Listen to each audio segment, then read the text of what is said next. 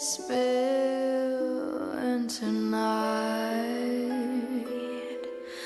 I've loved the world shaped by these shadows, held in a long sweet song of time. Time spent with you under a sky framed by the trees, bursting with light. Time could have stopped there, but then leaves shuddered still. Wind hummed along our beautiful world, moving to its own song.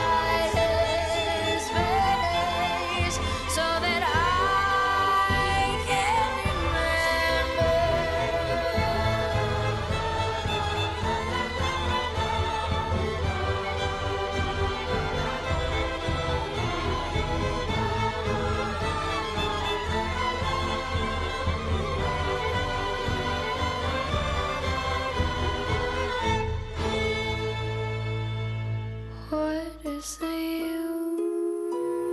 use spending this last tear?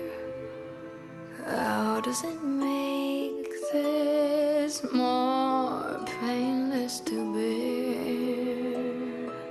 In a blink of an eye, all will be bone dry, drunk by the smoke-veiled flickering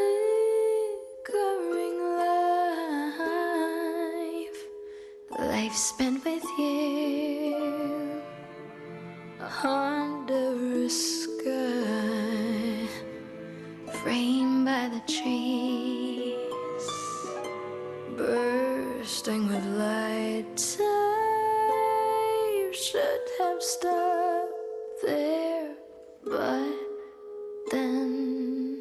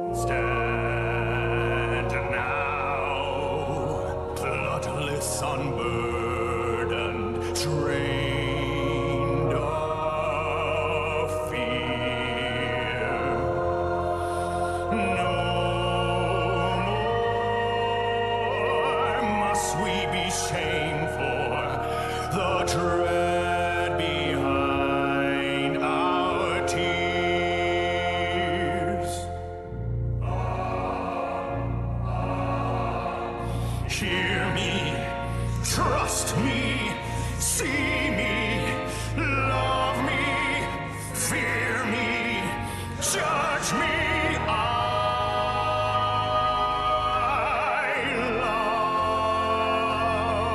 love you. Who else can know all of your pain? Who do you know could carry their shame as long as you have, but never again? For I am filled by endless love and suffering for you.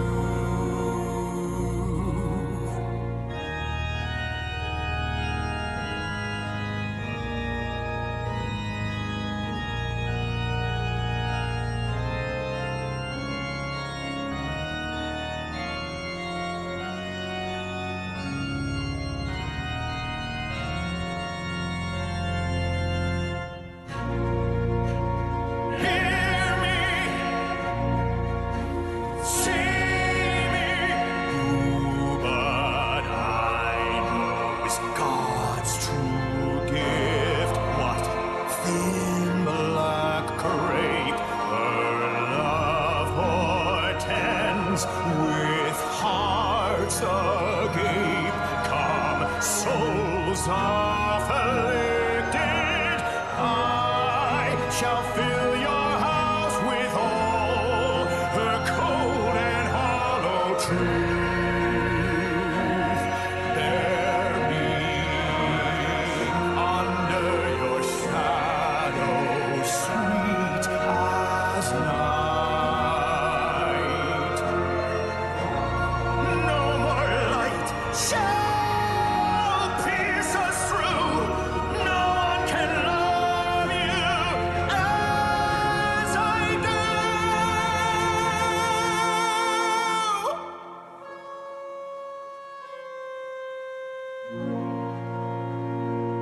Trust me. Fear me.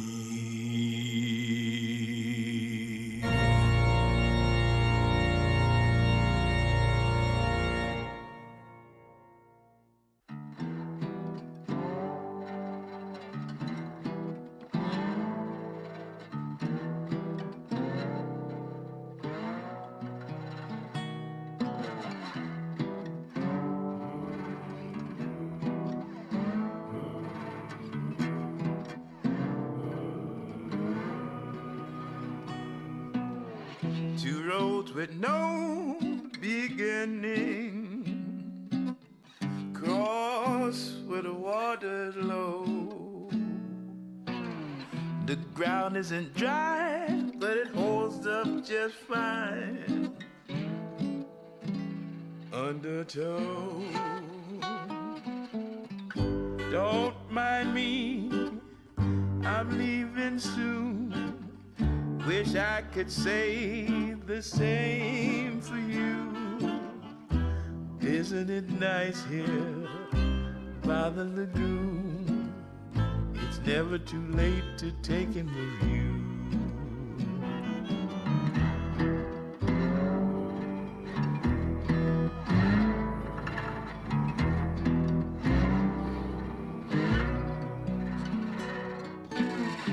Now what's that gliding in the water? Blank eyes drifting above. If you see any of that little alligator smile, good luck. Just one thing before I go, I know there's a place just down the road. It could be nice there, a place to unwind, far from living so close to die.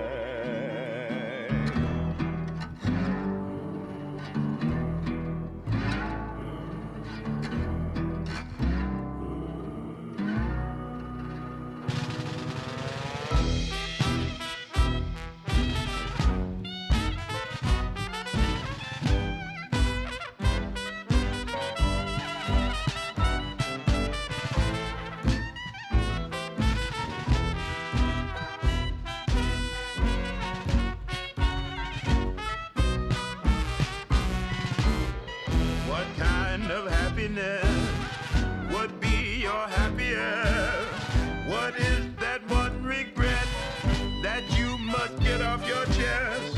What are you so afraid of losing that you lose everything? And there she is rolling by, steam blowing in gloomy light. Just follow my lead and I will get you on board alive.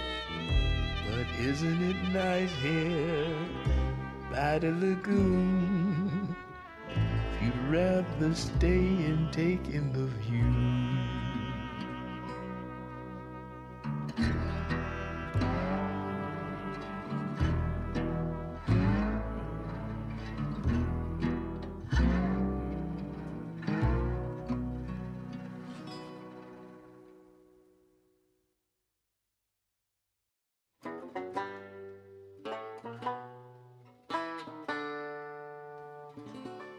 Under a sunken sky, 5 cold-eyed birds huddle in the sallow weeds, cackling at me.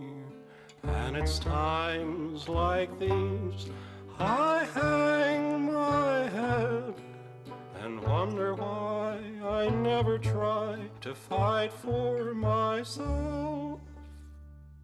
What a grim and gloomy scene, just you, the wind, the dying wheat, friendless, dreaming. You wonder if you're incomplete, a husk without a grain of seed, and that's what they see. If they want to laugh, well now, let them try to do it after we take to the skies, loom above them like a great cloud, talons quicker than a greyhound. Hear their hearts run.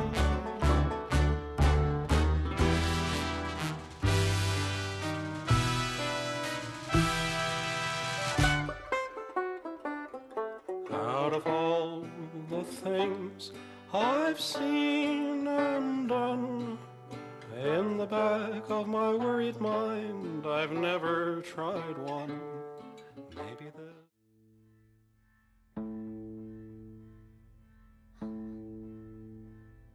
hungry woods reaching high,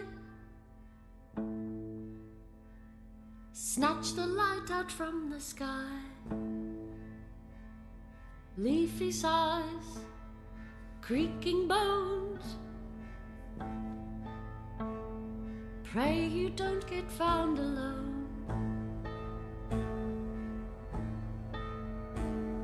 Crickly crack, the branches pop, it grows the night that never stops. The tree that leans with twisted grin, her limbs are thrown, her soul is sin. Underneath the crooked moon stalks the king on cloven hoof, in pale decay and empty gloom. He comes for you.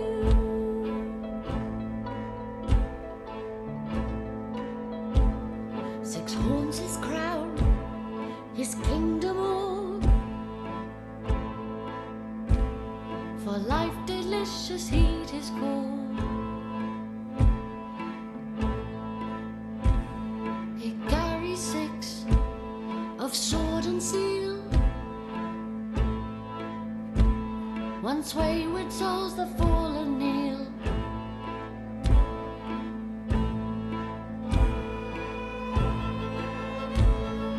Run, run, don't shrink and cower, and join us at the witching hour. Skip and sing, thrashing light to smother the shrieks of endless night. Dance beneath the crooked moon, and rising rapture hand in hand, from pale decay and empty gloom.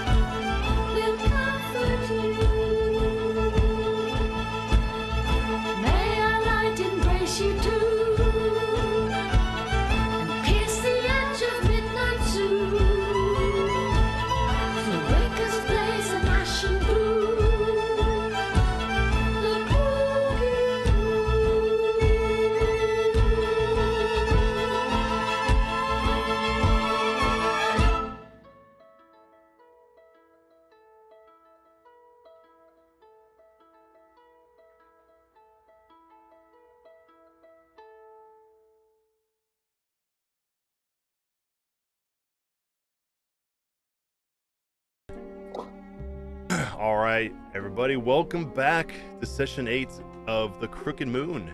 How's everyone been since last week? Beautiful. Happy to be here. Good. Beautiful, thumbs up, Very good, good. glad, great, grand, wonderful. Glad to hear that. Had a little bit of a Chris Farley moment there, but we finally made it to the Crooked House, and I'm excited to be running this for you guys.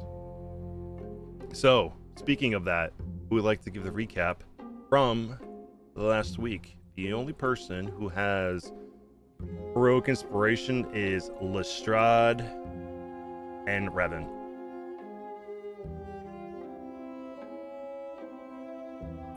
I can do it if no one else wants to. Go for it. Last session left off when we were still in the basement of the butcher shop after the execution of the werewolf. And we had sort of a bit of a discussion, and as we were talking, her body, after being looted, began to break down into just raw fluids and be sucked into the ground, as well as all the other blood within the basement, which seemed to just drain away. And while that was happening, Alder and Helga, right? Holga, right? Harga. The Harga of the butcher shop went and got the deputy and the constable to bring them over and to show that we had actually found who had killed Vald. And after bringing them over and having a character witness, they basically freed us from suspicion and blame, and within that, as a reward, they offered to either pay us 20 gold or allow us to become deputies. And I think did we decide yet if we were going to become deputies? I'm not sure if we fully decided that. We did. Okay. We became deputies. So we became deputies. Health insurance. Yeah. And dental plans. That's right. We got health insurance and dental, and we're gonna get hats and all that.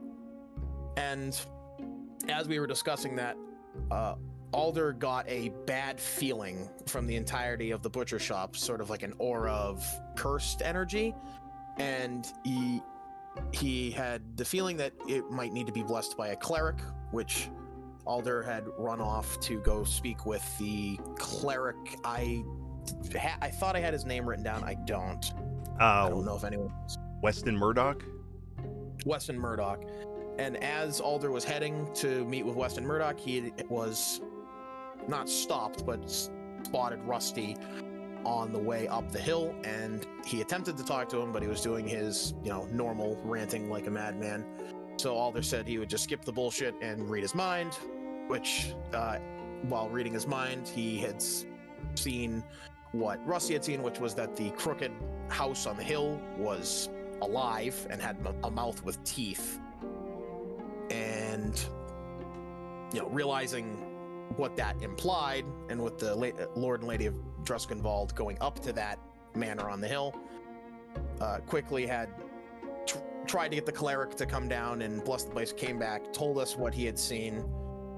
We had a meeting away from the deputy and the constable at the church where we discussed, or Revan explained to us fully that he was chosen, he needs our help to what was it specifically? To basically get rid of the Crooked Queen, otherwise... Crooked Queen, because at the behest of the Oak of Many Faces. And while we were discussing this, the Oak was watching us, as Clarence spotted on the hill. And as well, when we were walking, Revan noticed red eyes peering from the woods that no one but him noticed, but he pointed out. And after that, we broke off. Alder went to go collect mushrooms and met with a goat who had said that they had seen a red-eyed goat out in the woods as well. And also, it was Revan, Madeira, Lestrade, and Clarence that went to the tailor after the fact and met with the tailor, who had a scar across her face and had a distinct interest in Lestrade's blindness, and said that as long as he was there with them, that they would get a discount or free clothing, something of akin to that. Yep. And after getting, clothing for everyone and heading back to the inn to take a bath, we had reconvened again and started heading up to the manor, where we encountered the family of the maid and the butler and their daughter, and they had a dog. And Clarence used to speak with animals to speak with the dog, which was revealed to be what we assumed to be a polymorphed girl, as well as her family being missing somewhere in the manor, from what she said. Mm-hmm. And then when they left, we approached the house, and that's when the crooked man stepped out and the illusion around the manor dropped, showing it for what it really was. And that's where we left off. Exactly. Yeah. Very good summation of everything. Just one key detail, just in case you guys did forget. Danny Jenkins, the one who had the little dog, named it Shuck. But when speaking to the dog said its name was Sally, and it was looking for her parents in the house, which I believe the name was Petunia and Eustace, and her brother Arthur. And that was it. And then you guys, like I said, approached the house, saw the whole illusion change, watched the house twist into its crooked form, and then saw the crooked man appear in the doorway. So sweet. Appreciate that recap. I gave you your heroic inspiration. And then for the warm-up question for today, starting with Alder, what is one way that someone can earn your character's trust?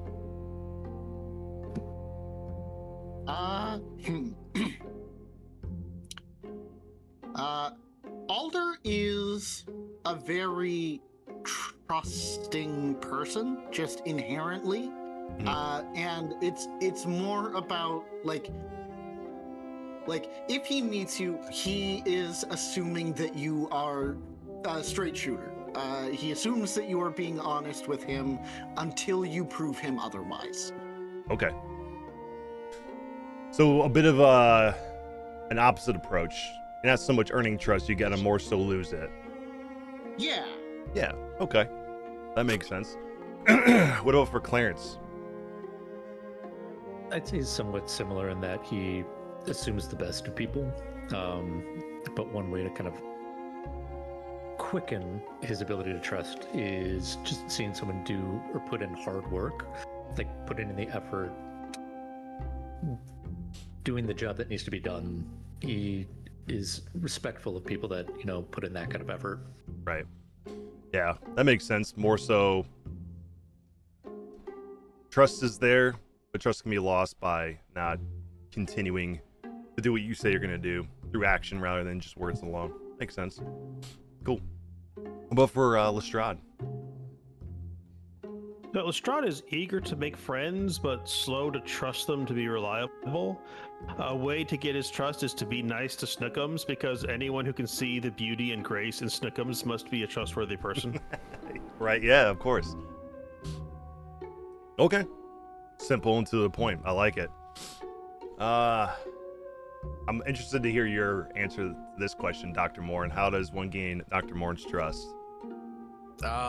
Usually they don't, but Yeah. in the rare instances that they do, it's usually when they are shown to be capable in something that he couldn't do himself, which is what he sees in the party, is that there are people who are physically stronger than him, smarter than him, or more closer to nature and understand that, so that they fill in his weaknesses. And so he trusts them to fulfill and do what they are talented or strong at, to sort of patch up the weaknesses in the wall, per se.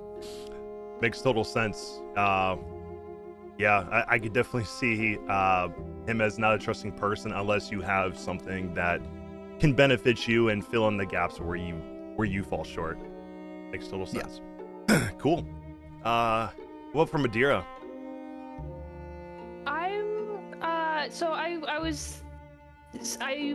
initially I was like, oh, somebody who's nice to her siblings, but I think actually she'd be like super, like, she'd be a lot more careful about the people around her siblings than she would be about the people around herself. Like, I think she cares about them more than she cares about herself.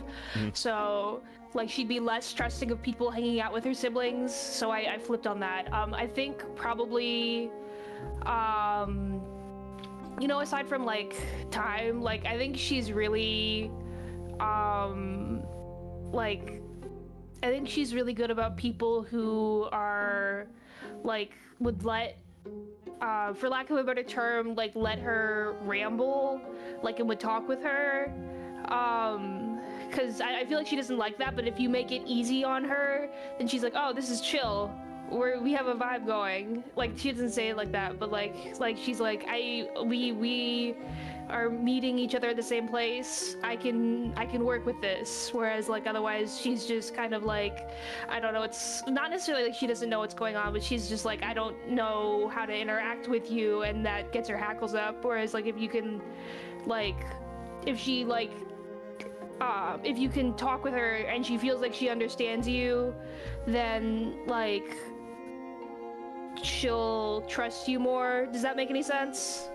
Yeah, that was a very a good explanation of basically saying you're a lot less trusting of people around your family, but with you, so long as they get you and they let you have an opportunity to speak as yourself and for yourself, then it's and make it easier for you to trust them, and you trust them. So basically, Awesome. what I got from this is that you're gonna have a lot of fun in this house. Something like that. Yeah, for sure. All right, appreciate that. And last but not least, what about Revan? In general, Revan finds well, he's grumpy.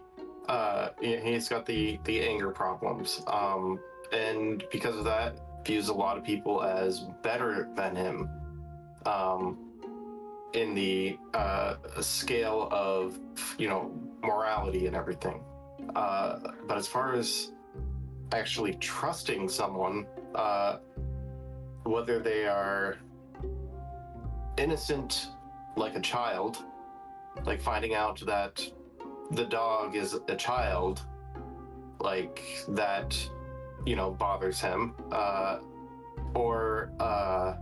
and instantly makes that dog the most trustworthy person he's met in this town, besides the tree.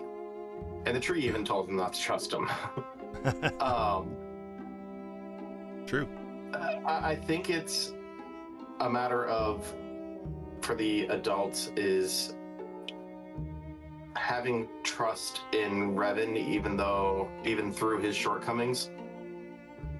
Like, the group is still willing to help and support him, even if, you know, he's almost hurt them. Mm-hmm. Luckily, he hasn't actually hurt someone yet, but we'll see how that goes when we cross that boat. Very true. So, also for you, just like I said to Madeira, this is going to be Revan's favorite place in the world, for sure. All right. Appreciate you all sharing that. We're going to now switch gears and go over to the Crooked House. Once this activates. Okay. Does everyone see the map? Spooky. Spooky. Yes. Yes. Okay. Very good, very good. Just to reiterate what I read last time. So, as you get closer to Large Manor House, a wave of nausea slams into you. Before your eyes, the pleasant, albeit uncanny facade of the building shifts. The house's appearance becomes shadowed and patchy, with mold and rot spreading across its walls. The angles and lines of the walls, eaves, and windows and roof shifts into jarring and impossible angles. It is a house out of a nightmare. The tidy gardens nearest the house are quickly overgrown with weeds and thistles. Petals and bright and flourishing just seconds before wilt and drop away. The house now shows decades of disrepair. a twisted form appears from nowhere on the porch and waves to you. It calls out, Welcome to the Crooked House, friends. We've been expecting you. and to reiterate what he looks like, for those who didn't see him, this is... Where are you? There you are. This is the guy you see standing in the front door. And he is right here. Oh. Ping him. Ping him, please. There we go. There he is. And he is standing in the doorway just as you see in that picture, kind of staring at you with his a top hat that is pulled down over his eyes. White mutt chops that stick out in a wild look with long, pointy, crooked-looking fingers and nails, and a big smile that seems almost unnaturally angular and wide with yellowed, crooked teeth inside and a tattered waistcoat.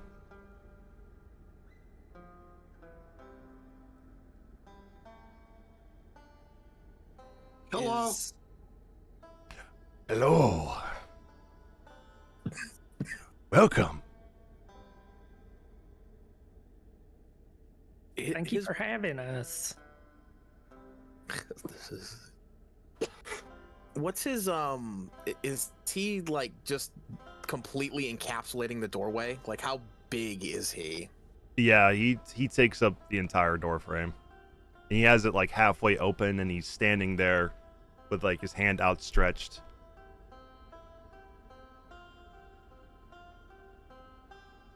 Shit. I'm not approaching this fucking guy. Welcome on in. Don't be shy. The Juskevalds are awaiting your arrival.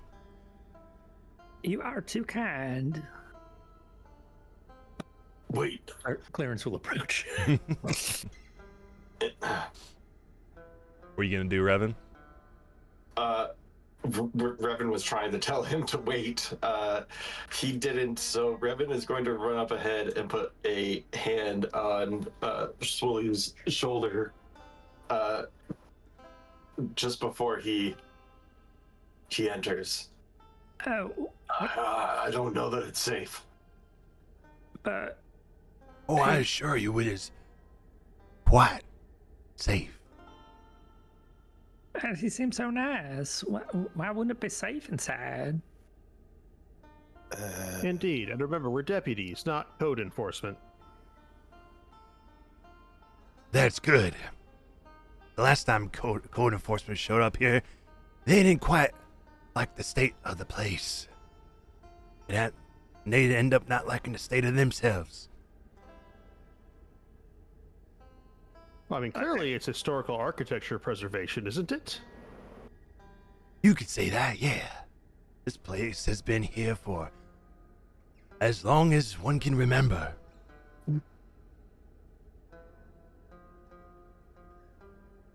Well then, do you mind if my little seeing-eye doggy comes with me? And Strahd steps forward with Snookums sniffing cautiously before him. Oh, of course, you all are here for dinner, after all. I have refreshments prepared for you. Philip and Adela Good. will be with you shortly. And where are our friends, Philip and Adela? Oh, Philip and Adela are just inside, waiting for you. They, getting to know the house. Or more accurately, the house is getting to know them. I'm going to use What does that another mean? charge of my coin, of my medallion, to detect thoughts on him. Okay. You will cast your detect thoughts. Before I go into that, Yes. Revan, what were you saying? I honestly already forgot because my mind went into, oh god, he's gonna go insane. You said, I believe you said, what does that mean? Oh yeah, when you said the house was getting to know them, I retaliated with, what does that mean? Oh, it just means that the house, one could say, has a He points to like the crazy angles of the house. It's a personality of its own. And I'm an epitome of its personality. And he points down to his body. And when he kind of does that, you see his arm kind of twist at a weird angle. And almost seems like slow at first, and then quickly goes as he does that. All right, Alder, join me in the secret chat. Oh no. Okay. All right, we'll see y'all in a second. Wait, I'm gonna go grab that hot. All right. You pop out this There we guy. go. Yep, not a problem. Okay, cool. Got you here. All right. As you cast detect thoughts on him, you find yourself standing at the same gate that you were at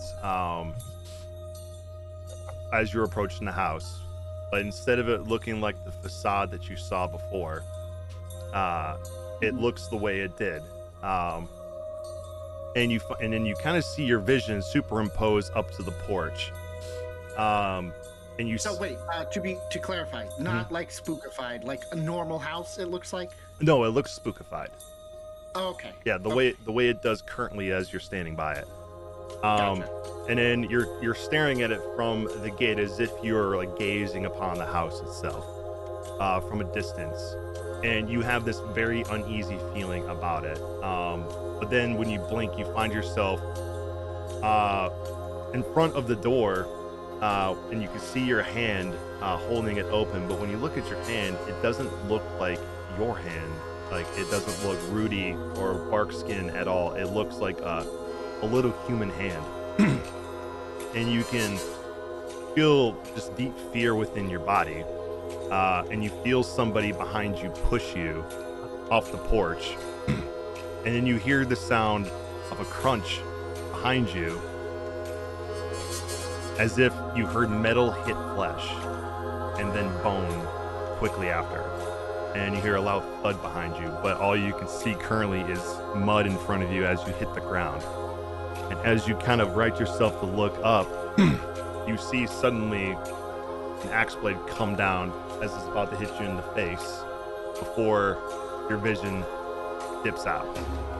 And you think you see the axe blade just behind it. You think you see somebody with a top hat that is covering their eyes, but it's for a fleeting second before the axe comes down and your vision cuts out. Now, do I feel like I am the crooked man in this? No, because I see him. I think I see him there. Yeah, you are not him in this scenario. Okay. Cool. And all you can hear when you hear his thoughts, you see this vision, but in his thoughts, you can hear him say, "You will return from whence you came in blood and fire." Okay. Over and over again. Return from whence you came in blood and fire. Okay. Interesting. Mm-hmm. Got any questions before you zip on over to the other one? Can I, as a magic action, probe his thoughts? Sure. So it says I can probe deeper. You would need to make a wisdom save. Okay. I can do that. I believe the DC is 13 with the item. Okay. Yeah, I will do a wisdom save. You got an 18. Yeah. I think either way he knows that I'm in his mind here. Yeah, he does. Okay. Because when you pop out of your can you actually see still normally when you're in his thoughts, or just see what's in his mind through detect thoughts? So I believe detect thoughts. Like I can still see sort of like through my own senses. I'm just picking up mental images. Yeah. Okay. So yeah, in your mind's eye, that's what you're seeing. But through your own eyes, you can see, while you can't see his eyes, you can see his head kind of turns unnaturally towards you and stares at you the whole time that you're probing his thoughts. Cool. I'm gonna bonus action Shillelagh and charge him. Once we get back. Yeah. Okay. Sounds good. All right. Hell yeah. Let's hop over there and chat then.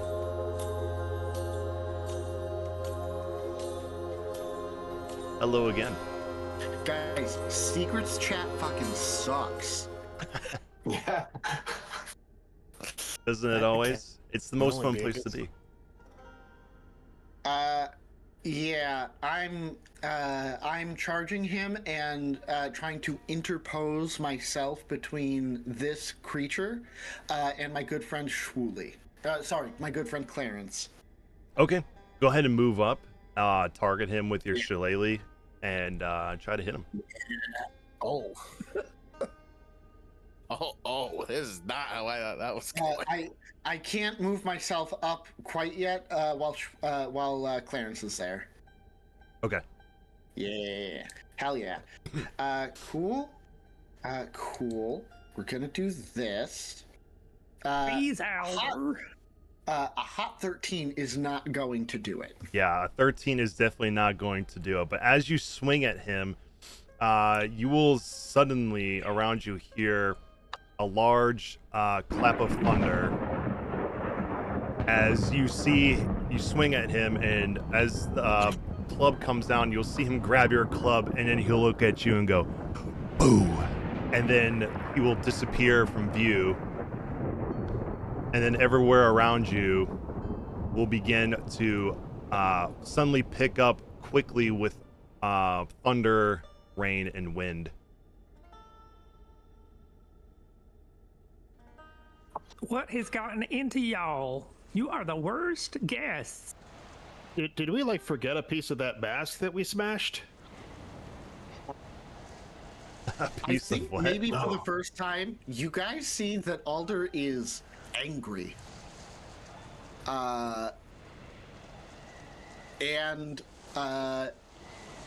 He takes a moment, takes a breath, calms down, and looks to Clarence, and he'll say, "I saw into that creature's mind, and I can assure you that he is a very improper host."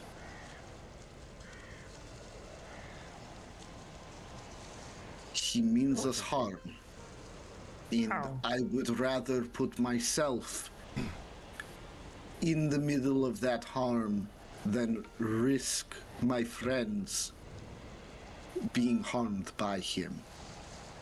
Oh. He seemed like he was so nice, though. It's hard to believe he was trying to hurt us. A facade, like how the house looked as we approached. Beautiful from afar, up close, rotten. Oh, so that wasn't just my eyes? I thought something climbed in my eye sockets. It was looking kind of funny. So I do as not like this man. DM, yes, is there anything remaining from where he disappeared? Like any physical remnant of him? I won't require a check for this. The answer is no. Okay, so he just vanished straight up. Yes, and then as this happens, you guys are having this little minor discussion. That deafening crash of thunder rolls through the ancient timbers, rattling the very bones of the house. Lightning splits the sky, striking just feet from the porch as the air crackles with energy. The wind howls, whipping rain in relentless sheets, threatening to drench you to the core. The porch offers no refuge. The storm seems alive, clawing at you from every side. With nowhere else to go, the crooked house beckons. The front door creaks open completely of its own accord, and a low groan of invitation or warning, drawing you inside to investigate. It is raining cats and dogs out here. So, no offense, Schnuckums. We bring Schnookums or onto the map. me. Earl Stride, sorry. Yes, well, let me know if it starts raining hyenas. That's when you need to worry. Those are cats and dogs. Well, the way the storm's picking up, it could happen. Everyone get in. How do we have two Druids and neither of you saw the storm coming? And Asajj scoots in to keep his fur from getting completely soaked. Yep. Okay. Go ahead. I want to look to Revan, and I want to say, and the tree didn't warn of this crooked man at all. I just did.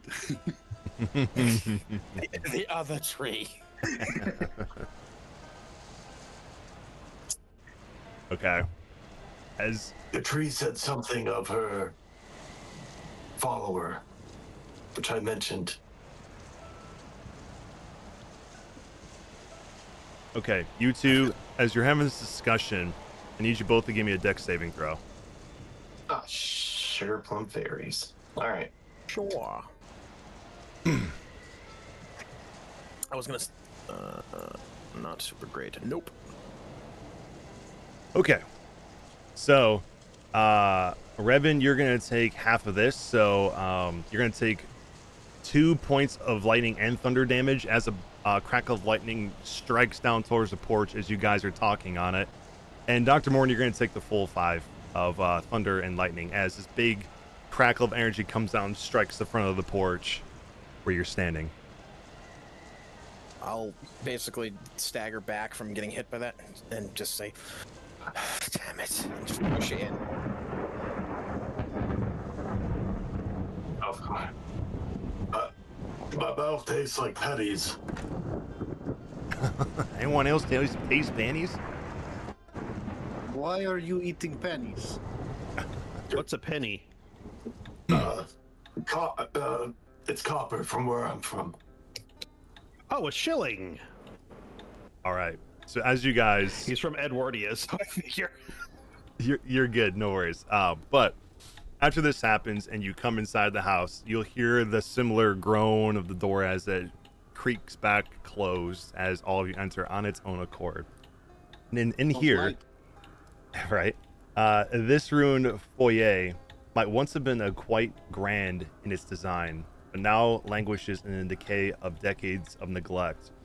Above, a crooked chandelier sways gently, casting flickering shadows across cracked tiles that stretch toward 3 closed doors. A staircase twists unnaturally along the wall, leading to a second floor balcony that looms in darkness. Every inch of the wall is consumed by portraits, families, lifelike yet haunted, with wide, terror-filled eyes that seem to follow your every move. Be glad you can't see right now. Well, I've got really good hearing, and I can hear all the clenching of butts going on. Are we on any of these portraits? Give me a perception check or investigation.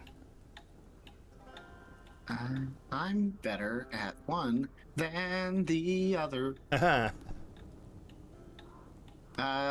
Yeah, we're gonna proceed. Ooh. What's that? What's a hot nat 1 get me? It's a very good question. You see all the portraits, and as you're looking at them, you think every single portrait in there seems to show your face. And you can see as... Sorry, the music just got crazy for a second. You look at one picture, and you can see yourself. It seems like you're standing there in like your youthful spirit as you were when you first entered the house. But as you look at each picture along the wall, you see your bark rotting bit by bit by bit until you eventually see the last picture standing here on this wall right by you. Excuse me, where you're nothing but a rotten stump, and inside of the stump you think you see something white, and it almost looks like you can pick it out of the stump. Yeah. I'm gonna try to pick it. Okay. You reach your hand towards the stump and you realize that you can actually pull something from there. And when you stick your hands in it, it almost feels like little like pieces of something in there that kind of click clack together as you run your hand through it. And when you pull it out, you have a handful of roughly 10 human teeth.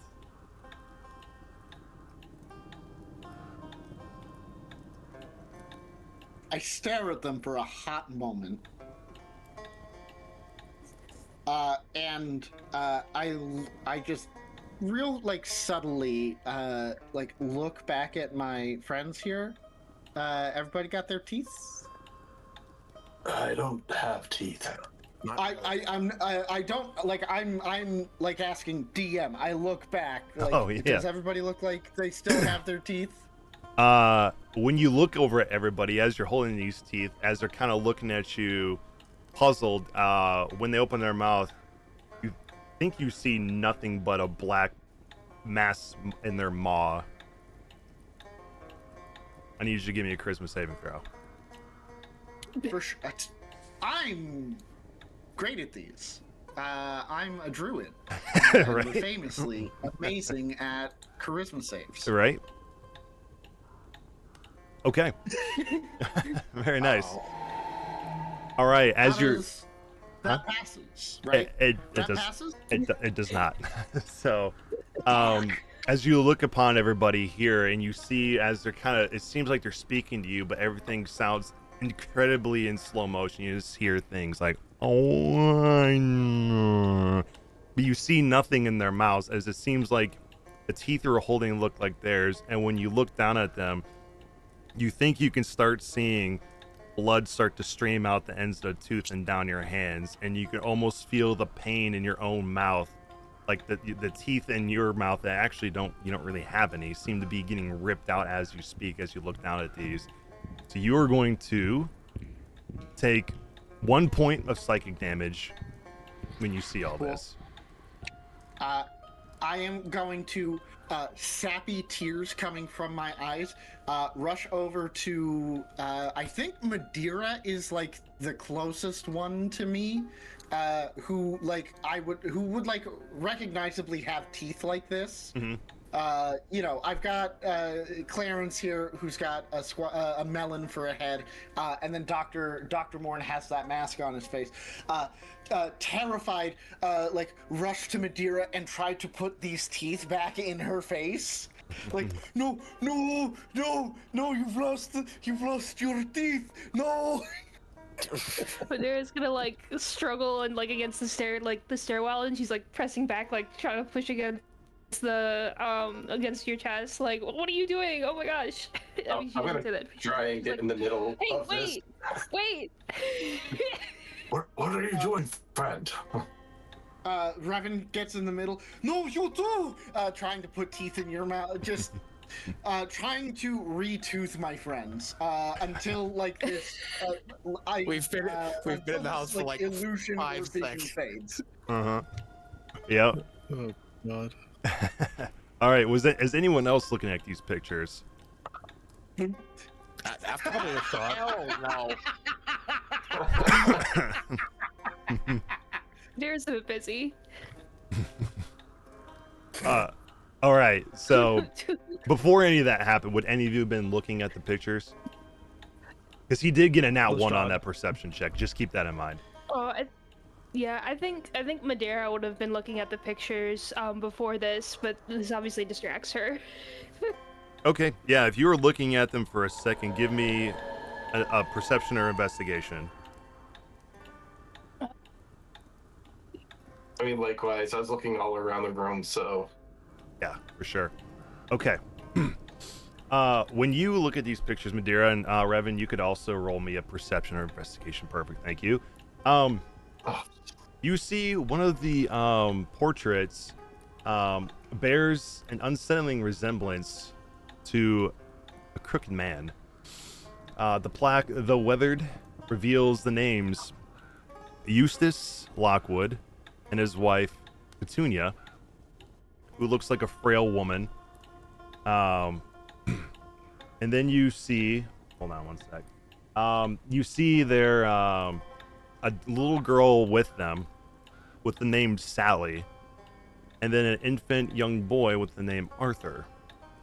And then in the portrait, sort of behind them, you can see what looks to be their servants with the names on there that says Joseph and Gail Petrini, along with a little boy with them that has the name Francis. And kind of you see leering behind them this almost if you wouldn't got any lower perception, you probably wouldn't have noticed, but since your perception was pretty high, you can kind of see a man with unnaturally long arms that seems to be enveloping them with his arms with the crooked fingers. That was a weird sound.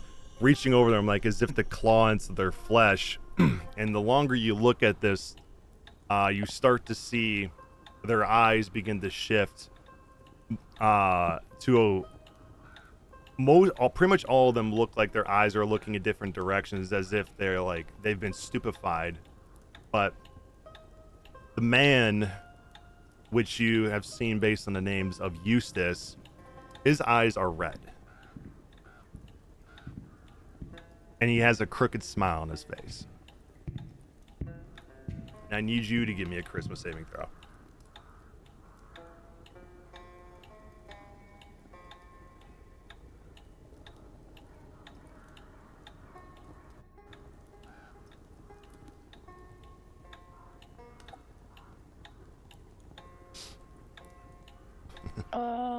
Let's see. Boo, boo, boo, boo, boo. And I want a saving throw. Perfect. Okay. Oh no. As you look over away from the pictures at this point, and you start looking at the cracked walls and like the peeling wallpaper, you think in each little like crack and hole, you see similar red eyes that you see from Eustace's face peering through all the cracks, and you could hear like the sound of snickering going. This is gonna take your teeth and drink your blood. And you are going to take 3 points of psychic damage as well.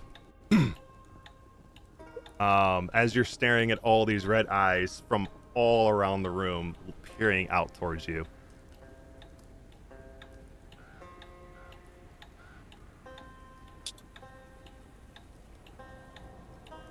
Well, things are getting weirder by the moment in here. Perhaps we should move to another room.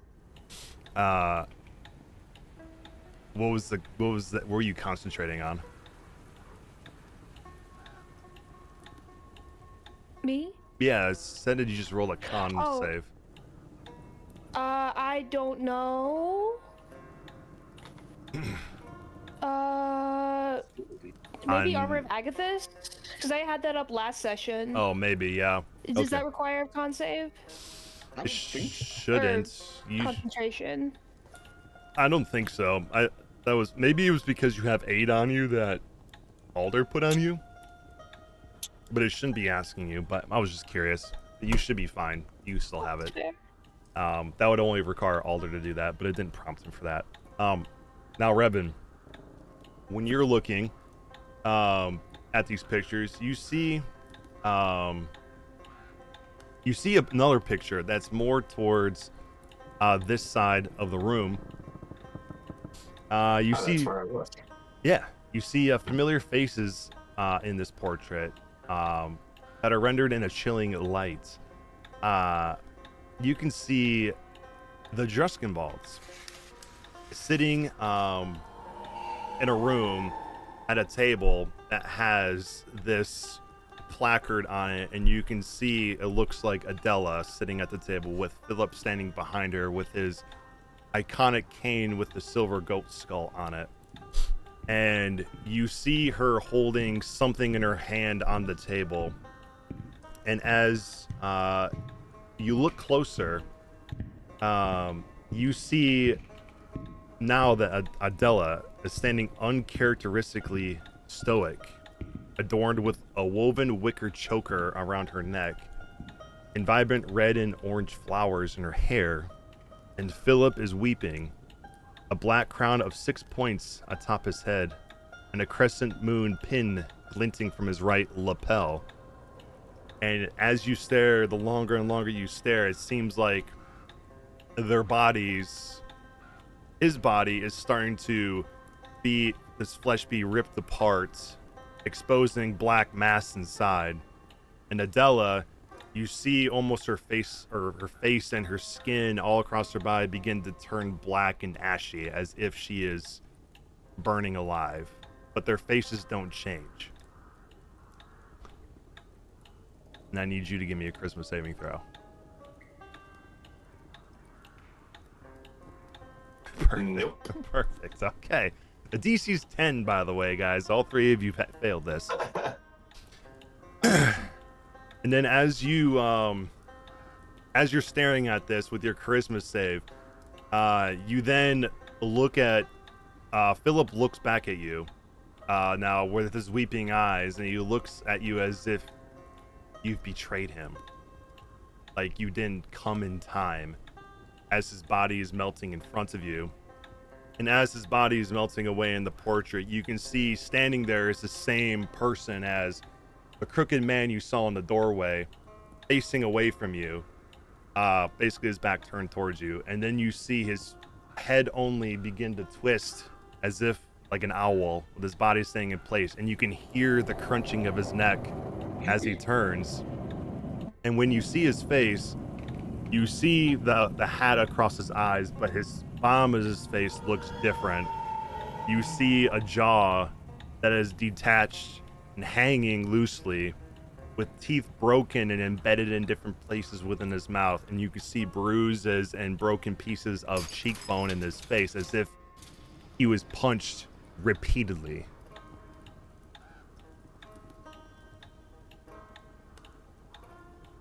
And when you see that, you can feel your fists begin to ache, as if you had just gotten finished beating someone down. And then you suddenly are hit with a pin in your head as you take 3 points of psychic damage. Okay. So I just want to clarify, the two people who were interceding with Alder, trying to retooth Madeira are also like suffering from visions. Yeah, they basically, this all happened just before you went to Madeira, and obviously the three of you all got hit with this. Yeah. DM, while this crazy shit is going on, can I be ritually casting detect magic? Yeah. Hold on one second. Let me. Yeah, for sure. Yeah, after like the pulling something out of the painting, I'm like, okay, no, and I want to while all that's going on, I want to ritually cast detect magic. Yeah, you can do that. As Alder's like trying to put teeth back in people's mouth, including you. Okay. Yeah, you can ritually cast your detect magic, but as soon as your detect magic finally takes hold, you are immediately smacked in the face, like in your mind almost, with just this intense negative energy you're feeling from this house. Everything around it feels just decrepit, rotten, and gross. Do I know what this aura is magic wise? Like school, is it necromancy or? Yes.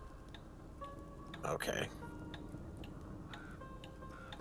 Is there anything in this room that's like glowing or showing a more intense aura of magic? Yeah, all of these portraits. Each portrait is completely magic. Okay. Mm-hmm. And what they're giving off a necromantic aura as well? Yeah. Okay. Well, detect magic stays up for a little bit. Well, after I cast that, is Alder still suffering from his visions, or would they have passed at this point? They have passed at this point, but he still has human teeth in his hands. I was just going to point to the nearest door, which would be the the one to the right, and says, "Come on, let's get out of here. Something's really wrong in here. You're all acting a bit odd." Wait, the Truscan valves. They're right there. They're suffering. Even I understand the concept of a painting. No, it's a painting of them. Revan, as you look back at this picture that you're pointing out that has the Truscan balls, you've seen that there is nothing within the frame. No, wait. Where'd they go? There's nothing there, Revan. They're right here in the leaning man.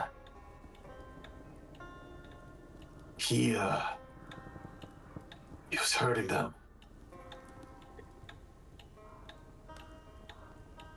Do I They notice, need us. like, We better go to their rescue. Let's go. is the psychic damage like visible? Like, does Revan have like a nosebleed or something? Yeah, Revan has a little bit of a nosebleed. So does Madeira, and then Alder too, but his looks more like sap.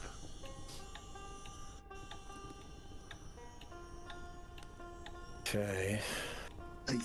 I think Lestrade is correct. Lingering in this place is not good. But I'm Great. glad to see you all have your teeth. I don't. And I will drop the 10 teeth that I have. Okay, and they will clatter onto Follow- the ground. And then when you do that, I want everybody real quick to give me a perception check as he drops the teeth on the ground. Including myself? Mm-hmm. As you say that, I was going to say, wait, we might need them for the raccoons or weasels. From one extreme to another with my perception checks, man. All right, you got a nat 20 on that one. Heck yeah. All right.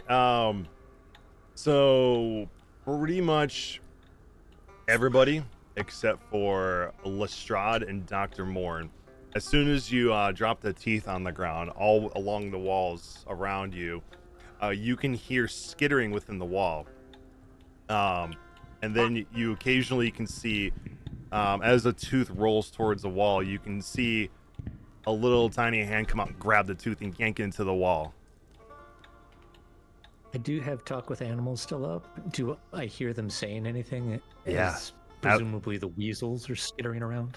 You absolutely can hear, and it's all over the place, all in the walls. And you can hear them going, saying, Vesta's gonna take your teeth, and then she's gonna drink your blood. and they say that constantly. And then as they see like a tooth, they go like, ooh, piece of candy. Hey, little friend, why are you taking people's teeth and blood? Oh, I can take your teeth too? Your teeth look I ain't nice. got no teeth, but Oh, yeah, I no. Well, we got a dental It's plan now. not- We can fix that. Yeah, no fun. But his teeth look real nice. but why you want our teeth for? You got chompers your own. Vesta likes teeth. And we like teeth because Vesta likes teeth. Who's Vessa? Oh, you'll meet her soon. You'll meet her very soon. Is she pretty? Oh, the She prettiest. nice? No, she's not. Right. Oh, well, maybe we don't want to meet her. Oh, don't worry. You don't have a choice. Oh, good. Don't worry. You know, there's always a choice in life, so I Except reject except what this you're one. saying.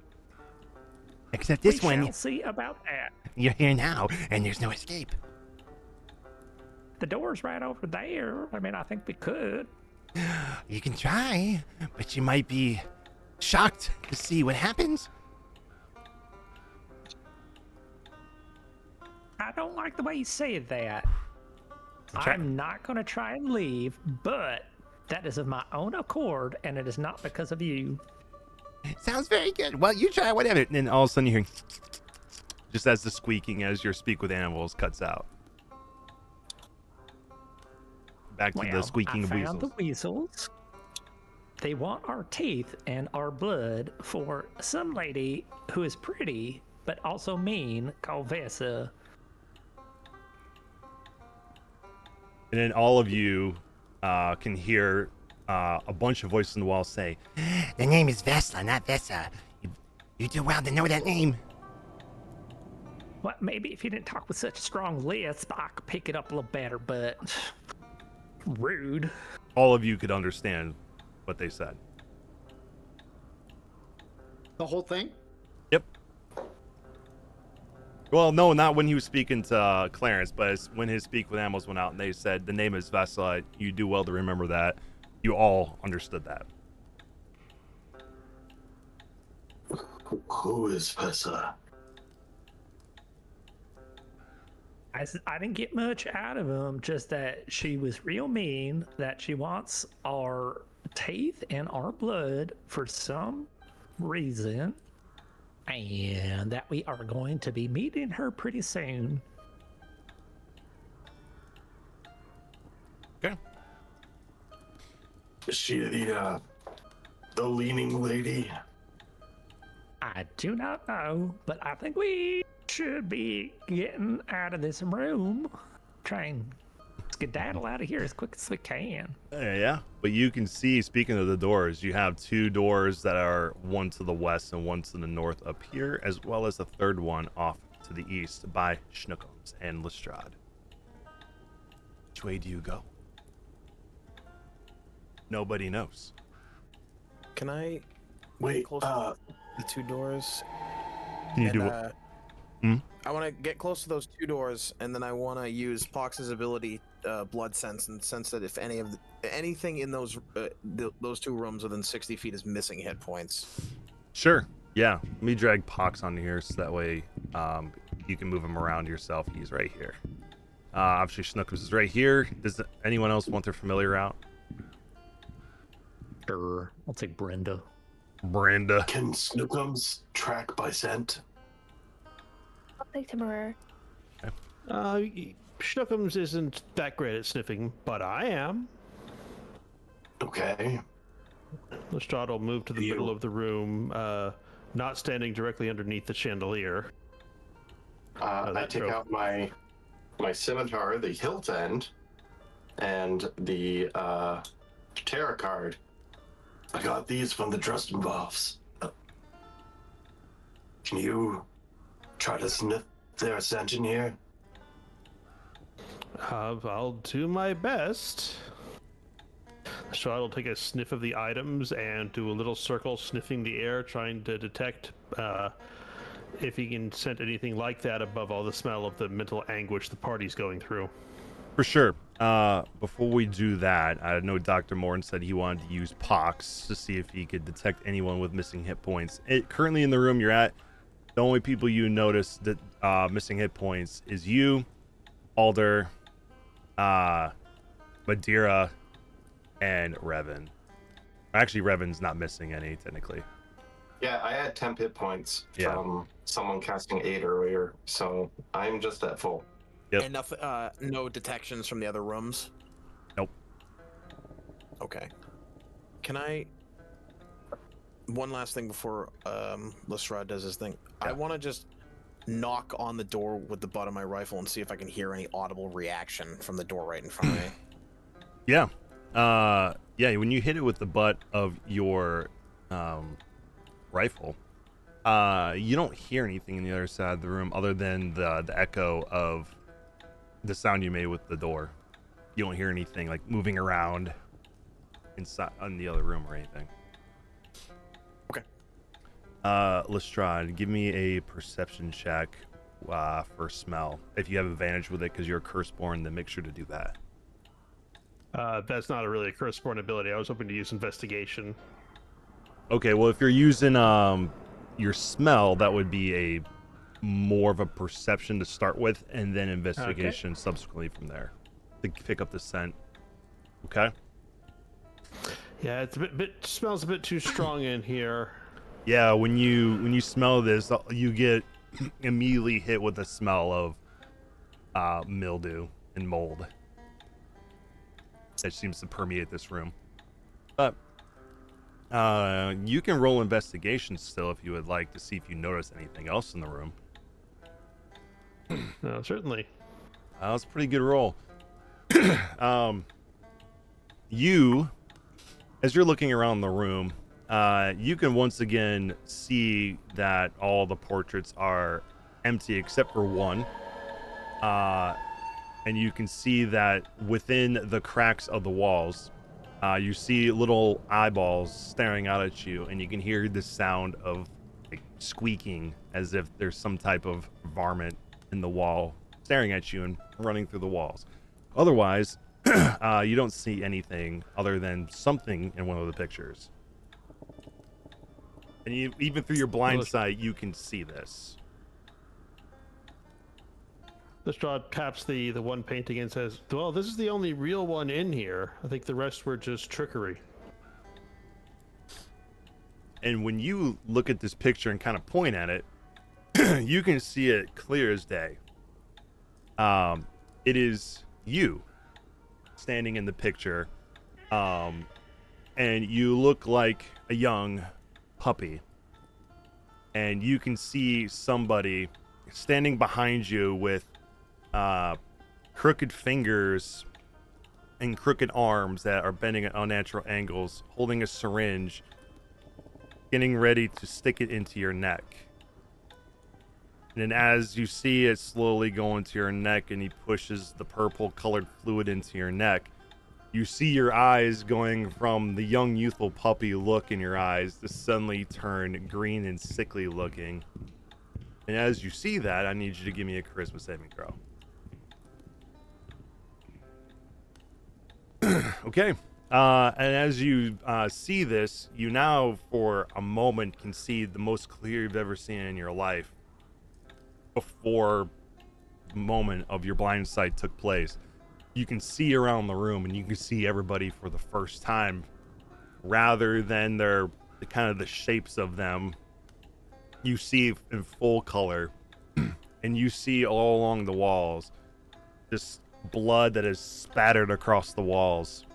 And everybody in here that you can see in their full color, you can see an axe sticking into their neck that almost completely cuts them through. And then you see, as you look at each of them, you can see this axe stuck in their neck, and they're all standing there and gurgling as blood is trying to escape their neck, but the blade is kind of blocking it a little bit and seeping slowly down their necks. And then as you look around, you can see the man that caused your blind sight in the first place standing in front of you. But he doesn't look how he used to. His arms are bent at unnatural angles, and his neck is completely twisted, almost like his neck is turned 180, and he's looking at you upside down with his head in his chest, but staring at you with a hat pulled over his eyes. And he's holding a large axe in his hand, and he gives you a smile that are filled with crooked teeth. And then he takes a swing at you before your blind sight goes out again. And you're going to take 5 points of psychic damage as this happens.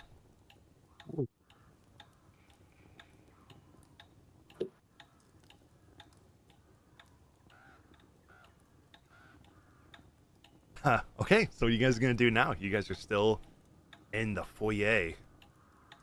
Lestrade frantically claws the painting and says, this, for a moment I could see. That is some powerful magics. This, and he just like moves to take the painting off the wall.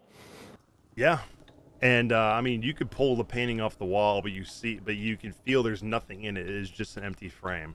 And as you do, you feel that there is a hole behind it, and you hear something click onto the wall, from the wall onto the ground. The rest of you can see what fell out, and it is two pairs of human teeth. Okay, I don't know what's going on in this room, but I can tell we're all getting weaker every moment we stay in here. Let's get out now. I want to open the door that I hit. I gotta get out of this room. I'm just gonna fling this door open. This one right here? Yep. Okay, yeah, you can open it. I kind of want to pick up some of the teeth that have fallen on the ground. Apparently, I am not within arm's reach of the door. All right, I got you. There you go. Yeah, you can pick up those teeth, Revan. If you want to keep track of it, you have about 12 teeth right now. All right, Dr. Morn, as you enter this room, this circular room built into the base of the manor's turret houses a modest gallery. Oh, let me get him for you. There you go. Get him out of the way. All right, sorry. This circular room built into the base of the manor's turret houses a modest gallery. Paintings of sweeping landscapes and dour busts of forgotten historical figures dominate the space. Their placards forever faded from the decades of neglect. The most prominent piece in this collection sits in an alcove at the far end of the room. Carved from weathered marble is a larger-than-life statue of an albino peacock. One eye socket is empty, and the other features a dull red bloodstone. You guys opening and closing the door broke the stream. I couldn't Did help it? it. I was trying to move stuff. And it just like kept opening and closing. Oh, you're good. No worries. Sorry if that caused problems. But yeah, you see that they're basically, I said, weathered marble statues in here, but the most prominent one is this right here, which looks like a albino peacock with one eye socket missing, and the other filled with a dull red bloodstone. So this is more of a question for Madeira. Did she reveal and discuss the statue in the town center near the Oak of Many Faces with the party, or is that something she just saw herself and kept to herself? She did describe it, but there was not much to describe because it was a featureless. So we don't see something similar in here. No, it does not look like the founder that was in the founder's round. It just looks like busts of people that have been created in the past that have been weathered over time, except for the one in the corner. Well, I should say it looks weathered as well, but that's the only one that seems to have a particular thing in it that has like a red bloodstone in its eye socket. I guess I'll walk over to that one. Okay. Yeah, you can. Huh? That's exactly what I thought too. Okay, so we got the three of you in there. Are the other group of you staying out in the foyer? You coming in here, or are you going somewhere else? Let's stick together, and Assad will move in. Yeah, bad idea. Is that supposed to be some sort of sick joke of me? I'm not no damn peacock. You can walk in there, Clarence. Just be careful of the door. Okay. Yeah, don't click on it 60 times like I did. Yeah, that door can be a pain in the butt. And then I'll pull in Brenda. And put them. There we go. Got them all there. I'll close the door just so that way it doesn't mess with you too much. Okay. Like I said, Sorry to interrupt. Does my detect magic, which is still on, feel anything in this room? Oh yeah, the entire walls, all the portraits, paintings in here are all just drenched in magic, including the bloodstone. Yeah, the bloodstone has its own particular magic energy that doesn't feel necrotic. It almost feels what would it be? Maybe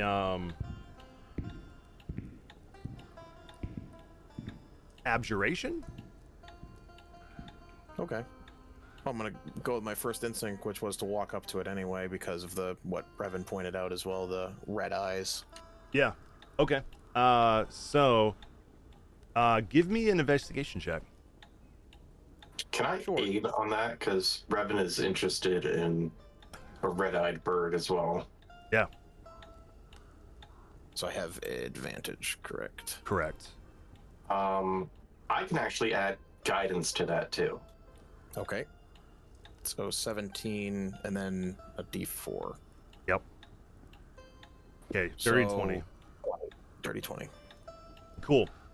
As you inspect this particular statue and also kind of look over at some of the paintings and statues in here as well, you notice that it's sort of weathered out, but it's just enough for you to discern it. You can see a name that has been etched into placards, and the name, though written feverishly, is the name Keziah Endicott. That And music randomly how came do in. you spell that? Keziah is Keziah, and then Endicott is Endicott. And upon further inspection with some of these paintings, you notice, along with her signature, you also see hidden within the paintings, you can see weasels, centipedes, and pigeons, all with grotesque, abnormal features on it. And as that's when you're looking through all the pictures and stuff like that as you're approaching the peacock. And when you look closer at the peacock, you notice, again, like with your detect magic, that you sense everything in here is necrotic except for the eye, which has a sense of faint abjuration. And when you look closer at the eye to kind of see what is causing this abjuration magic, you think you see a glisten in the eye. And the statue is standing there like this, kind of looking away from you, like in the map. And then suddenly the peacock's head turns towards you real quick and looks you straight in the face. And then you see its entire statue turn towards you to make the same stance that it was before. And then its wings pop out as it comes to life. I'm going to move you real quick because that's what the token is. Because we're going to roll initiative. Oh. Oh, snap. Well, I wanted to break his head off anyways. I was gonna say, if it didn't come to life, I was gonna start chipping at its eye to get I don't know. Right? I was just gonna take the whole head. Was my why chip out rules, the eye? no stony comes for free. Yeah.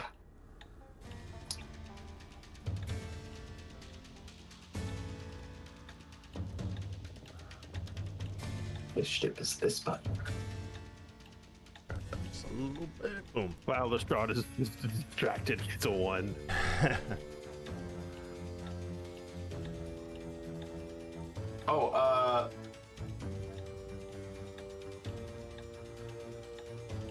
Sorry. I meant to say myself and Dr. Morn actually to get the reroll since we're both right there. It's who else? Dr. Morn. Okay. Oh, I need to roll again. So I re-roll my initiative and then just take the higher of the two? Yeah. Okay, I'll re-roll my initiative. I have a 22. I cannot re-roll my initiative. Yeah, you gotta just manually do it. Unfortunately, it does not allow Here, I'll redo it. You were at a, what was your first one? I actually don't even know what my first one was. Let's see what it says. It says it was your initiative is +2, so you had a 5. So if I re-roll it, you're now you got a 19. Okay. And then Revan, you're doing the same thing? Yeah, I got a 22. 22, and your plus is what? 4? 4. Okay, so you're gonna go before everybody. You're gonna be above Paul there. Okay, so then I just need I'll do all the homunculus, not the homunculus, is everybody's familiars. So we got that was a weird sound. Revan, Alder, Dr. Morn, Clarence, Madeira, then pretty much all the familiars. Then Lestrade. Oh, did you want your puppy in here too? No, Pookie Snookums doesn't get in danger because I love my familiar. Yeah, for sure. Okay. So everybody's in initiative. We'll go ahead and start the initiative with Revan. Can I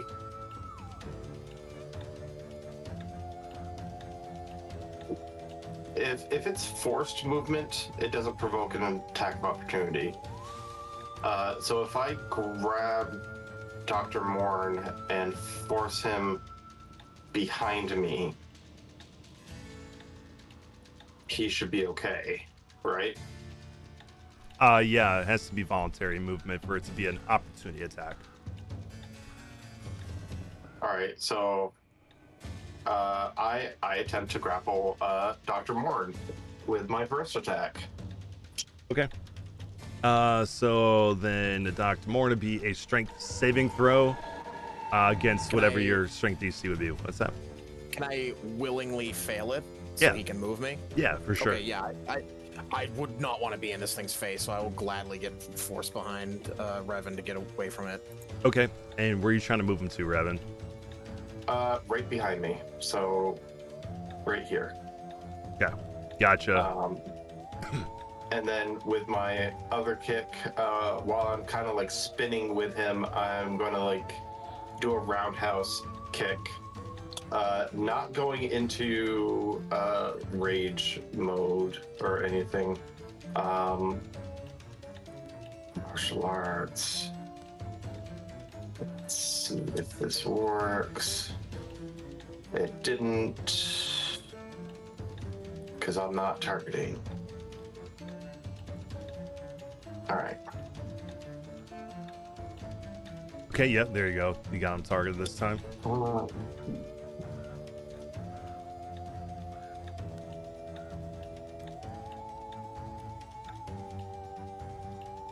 It didn't actually do the attack though, did it? It just put martial arts up there. There it goes. Thanks. That's a nat 20. It didn't do anything correctly. Okay, well then what's the damage? Yeah. So damage should be 10 plus a d6. So I will roll the d6, which is 4. That would be the crit altogether. All right, so it's a d6 plus 4, right? Yeah. Okay, so that's what makes it 10. So this is 18 total. Yeah. Okay, want to make sure. Then I got. No, it's just 14. That doesn't make sense. Because it's a I rolled a d6, D6. right? What's your modifier? So that's 4. My modifier is 4. Okay, so it's 10 plus the 4 you rolled, which adds, but it adds another 4 because you still add your modifier. Oh, okay. Yeah, so it'd be 18. Okay.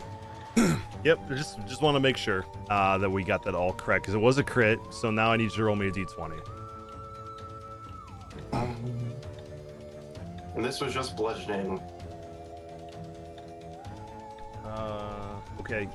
2. 2? Ooh. We don't get 2s very often. Lingering injuries. I think 2 bludgeoning. Okay, this this little peacock statue is going to suffer from a broken leg. So that says you spend your speed on foot is halved, and you must use a cane or crutch to move. You fall prone after using a dash action, and you have disadvantage on dexterity checks made to balance yourself. If your leg is splinted with the successful medicine check, then magical healing of 6th level or higher, such as heal or regenerate, mends the broken leg, or it'll heal naturally after 8 weeks. So basically, it can't move. And its speed is halved, and if it tries to dash, it's going to fall prone every time. Cool. Did you have anything else?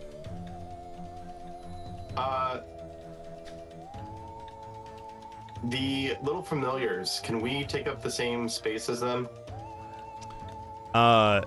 Yes. Okay. That is my only question then, and you know what? I think that's going to be it for right now. I don't think I'm gonna do anything fancy. Okay. So it'll be your turn. Alder, you're up next. I am going to take the dodge action. Okay. I'm gonna move up here 15 feet. Bonus action, I'm going to cast Shillelagh to give myself an additional 2 armor class. And then I'm going to move out of the way, provoking an attack of opportunity. Okay. So try that, and it's going to be a... Well, it's waiting for Madeira if she's going to silvery barbs that or not. It is a disadvantage. Okay. So that would have been a 19. Let me roll another d20 here. See what that would have been. Okay. It will miss then, because it's 5 plus 3, so 8 to hit, so that would miss. So give yourself those hit points back that it took out from you. Hell yeah. Because otherwise would have done 17. And that's my turn. Okay. That'll be your turn. Dr. Morin, it is now your turn. Okay, I want to move back and open this door. Okay. No, I will not take an attack of opportunity against myself.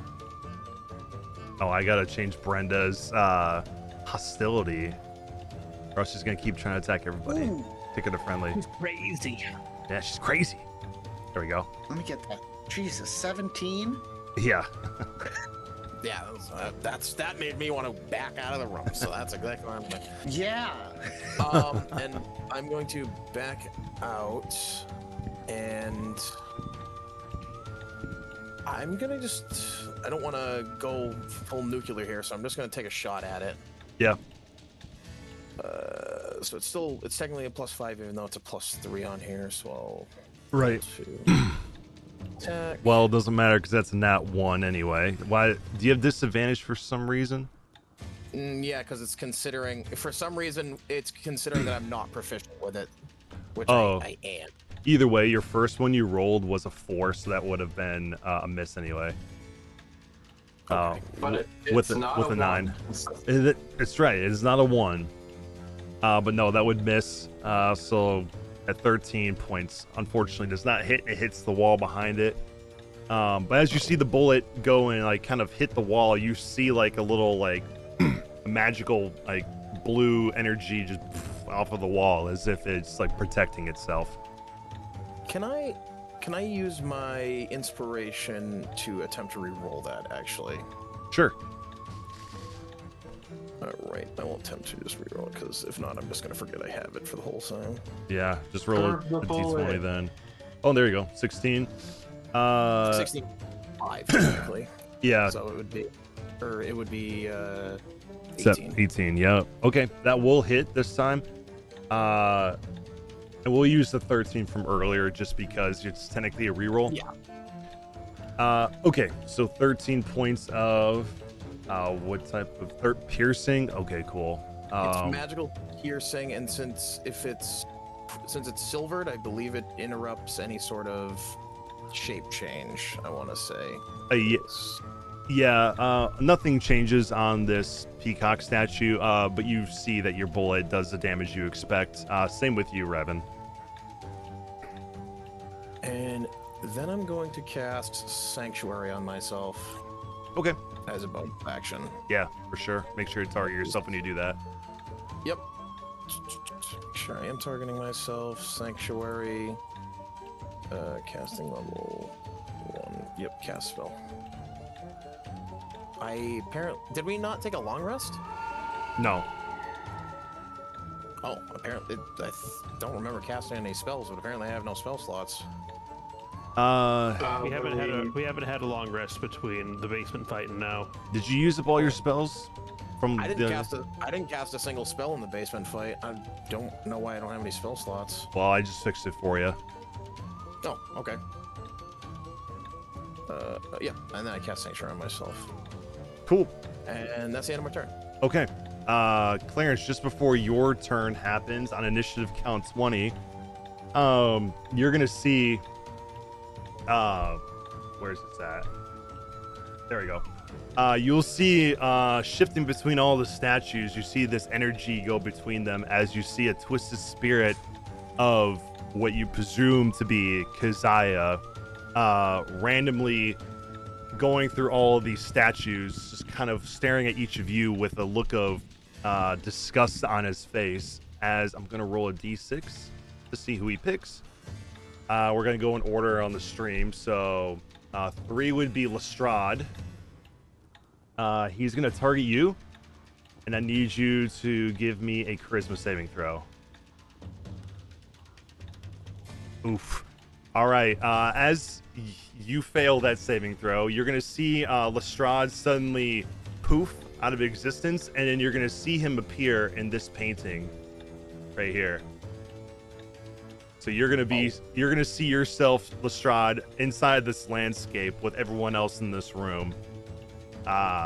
Stuck in here. So you currently have, actually, I'll put the I'll make you visible again and just give you these conditions. You're gonna have the incapacitated condition, and you can't be targeted by attack spells or other effects. And then at the end of your turn, you are expelled from the painting within 5 feet of it. Okay, cool. So at the moment, you are stuck in a painting, and all of you see him disappear and see him now standing in the landscape. You can see centipedes and weasels starting to crawl towards him, and you, Lestrade, can also see these two-dimensional centipedes starting to inch their way towards you in this painting. Clarence, it's your turn. I will scooch into the back corner and use. Let's see, there should be bonus action to pull out one of my effigies. Yep. Let's see, is this gonna work? Hopefully it does. I know I gave you a measurement tool last time. Hopefully it didn't reset itself. Consume, place measure template.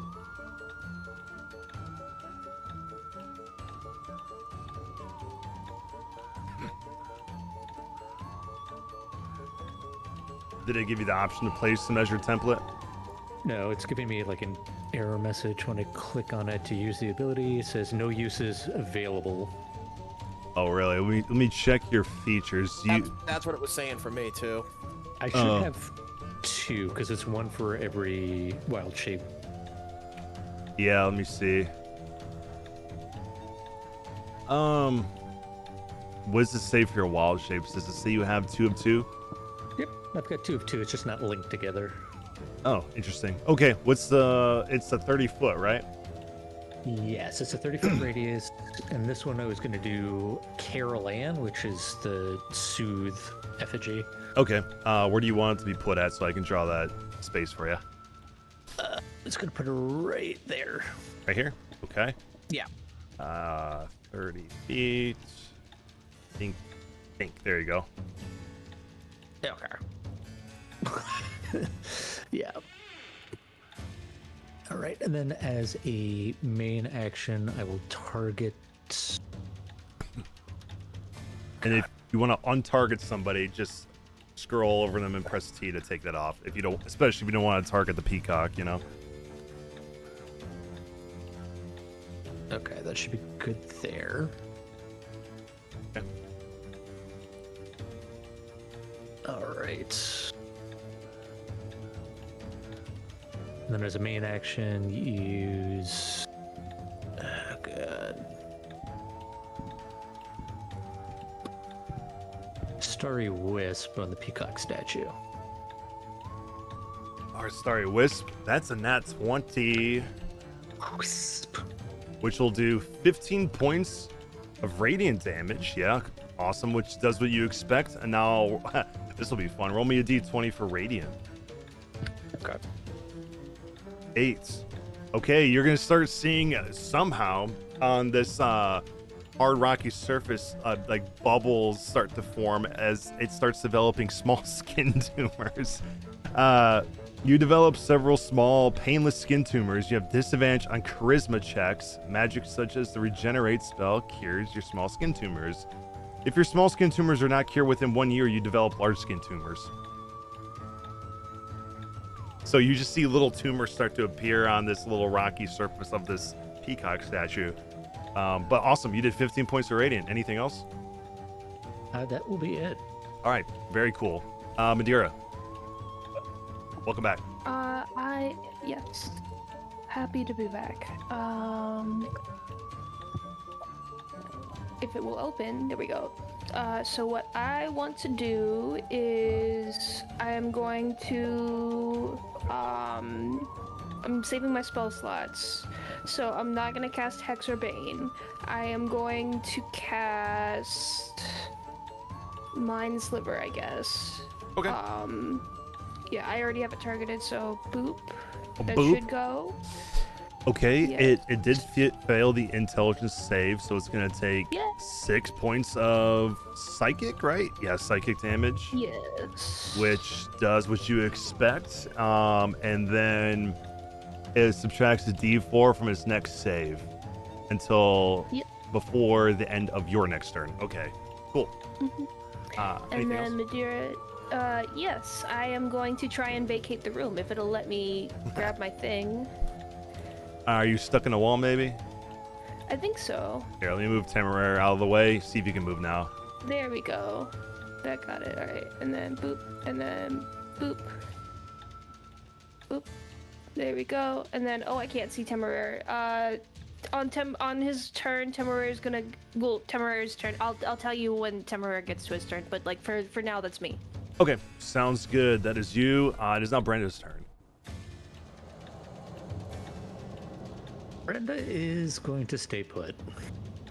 Okay. And just stay put and just look beautiful and woven. Threatening. Threatening. I love it. Okay. That'll be Brenda's turn. Huh? I was gonna say, I did use up its attack of opportunity if Brenda wanted to move. Oh, true. Okay. I will move her back. Okay, come on. Is it letting you move her? No. Let me go back one. Try that. There you go. It just had to be her turn again. Okay. Okay, so she'll go there. Temeraire. What is Temeraire gonna do? Temeraire is going to turn invisible and get the heck out of there. So, I love it. Everyone's saying run away. Okay. Invisible. there we go. All right. All right. And then that'll be us. Awesome. Can you still see him even though I have him the invisible put on him? Yes, I can see his outline very faintly. Okay, when I move over to the next person, let me know if you can still see him right next to you. Should have like a little glow. Okay, awesome. Yeah. What about for Pox? What's Pox gonna do? He's gonna fly over like 5 feet to Revan and give him the help action for his next attack. Okay. And then he is going to use flyby and just stick on the top of the door frame. Okay. So he's not going to leave the room. He's just going to sit on the top of the door frame and watch just above. But he's going to use his action to give Revan the help action for his next attack. Perfect. Okay. All right, Lestrade, you are currently stuck in a painting, so at the moment you're incapacitated. So as you're stuck in this painting, you start feeling little tiny teeth start nibbling at your ankles, and little centipedes start to crawl up your body and start to weave all around you. And then you think you feel some type of very fat bird starting to fly and land on your head, and you can almost feel the weight of its belly sitting on your the top of your head before you are erupted out of this picture and fall prone within 5 feet of it, no longer incapacitated, but now prone. Now would be your turn. Okay. It is now the peacock's turn. The peacock is going to target Revan since it is the closest, and it is going to attempt. Let's see. Yeah, it is going to look straight at you, and it's going to attempt to hit you with its petrifying gaze. Well then, I just stand there. You just stand there as it stares at you, and it forced a con save, which you failed. So I'd like to re-roll that. use your heroic inspiration, go for it, and re-roll a con save, please. Gotta beat a 12. Probably a good idea. Yeah. Yep. Oh, there we go. There you go. You passed it, so you are not petrified for the time being.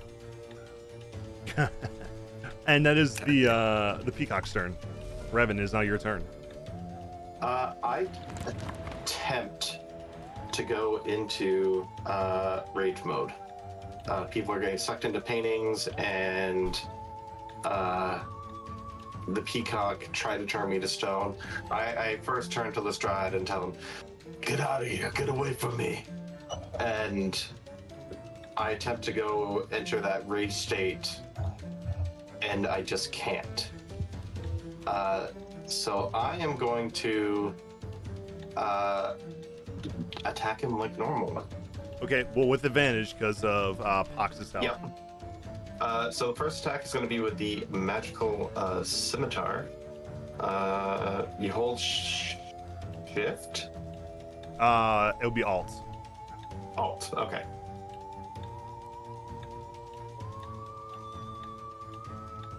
Why is it okay? Yeah, it has another function. That's why it looks like it's grabbing everybody. But just hold it and just ignore what it's doing. Okay. Ooh, I just hit my desk really hard. 24 will hit. Which will do. Yeah, good thing you had the help. Which will do 7 points of magical slashing damage, doing what you expect to it.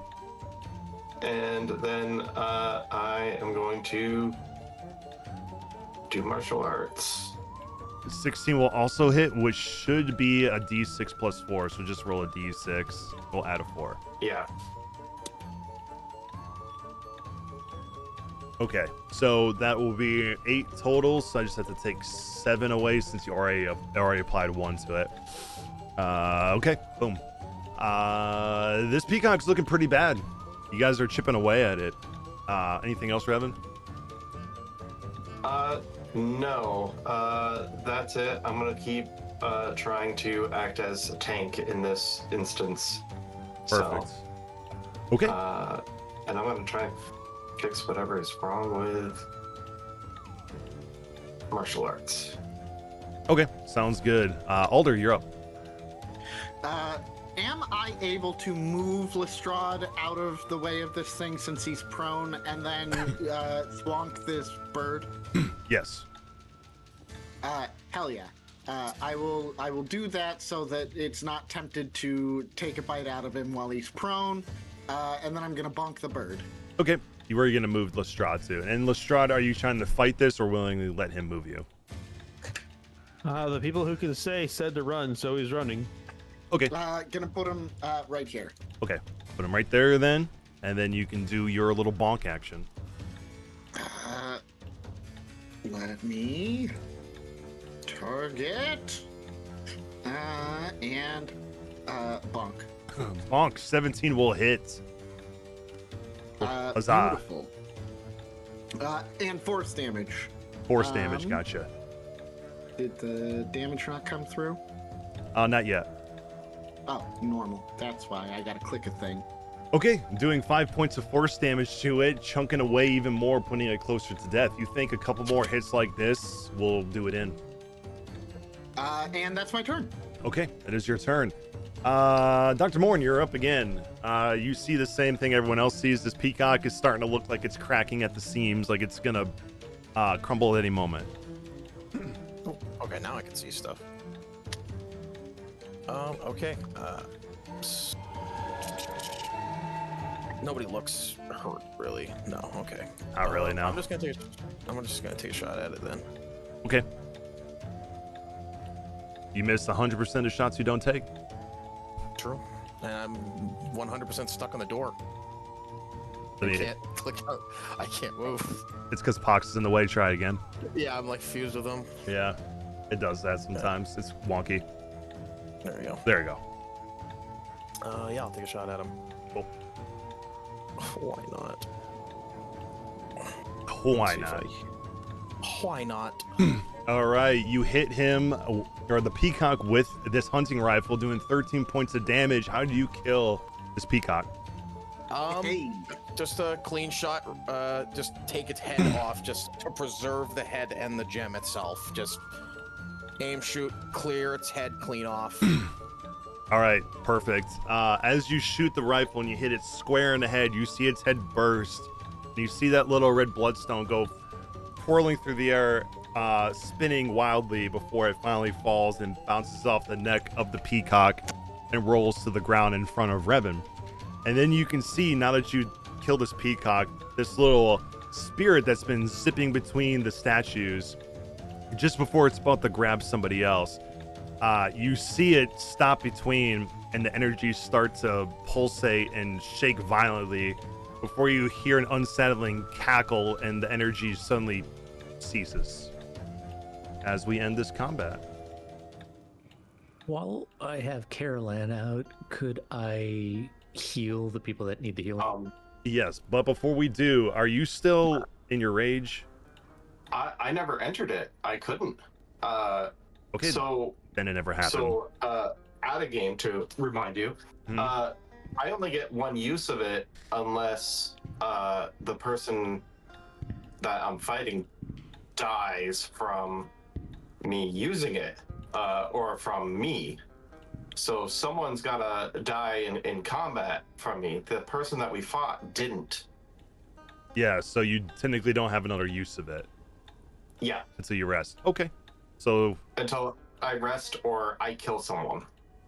Okay. I bend down and pick up the stone and go to hand it to Dr. Morn, not thinking anything. Also, everyone would have, except for Lestrade, would have seen me enter the same stance, and I'm gonna turn and say, I couldn't access the mist for some reason. While he's saying That's that, fine. I'm gonna crouch down and forcibly pick up Lestrade and say, "Get up, detective." Yeah, he will get up. And Clarence, you were gonna heal everybody. Go ahead and do that. Yes. So I can do 1d6 up to 10 times. So I think effectively that would top everyone back up to full health. Yeah. Or we can roll. Is anyone actually hurt? You guys took like Actually, 1.3 points. The paintings were messing us up really bad. Yeah, the paintings were getting you guys. Effectively everyone Yeah, I back don't- to full health. Yeah, I don't think we took any damage that fight. Not that fight, no. It benefited that we went all before it as well. Yeah, that attack of opportunity did 17 damage, or would have done 17. It would have. I mean, that made me want to back out of the room when I saw that. I won't lie. So. And hey, if Revan didn't use his heroic inspiration, he would have been petrified. Yeah, that's very true. Yeah, I mean, it could have gone anyway, but it worked out. Oh no, yeah. Can I? So Revan handed me the bloodstone, right? Yep. Yes. It went from ground to my hand to you. Detect. Sanctuary's not concentration, right? It is. Correct. It is concentration. Is it? Because it doesn't say it is. It doesn't? I could have sworn it was. I thought you had. No, it's not actually. Oh no, it's not. You're I right. just looked it up. So detect magic would still be up. Right. 'Cause has 10 minutes passed. Now that No. I actually have the gem, you said it was abjuration. Correct.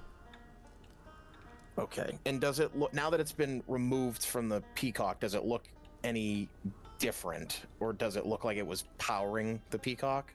No, it doesn't look like it was powering the peacock. It looked like something else was, but this particular gem you have in your hand, it feels like it's a small piece of something more. Is really all you're getting from it. Like, this is something that you definitely want to hold on to, but this isn't the only thing. If that makes sense. Without saying too much. No. So you look at it in your inventory and you see that it's a no drop item, so you can't drop it or trade it. Oh, this quest item, I can't get rid of it. Yeah. Oh, dang! I found a quest item. Oh, this New new Talos, I hand can't get rid of it for some reason. What was that, Alder? I'm a Skyrim reference. A new. But yeah. I will, place a hand on Revan's shoulder, and I will say, it is probably for the best that you were not able to go into that stance that you go into. I do not know if it is wise to rely on it.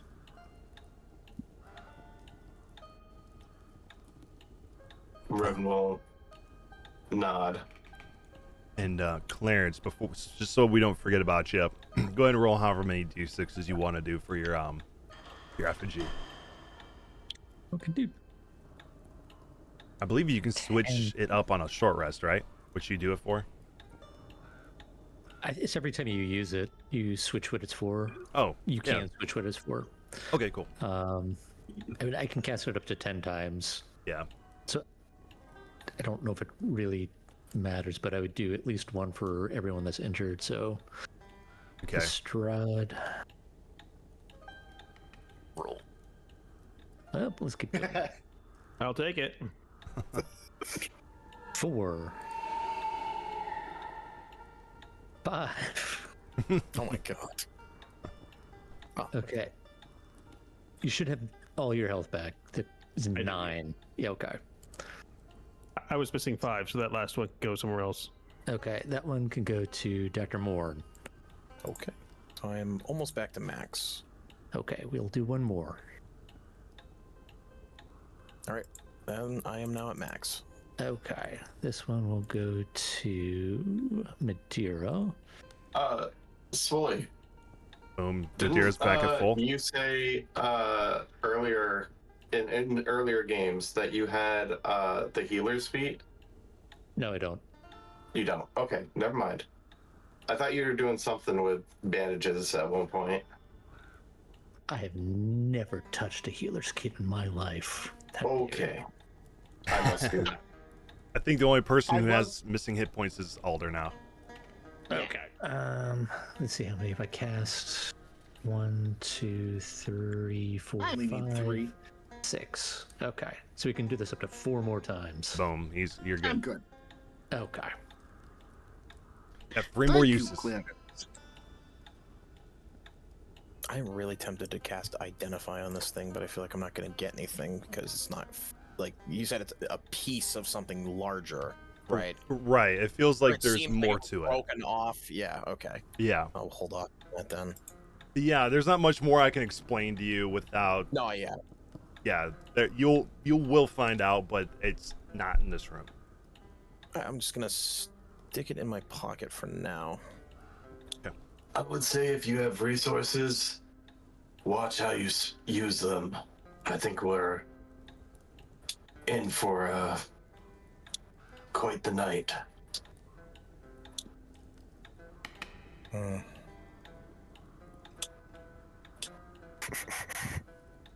Before we, DM, before we leave this room, can I do one last cursory kind of look around to see that we're not missing anything?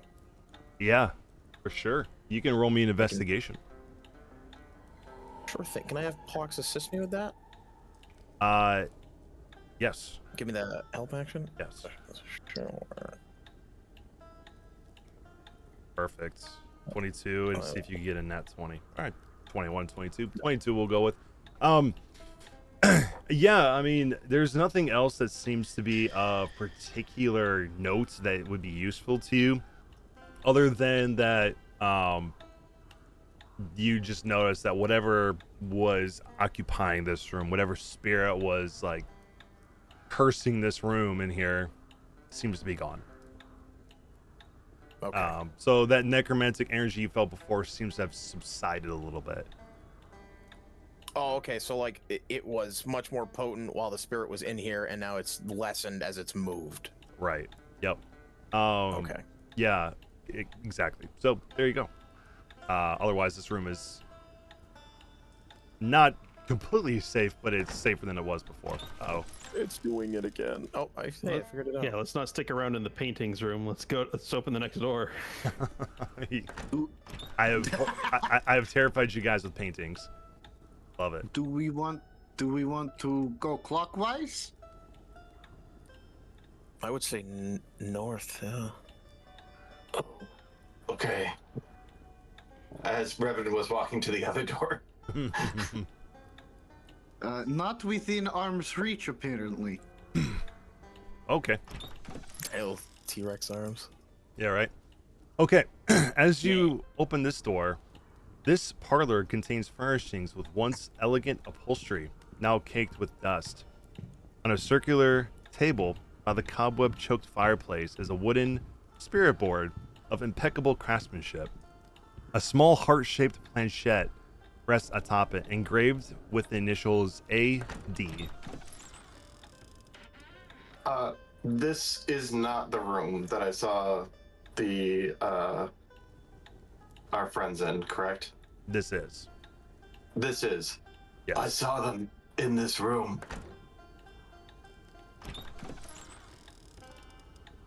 D, probably Adela Droskenwald. You can roll me insight to see if that makes sense to you. I'm so good at this. You only needed a 10. Yeah, AD makes you think that this is probably likely belonged to Adela. I am super Preemptively, can we like destroy all the paintings in the room? In the back room or in this room? In the room we're in. If you would like to. Lestrade is going to back up, facing away from this painting, and then you just hear a schnick sound as one of his claws comes out and just swings it wildly behind it, him tearing at the painting. Okay. Better safe than sorry. Roll me a d20 real quick. Oh no. Oh god. Okay. You go and swing at this with your claws at the paintings, and you just you feel yourself swiping between frames as if there's no picture there, but you feel yourself dig into the wall, and as you do, you hear the distinctive sound that you heard before of the clattering of teeth falling on the floor. This time about 3 fall on the floor. Revan, just in case you want those. Yeah. Revan's gonna go walk over like a psycho and pick up the teeth. Sure. Well, you can pick up 2 of them. Snookums is going to just grab one and eat it. Don't mind me. All right. You said Snookums is gonna eat one of the teeth. Yep, it's a goat stealer. It can chew bone. All right. I need Snookums to give me a charisma saving throw. Oh no. Oh god. Oh no, the teeth are in his mouth. Spit that out. Spit that out. I'm trying to get to a save. If Snookums looks like he's choking, Revan will smack him in the back of the head. No, as Snookums goes and instinctively picks up one of these teeth, you'll see him sort of rear back as he is in there, almost like his body start to twist at unnatural angles before he returns back to normal form, and then he'll look up at you and go, "Master?" Ah! Did we all hear that, or? Yes, you all did. Oh my gosh! It enabled you to speak. Who's my bestest boy? Are you my bestest boy? Yeah, of course. And then as he says that, you notice that all of his teeth are missing except the one that he tried to eat. Stuck right where one of his canines should be. Did I do good, Master? You did very good. You're always helping me, and I love you very much. Pretty much, Lestrade is going to be telling him all the things that you would tell your pet if you could. Okay. He's like, "Should I eat more teeth?" Maybe. Lestrade turns to the party. What do you think? If one tooth enables him to speak, maybe a whole bunch of teeth will turn him into a god of adorableness. Or they turn him into some sort of hideous, crooked dog man. Yeah, Everyone else saw how he when I creaked and twisted, right? when I ate that tooth, I saw a weird looking man walking around this house, and he was carrying an axe. He didn't look very nice. Real quick, where are his teeth all over the ground? Does Revan get more teeth now? They are not all over the ground. They're just not in his mouth. Just gone. Okay. Did you swallow your teeth? I'm not sure. I just know that I put this tooth and that felt real weird, and I saw that weird-looking man that had all the broken-looking arms and stuff, and he was carrying an axe, and he tried to kill me. And the next thing I know, I'm talking like a normal person.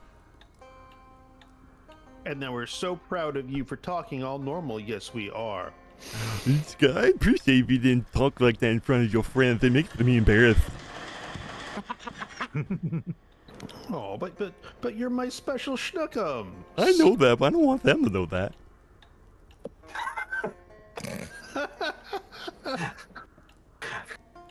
Okay, of all the directions this could have gone. Chuckles in the campaign. Yeah, right. Anyway. I mean, my character is covered in fur, so you could call him Shaggy. Did anybody else's foundry just turn black? Not mine. No. I'm good. Awesome. What the heck is going on? Madeira. While you're standing in here, can you give me an Arcana check, please? Checks. Let's see. Pull up my character sheet. Will it come up? Yes, it will. Hooray! Boo! Yeah, hooray! All right, Arcana. Perfect. All right. +7, so it's not nothing. Yeah. Right. Okay, Madeira. As you're standing in here, and this table in front of you is particularly drawing your attention. You see that this is definitely 100% a spirit board. You can feel the energy coming from it, and even you, Dr. Morton, you can feel the magical energy in here, especially from this board. And you immediately come to the conclusion with your Arcana check that you can use this board to do a seance. And in order to conduct a seance, you would need 2 or more of you guys place your hand on the planchette to ask if there's a spirit in the room. Ooh, I'm gonna be like, guys. Well, okay, that's not Madeira's voice. She's gonna be like, we can do a seance with the spirit board, and she'll like point at it with her little flippery paw, and like go over here. One sec. Boop boop boo, boop boop boo, and like pull out the chair and sit down and be like, I just need some volunteers. Okay. Before we do that, we have this amazing teeth that let our familiar speak. Perhaps someone else's familiar should eat a tooth. I think Tamara is very conveniently invisible right now. Fox can speak. I don't think that's a good idea. He said the crooked man tried to kill him. Well, yes, but he did it, and now he can tell us how amazing he is. Yes, he can. Wait. Well, he almost killed me. I think he did in my little vision. He's having memories of the tooth. Yeah, I think so. Yes, the whole tooth and nothing but the tooth. Yeah, I was a little girl, and then suddenly I was a dog, and then I was where I am now. I was trying to run away from the house, and suddenly I felt something hit me in the back of the head, and then I was a dog all of a sudden. Teeth have memories? I think so. I mean, it seems to have done something to me, because I don't remember seeing that ever in my life. And it was very vivid. weary to meddle with the spirits here. We don't know if we'll summon the leaning man again, or or something worse. We already saw a ghost in the other room, and he was pretty nasty. So I don't know if we want to be chatting with him. And if we do it, I think those with the strongest force of personality should do it. But should we, if we don't, should we take it with us? They were in this room in the painting. How safe do I know how safe conducting a seance is? Like how dangerous is conducting a seance? Based on my experience. Well, we can use your Arcana check. You would know that seances can go either way. It really just depends on the nature of the spirit you come in contact with. Okay. Let us ask for a nice one then. I'll help you if that's your decision. I just want to give you a warning beforehand, let you know the danger. I feel like this might be a bad idea. Well, to be fair, it belonged to Adela, and maybe she's in the room with us, like in that painting. We can talk to her because it's like linked with her spiritually. So then we can figure out what done happened to them and why they're all gross looking in that picture. Ha! Madeira, tell me what I must do. And I sit down. I'll set.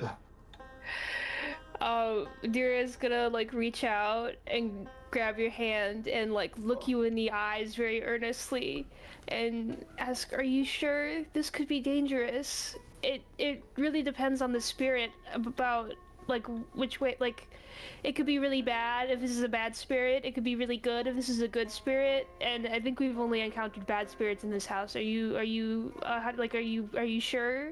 Only place to go is up. Maybe we can find out where the Druskenvolves are now. Or maybe we could talk to the house. We'll nod and reach out and grab Revan's hand as well. And I guess start doing the seance. Do I roll something for that? Not yet. So, like I said, and you know that in order to do the planchette, you and at least one other person, or as many as you would like, would need to place your hand on the planchette. Okay. I guide our hands to the planchette. Okay. I'll So put some feathers on it. So who besides Madeira and Revan are putting their hand on the planchette? Is Alder doing that as well? Hell yeah. Okay. Anybody else? Clarence? No. Okay. I mean, if it's going to rely on all of us, it should be all of us. Otherwise, if it's going to train one's will, it should be those with the strongest will. It only requires 2 people to do it, at least.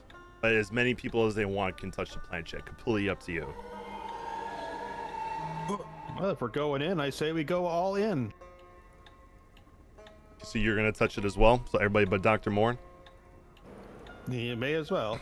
Okay. Come on, Dr. Morn.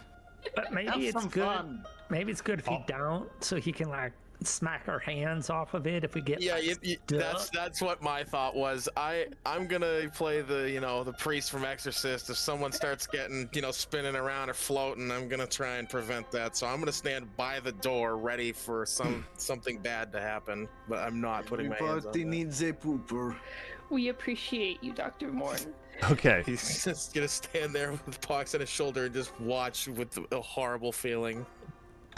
All right, for sure. So let me do this real quick. Let me get everybody's stuff in place before I change the Before we do this, yes. Revan is going to take a deep breath and use a racial ability Go for it. Once I get my character sheet back up, because I forget what it's called. And we're in the Wicker Folk. There we go.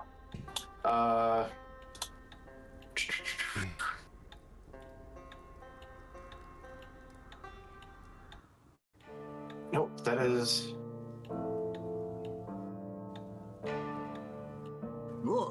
That's that one. Yep, go ahead and do your racial features, but I've changed the map to you guys with the Ouija board and the 5 of you who are going to be participating in this. I stole your idea, Connor. Is the very good. I do not see where it is. Oh, because it's in spells. That's why. I'm gonna do augury and ask to receive an omen from an otherworldly entity. Great. Okay, well, That's probably a stupid thing to do right now because whatever thing is in the room is probably going to answer. It's dangerous for us to use the spirit board. Okay, we'll answer that question once we're in the spirit board. Because as soon as you said it, I'm like, oh, whatever this is going to be speaking to you in your augury question. But as soon as the 5 of you place your hands onto the planchette, you will then, including you, Dr. Moore, will see the fireplace over on the other side of the room that was dormant suddenly pop with a pleasant crackling of fire in the fireplace. And then all of you will suddenly feel the planchette move to hello. Oh, hello. And we're going to go ahead and take a quick break and continue with the seance. So everyone watching, we'll Now be the back in question 15. is, does the board have a backslash so we can try some sequel injection? Guess we'll find out, won't we? Yeah. Not that Lestrade can see what's on the board. Yeah, right. All right, we'll be right back, guys.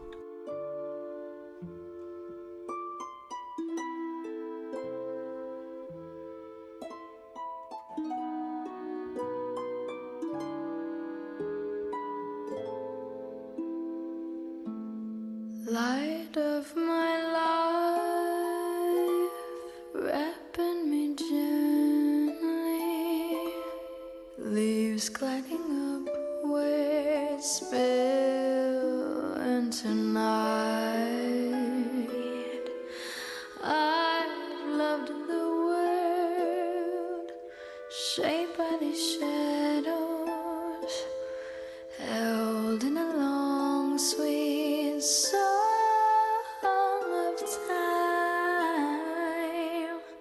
time spent with you under a sky framed by the trees, bursting with light. Time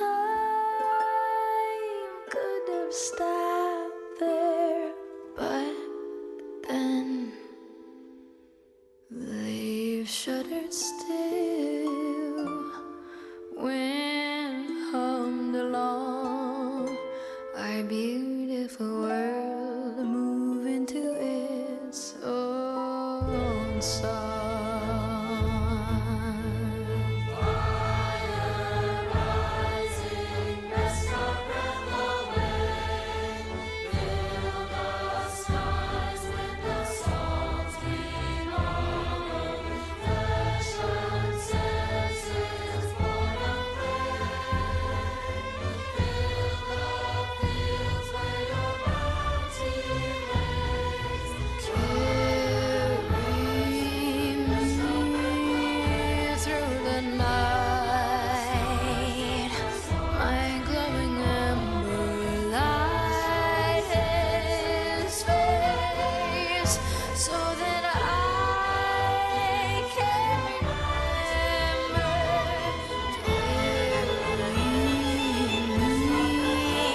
Through the night, my glowing ember light his face, so that I can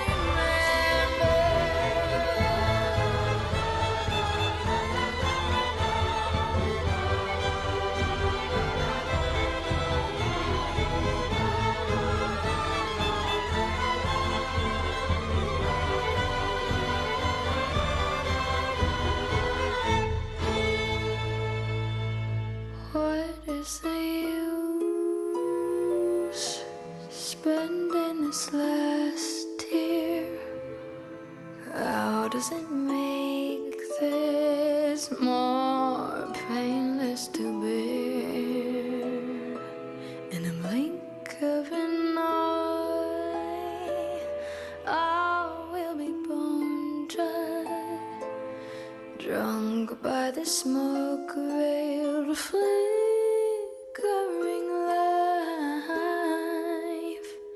life spent with you under a sky framed by the trees, bursting with light. Time should have stopped there, but then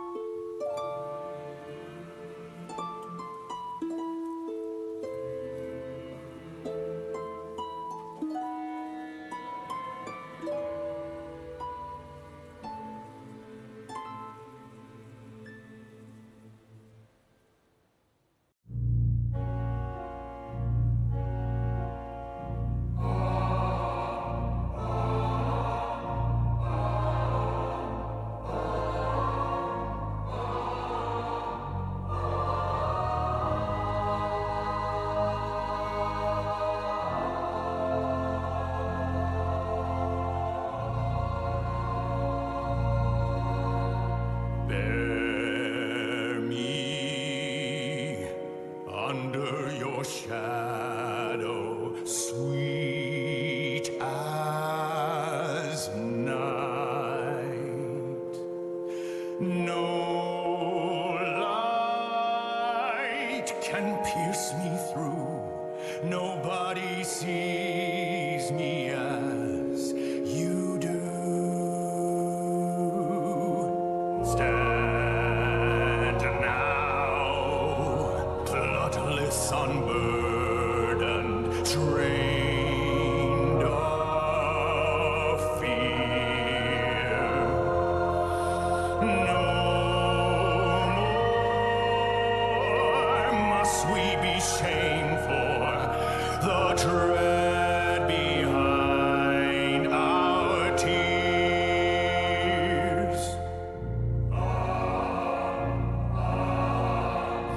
Hear me, trust me, see me, love me, fear me, judge me. I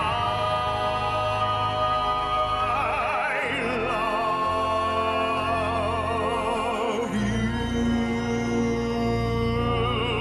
Who else can know all of your pain? Who do you know could carry their shame as long as you have, but never again? For I am filled by endless love and suffering for you.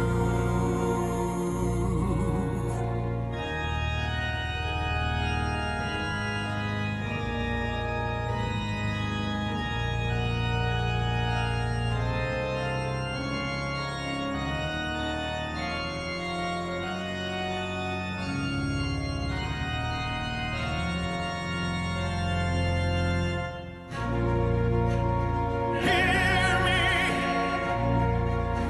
see me, who but I know is God's true gift. What thin black crape her love portends, with hearts agape. Come, souls afflicted, I shall fill your house with all her cold and hollow truth. Bear me under your shadow, sweet as night. No more light shall pierce us through. No one can love you as I do.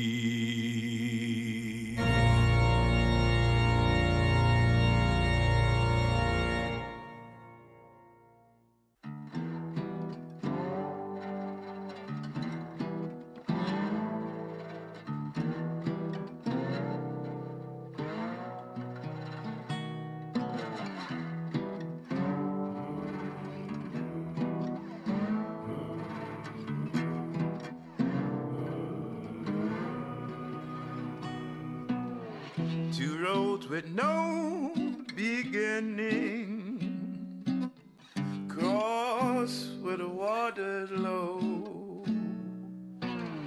The ground isn't dry, but it holds up just fine under toe.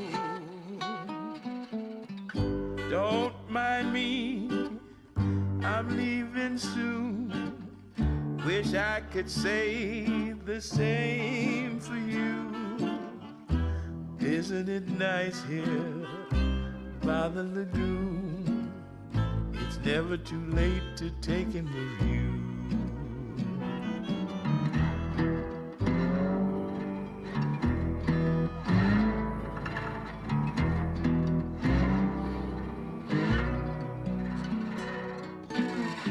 Now what's that gliding in the water? Blank eyes drifting above. If you see any of that little alligator smile, good luck. Just one thing before I go. I know there's a place just down the road. It could be nice there, a place to unwind, far from living so close to die.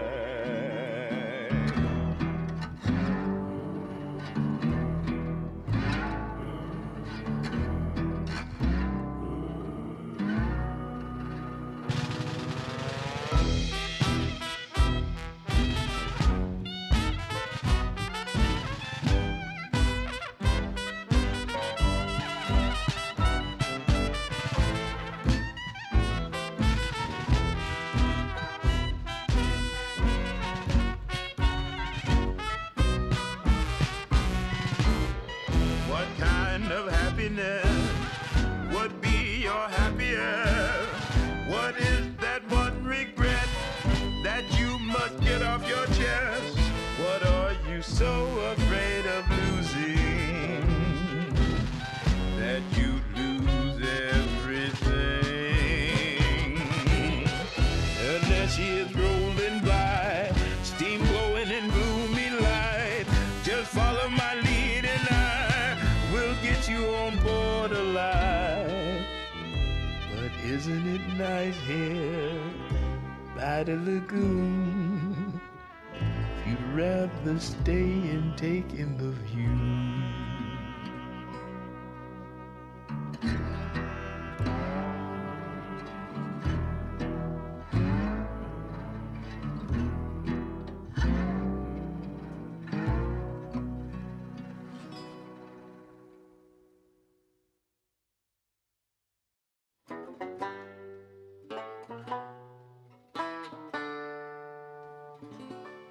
Under a sunken sky, 5 cold light birds huddle in the sallow weeds, cackling at me.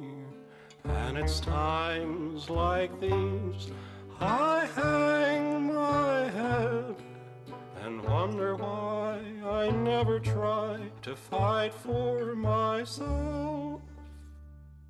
What a grim and gloomy scene, just you, the wind, the dying wheat, friendless, dreaming.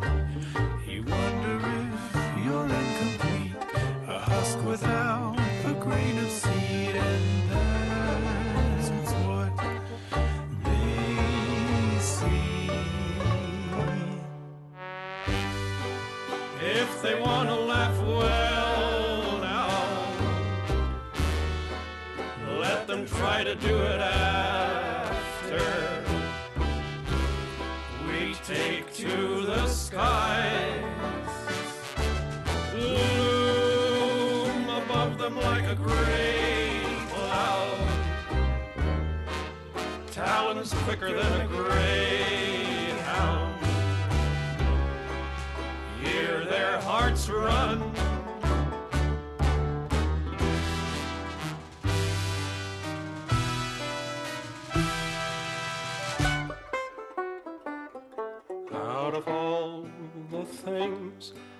I've seen and done. In the back of my worried mind, I've never tried one. Maybe this time I could make them see they've probably never met a threat as empty as me. If they want to laugh, well now, can they do it while they beg me to spare their souls? Funny how they keep singing, little empty bodies leaping to the snap of their bones.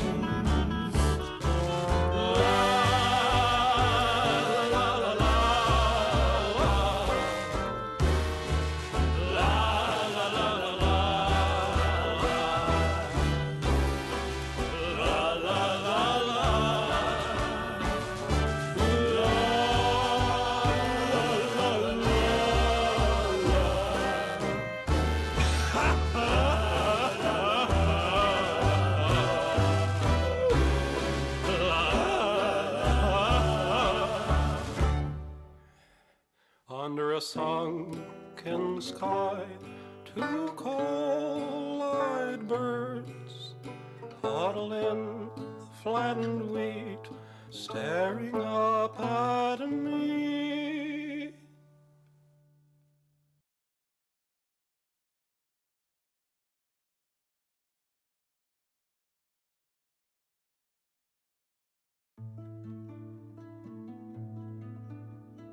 Dead trees open up for me, teeming with all these crawling thieves, gnashing and scratching over your rotted rings. Dead leaves make a bed for me tonight,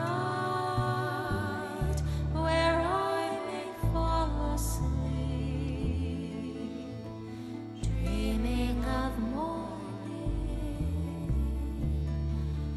when I shall mourn for thee.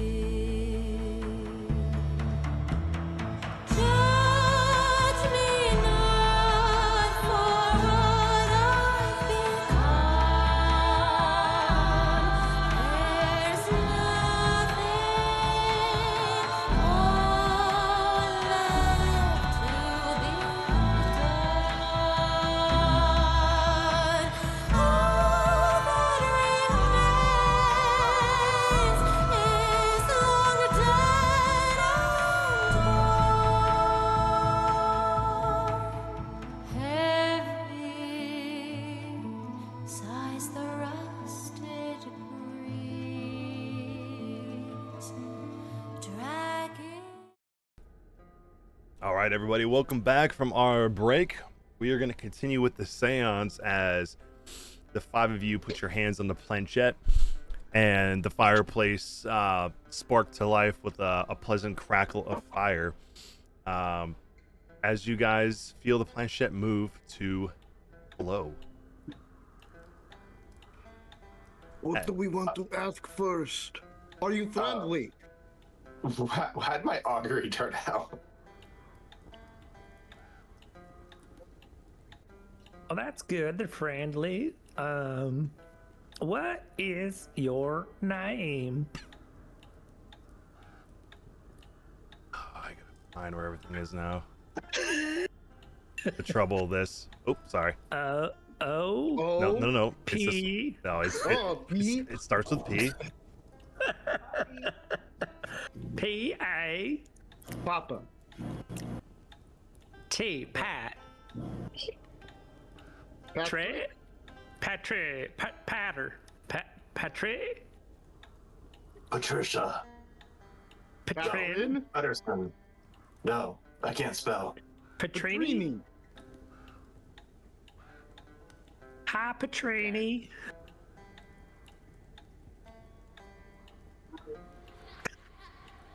And I appreciate you calling out the letters as they come up. Yeah, so that way Lestrade can follow along. Unfortunately, Lestrade doesn't know how to write. Very very good point. Petrini. Oh shit, what do we ask? How are you?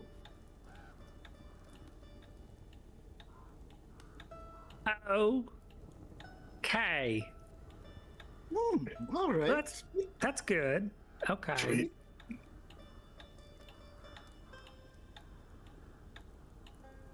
Where are the Somebody else Dresden asked balls? something better. Oh yes. Okay. You just asked where are the Dresden vaults? Yep. H E. Oops. R. Okay. Her. Here. E. Here? Like here in the room? Ugh. Stop moving your hand. Okay. No. Are they hurt? I can't find it. Okay, there we go. It's an I. I? You don't know. IDK. Idk. Can you help Maybe us we need to find spell it backwards? Can Joseph or Gail?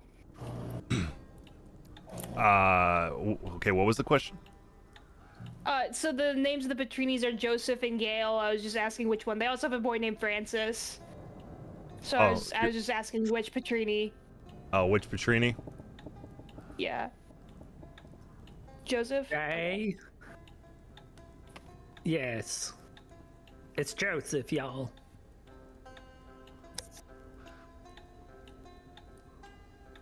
What happened to you?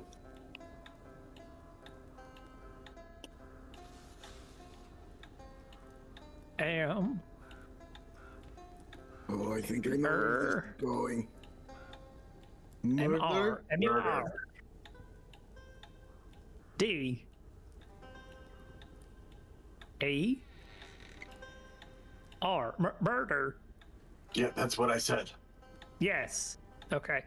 You murdered someone or you were murdered? No, that's... You're asking an open-ended question.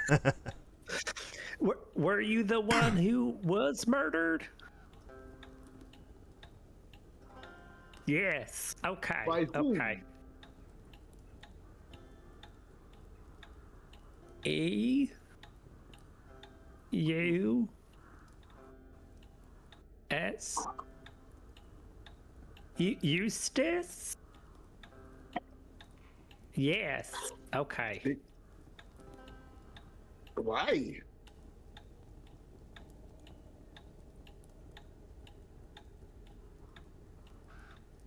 H.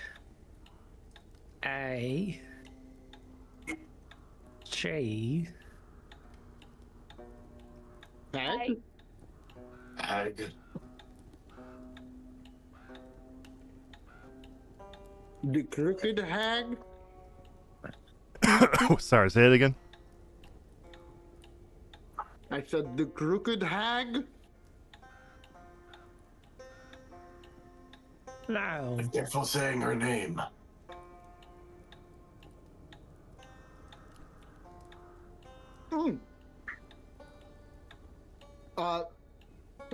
What was the name of the lady that the weasels told us about? Vesla? Vesla, yeah. Okay, we're getting somewhere. So Vesla is a hag? Yes. Okay. Where is she?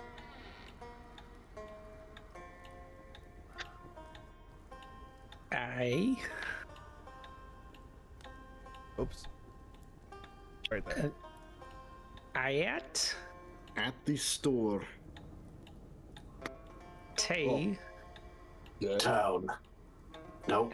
At tie. Attic. Attic. Yes. Okay. So go upstairs bad. Do you know of any weaknesses that she might have? Well, I'll figure those out. It's worth an ask. Does she have our friend?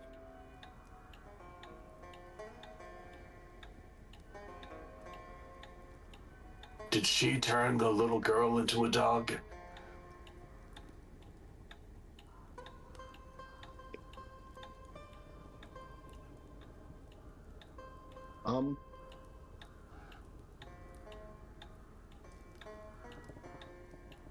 Okay, so we just have to go into the attic. Is the crooked man with her?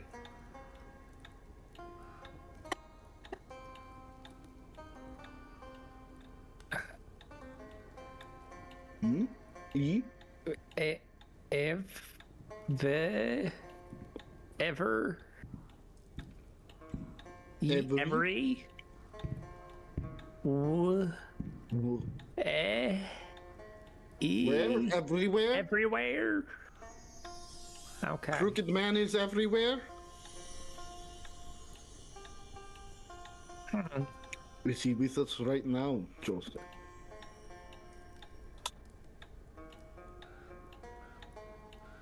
Are you safe?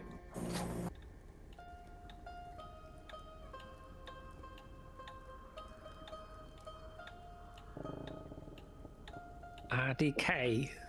I do not want to put this man in danger anymore. Do we have any more questions? I do. Do you have? Oh, I was gonna say if you had any final requests or messages from beyond.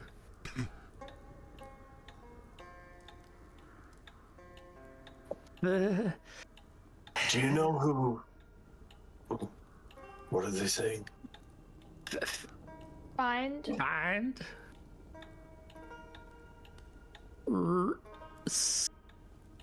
Find Sally?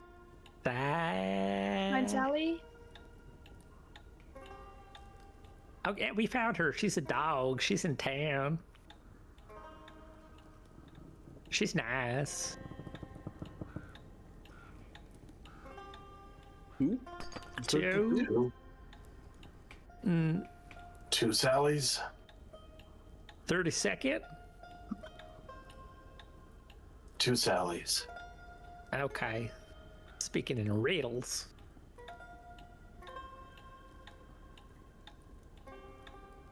B. A. D. Bad. Bad. It's a bad Sally. Bad man. No. That's meeting. M. E. M. Bad memory. Oh. Oh. It happens to the best of us. Bad as... Oh, go ahead, ask your question, Revan. Do you know who Kellen is?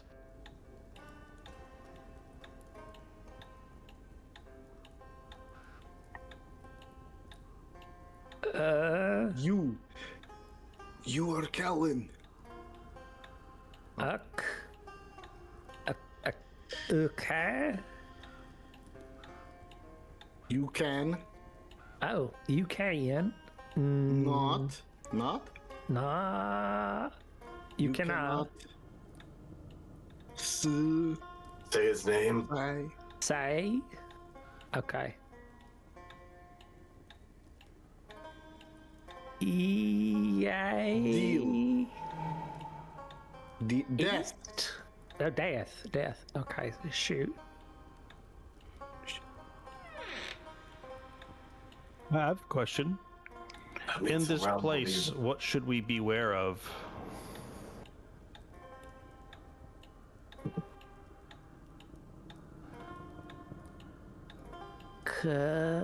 Great.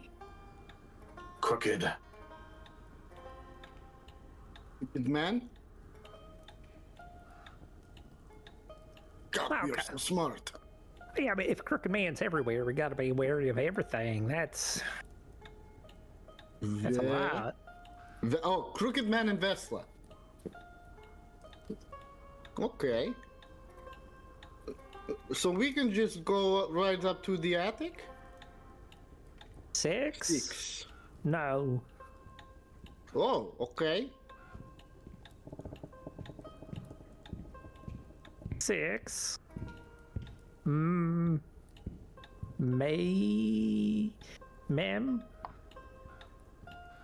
6 Meme.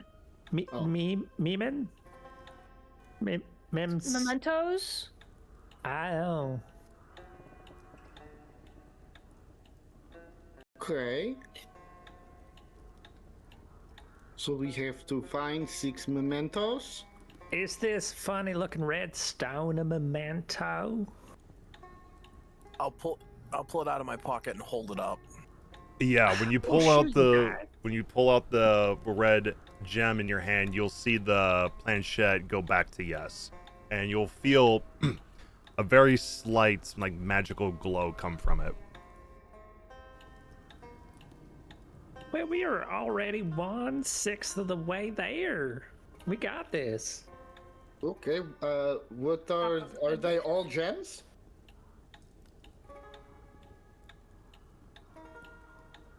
No.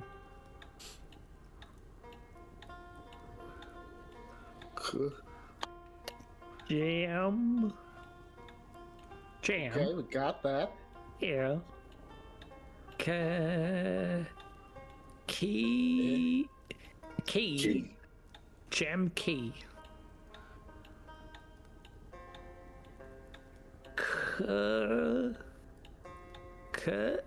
Cup. Cup. Hope you guys remember this. Dog. Oh, doll. Doll. Doll. So A we cup, need a doll. Cup, a doll. A key. A, B.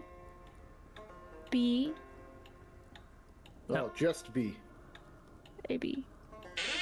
B. E. A bead. No. B. Beer. Beer. Like Beer. a teddy bear? Oh. Oh, Okay. I was gonna say we had a bear, but it's not a teddy bear. It's a tree now. P. Pill. Pin. Pin. Oh, pin. Gem, key, cup, doll, teddy bear, pin. So fucking smart. DM, if I rub the back of my head where I felt that from before, is there something sticking in my head? From what? From when I was looking at the paintings. You had specifically said, I feel a pin going into my head, and then I took the psychic damage. Oh yeah. No, when you feel back there, you don't feel any like pins sticking in your head. Okay. Yep. Guys, have any other questions? Is there anything else that we need to know? Anything else important that you have not already told us?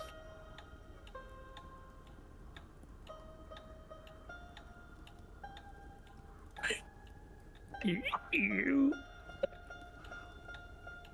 You will.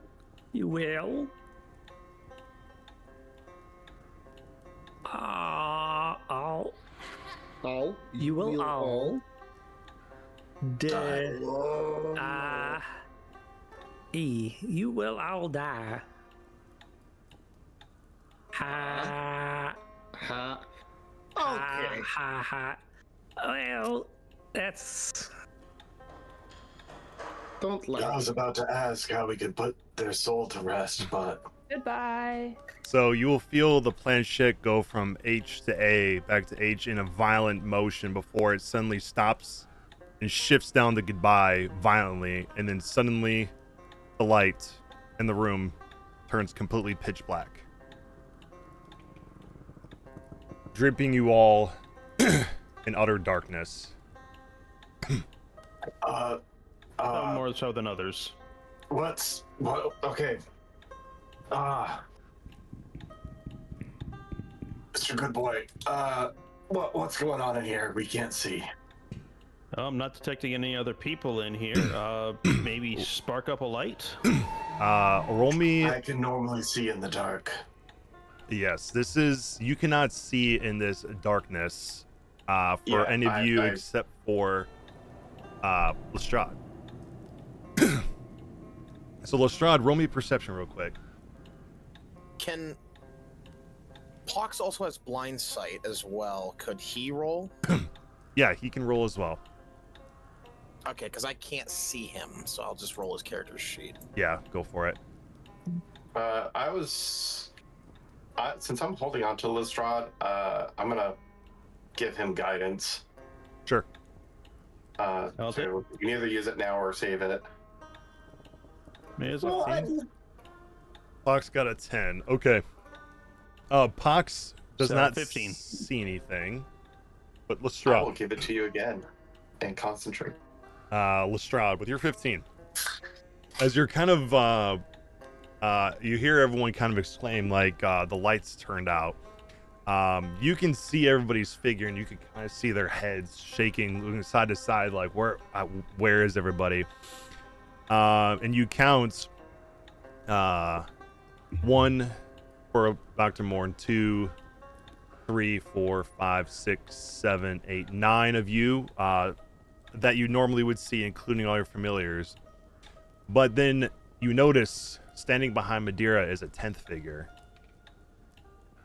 A tall, skinny figure with a shape on top that looks like a top hat.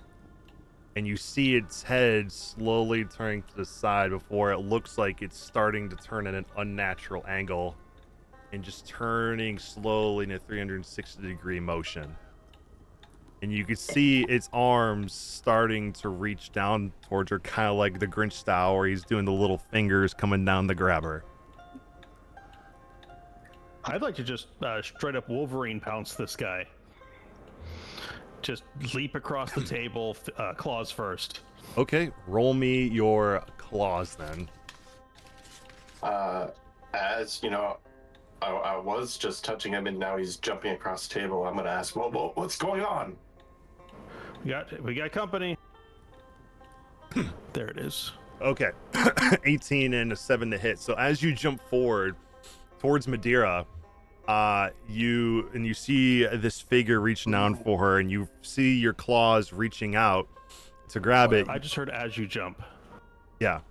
Oh, that's all you heard? Yeah, that's all I heard. Yeah. Can you hear me okay now?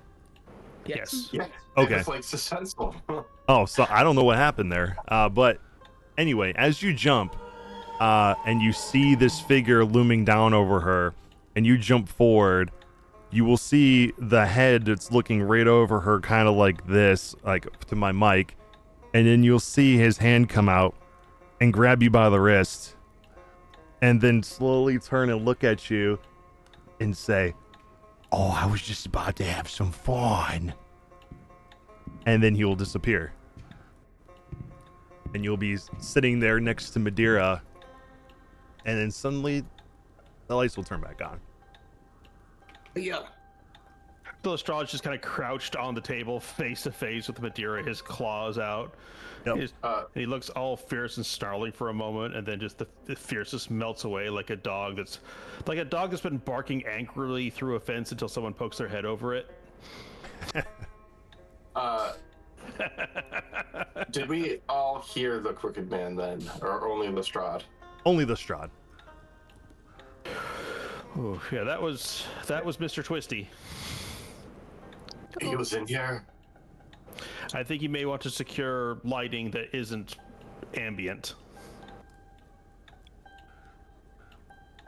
I don't I know. don't Didn't know bust that. out your lanterns. Twisty.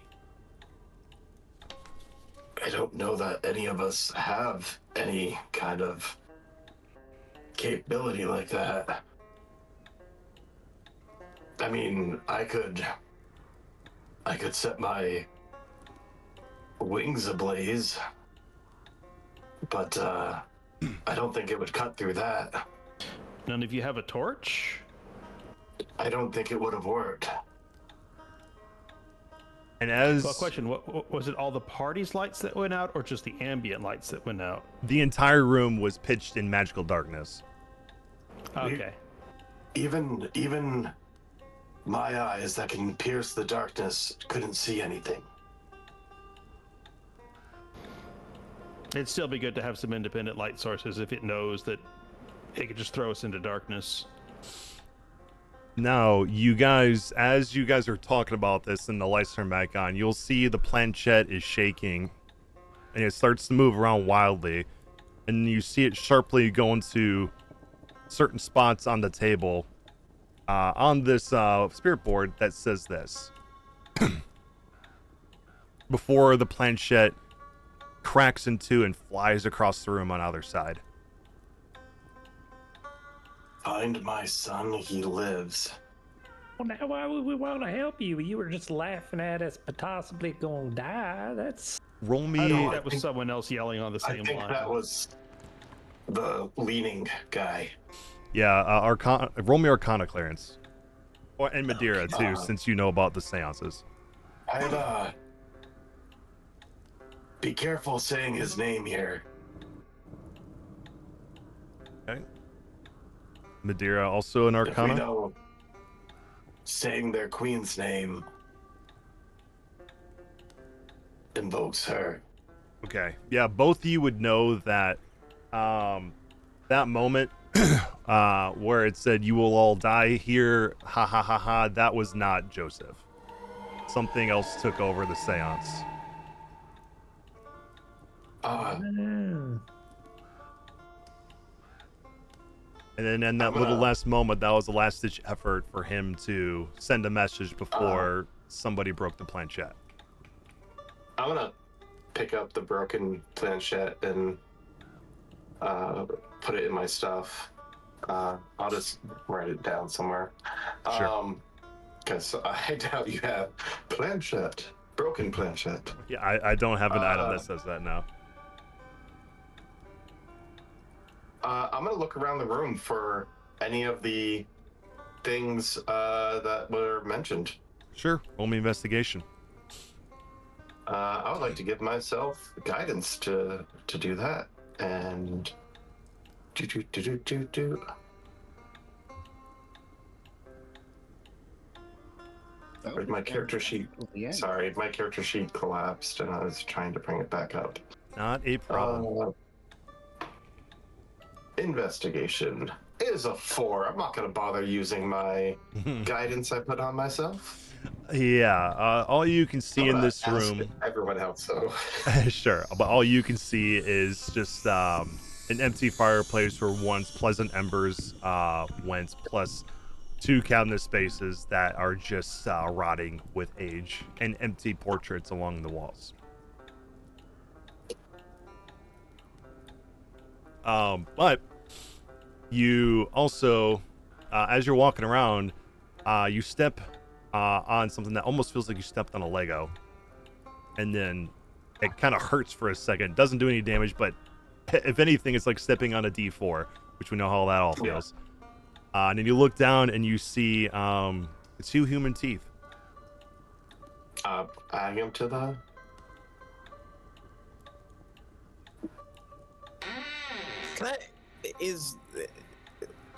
Revan is collecting all of these teeth the moment he sees them, right? Yes. Yep. Has he explained why he's doing that? I don't believe so. I said we might need these later to barter with the weasels. Weasel. That sound like nonsense? Or should I do an insight check on that, or is he being genuine? He's being genuine. That's why he's collecting them. I think he was oddly protective of them earlier. That's why I was well, asking. they didn't want more of them being shoved into the mouth of the familiar. Revan, can I have 3 of them? You're not gonna feed them to anyone, are you? Not intentionally. Here you go. I take them. I'm gonna cast Magic Stone on them. Luigi board. I like it. All right, you take some teeth from Revan. Yeah, and I will mark down that I am down those ones. The spirit board that is on the table. Looking at the table itself, is that some sort of cloth that is on the table, or was it an actual board? It was an actual board. So on the table itself was actually a circle, but I couldn't find a circular one. So I just wanted to check if it was a cloth one. He was gonna take that too, but I'm not gonna walk around with a giant board. Yeah, no, I understand. But, it was just a board on top of a wooden table. All right. Anyone see any of the things in here? I'll look. I'll peek around. I mean, I didn't see anything, but... Investigation? Yeah. Or perception, whichever you prefer. Oh, I want to roll perception. You can roll perception again. All right. Please give me all the D20 tests. And I'm going to pull that D4 into it, so it's just a 13. Okay. Yeah, all of you guys rolling your investigations and perceptions in here.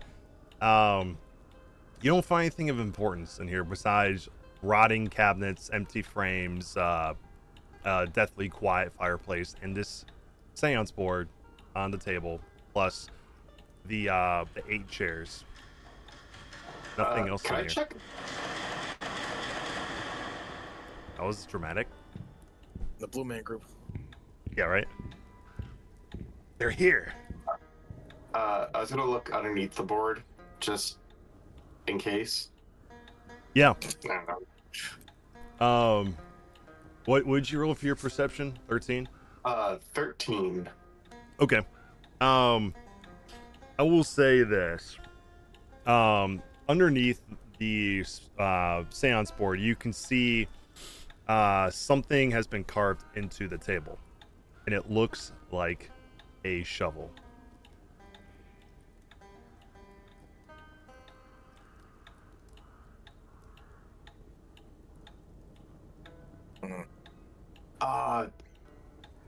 Is her son the crazy guy? There's a shovel here. Look.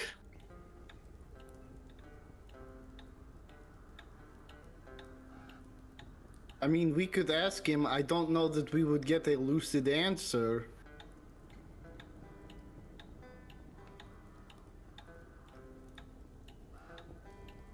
What was the son's name?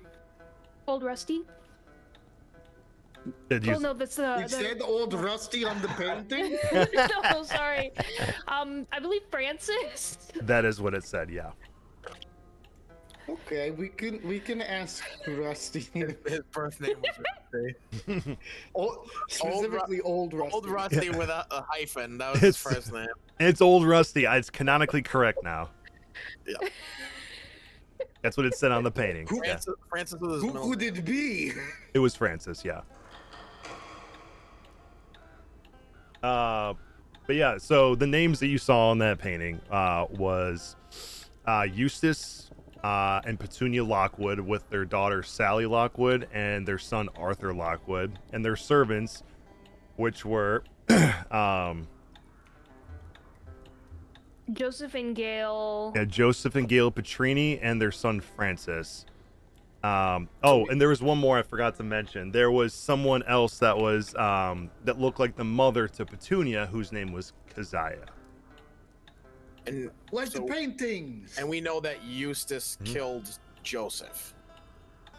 Yes. Yes. Allegedly. Yeah, we don't have any evidence. This ghost could be a liar. All right, we should go to another room. We have two options. I'll open this door back up because you left it open before. We actually have three if we want to go back into the painting room. Oh, that's true, but Well, let's just keep going northward. It seems to be the right way to go. Split up. Yeah, let's split up, gang. Let's look for clues. 3 ways to go and 6 of us. We should just go in groups of 2. Please do that. I should just go in a random direction. Each one of us. I do want to peer outside quickly. I see that it is still raining. It is. But there's nothing like spooky going on out there. Nothing out of the ordinary other than the rain. Give me a perception check. I'll guidance you. A 10 plus. Yeah, and there was that shovel. There might be one of the items we need buried out there. With your 13, you see the same landscape that you see before, but you just see sheets and sheets and sheets of rain and wind pounding this rain against the glass. But between the water going down the panes of the glass, you see a cat walking around outside. And this cat is completely soaking wet, and it looks towards the window and sees you, and it sort of flicks its tail towards you before you see it leap up on the side of the house and crawl up. There's a wet cat outside. Possibly inside now. One of those items might be attached to that cat. Didn't the dog girl say that there was a cat she didn't like? I think so.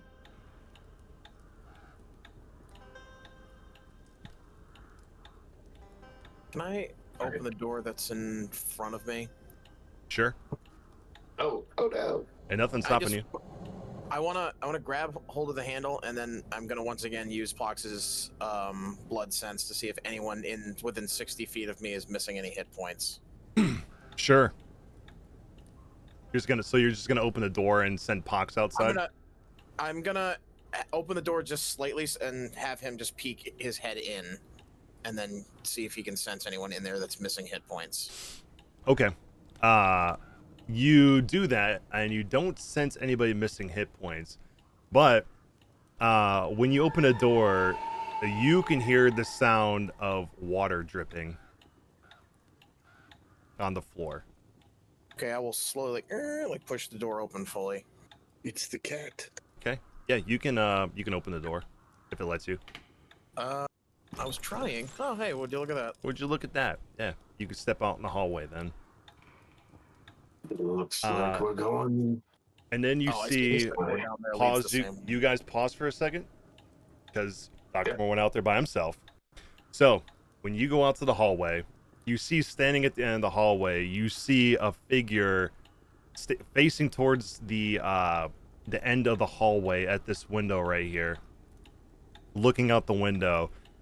That's just standing completely still, and you see water dripping off of their clothes. And then you see their top of their body twist on their legs while their legs stay in place, and you hear the crack of bones. And you see the crooked man sitting at the end of the hallway, dragging an axe along the floor, and he starts walking towards you, but backwards, sort of. Front end facing towards you, but his back legs facing the other way, but he's walking backwards. And as he does, he is swinging wildly and hitting the walls, slowly at first. And then he starts saying, "I cut them down one by one," as he starts rushing towards you. And just as he swings his axe, and just before it hits your neck, he disappears. I would just be right before he would get close. I'd try to aim my rifle at him, but I would just be stock still, like in shock for just a brief moment. Yeah. Just sort of standing there. Yeah.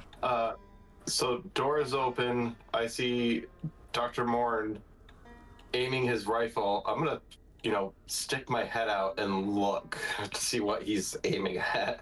You see him aiming at nothing. What's going on? I'm gonna run to the end of the hallway, like with actual pace, and see if there's any trace of water. Yeah, down to this end of the hallway here. Yeah, where the crooked man was standing. Yeah, you can He move was down there here, if you want. right? Yeah, he was. I'm trying to find that like physical evidence to make sure this guy's not like some kind of illusion or being projected to us. Like he was physically here. I want to see if the water was actually there. Sure. Roll me investigation. Sure. Oh, I can't have Pox help me. He's not there. Oh. Womp. Oh, there he is. Okay, I'll roll. And can I have him help me with this or no? Yeah, you can. Okay. Investigation, you say, right? Yep, nat 20. Nice. You, without a shadow of a doubt, there is not a single droplet of water here. But where he was standing, in the shape of feet prints, you find 10 human teeth. I will scoop them up, and I want to look at them. Are they all the same type of teeth? No. Some of them have gold caps, some of them silver, some of them are broken teeth, some are rotted, but they are all from humanoids. So, without a shadow of a doubt, there was no water or any trace he was physically here. He was not there. Okay.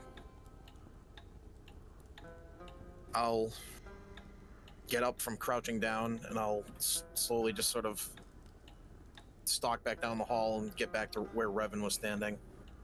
Okay. Here, and I'll drop the handful of teeth into his feathered hand. See if you're collecting these. Goody. I will keep one for myself, actually. I'll only give him 9. Okay. Sure. Okay. Do you tell anybody what you saw? Yeah, actually. Even though I know he's listening in. Okay. So does Revan ask me what I was aiming at, right? Yeah. Mm-hmm. And then you ran away. Yeah.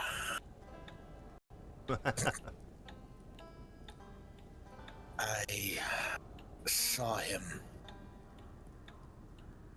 The leaning fellow? Yes, he was at the end of the hall near the window. He wasn't. It's the teeth. I don't think he's physically here.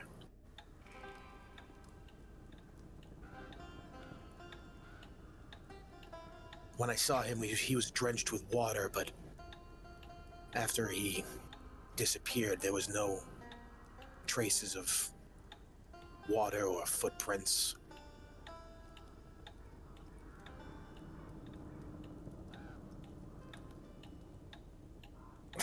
I'm still trying to piece together if he's some kind of illusion or not. Because when... I wouldn't have been able to see it. Never mind. I was going to say when Lestrade hit him, he was able to physically grab him, but in character, I didn't see that. Right. But you did disappear. I saw him the initial disappearance. I didn't see him the second time. I didn't even know he appeared. Very true. Like, fully. Right, yeah. You guys were all in magical darkness. I only know what Lestrade described. Right. Okay. I'm still going to stick to my theory that he's like projecting himself, but I'm going to keep that theory to myself for the time being. I'm going to quickly eat the tooth. You're going to eat the tooth? No, I'm not going to eat the tooth. Okay. Yeah, you have a familiar for that. I will say, we do know that, like, he is at least partially physically here, because he has physically stopped 2 attacks.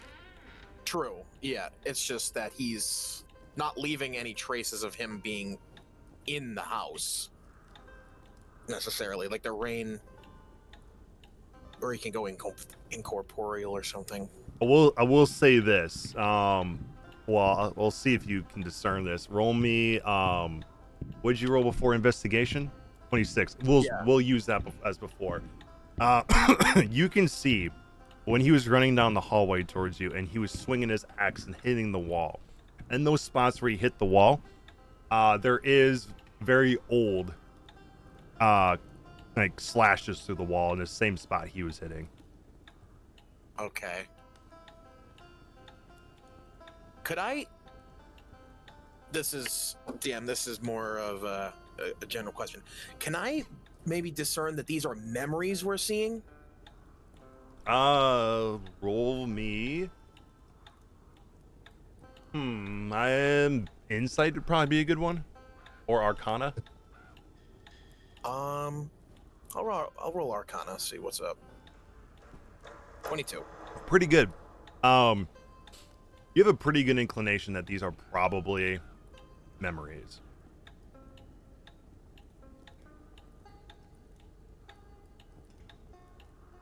Or at least what you've experienced thus far have been. This is definitely seeming like a memory, but the instance in the room that I didn't see didn't seem like that. Right, you didn't really know what was going on, but that seemed more present. Yeah. Yeah. Okay. Dr. Moyne's just going to go silent, just sort of thinking to himself at this point, just like sort of disassociating from the group and just looking at the cracks in the wall from where they exit. Yeah. Isn't this house fun? Yes, this is nice. You okay? No, I don't think I am. I'm more confused than before now. We should maybe pick up the pace and find those items. Anyone else? Here she's meant to slow us down. Anyone else? Agree with the detective. Sorry, you go.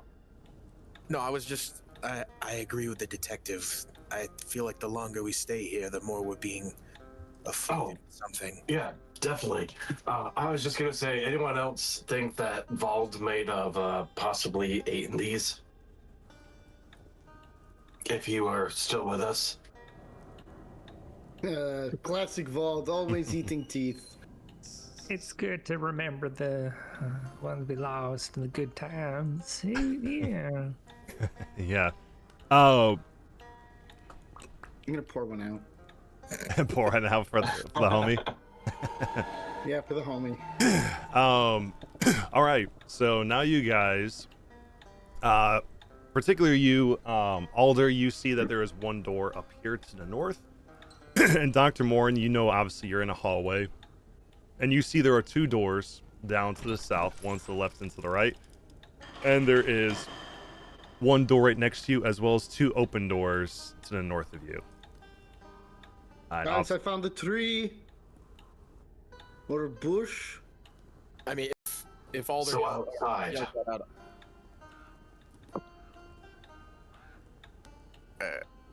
At this point, I would not want to split up at all. So the moment Alder says that, I would go reconvene with him. Yeah, for sure.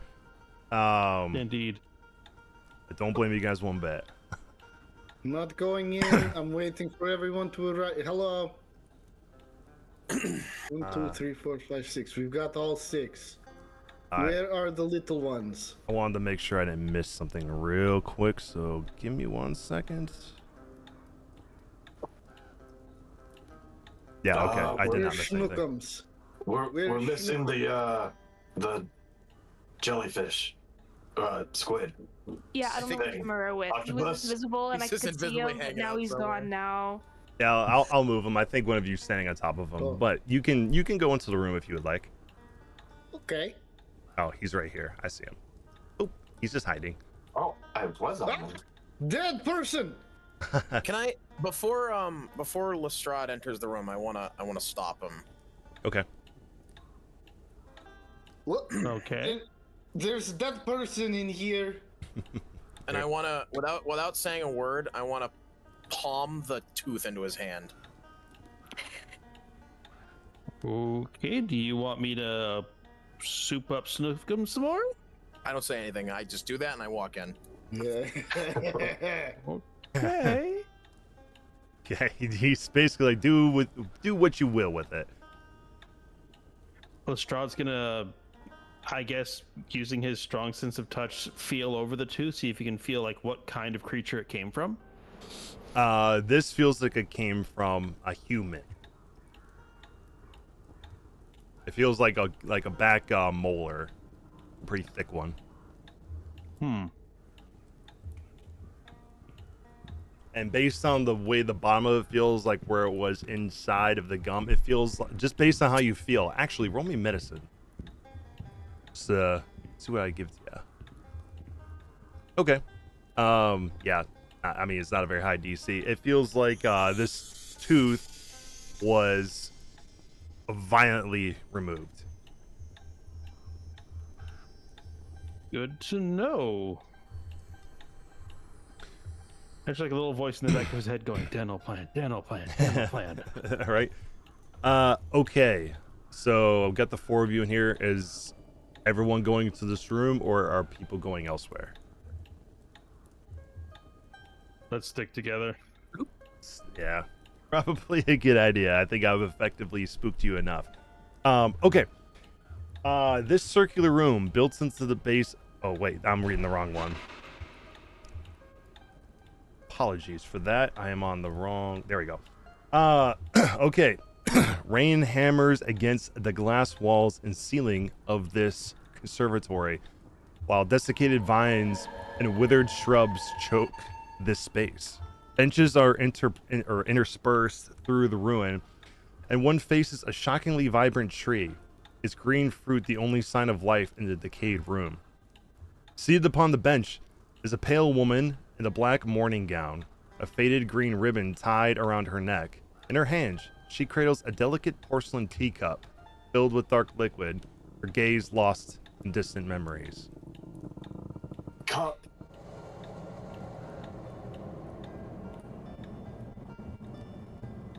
I say pointing. Can I have Hawks fly over and grab it? Yeah, you can try to, but let me show you this portrait of her real quick. This is what she looks like. Don't like it. Oh, very pretty. And she was just sitting there with a little saucer dish and a teacup sitting on it and drinking from it. She's not a skeleton. Like she's moving. She's moving.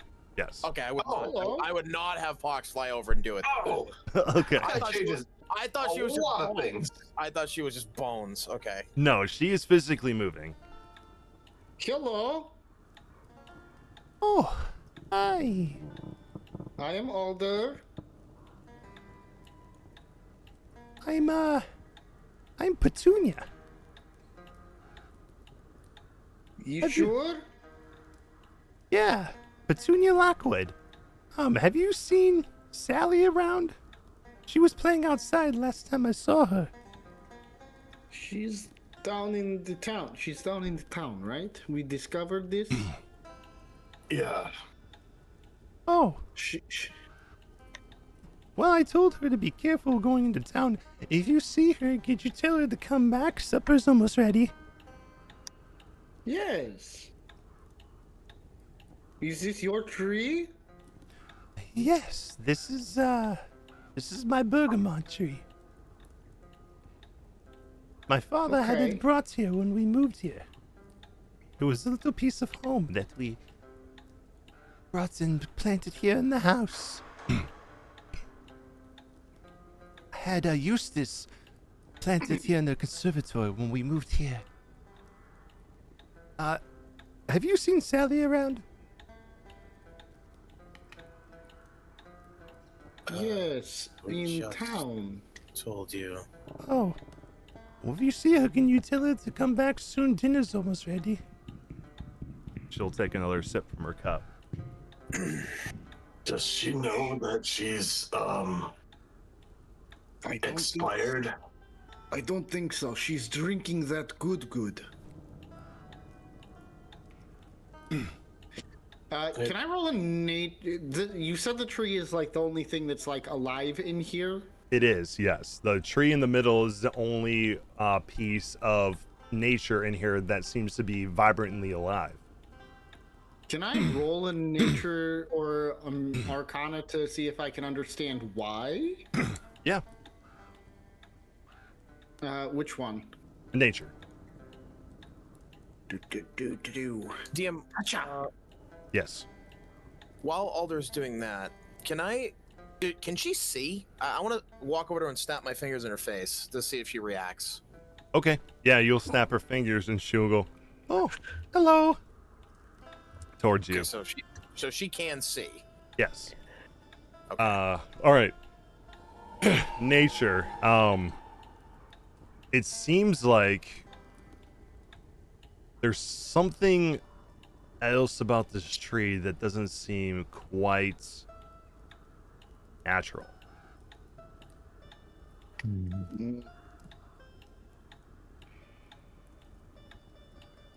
Can I tell what it is on a 22?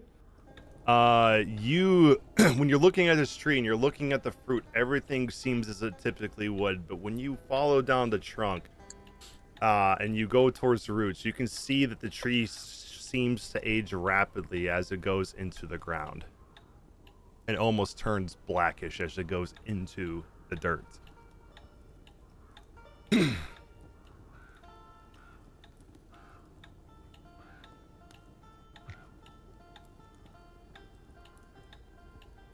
Can I pick one of the fruits to like see if it's like rotten inside? Sure. Yeah, you can try to pick one of the fruits. And then Yeah. Pluck. Okay. As you reach up to grab this fruit, I'm gonna need you to join me in the secrets chat. Forbidden fruit. Bum, bum, bum. I see you over there. Alrighty. Boom. Boom. Here I am. Here you are. Welcome, welcome. Okay.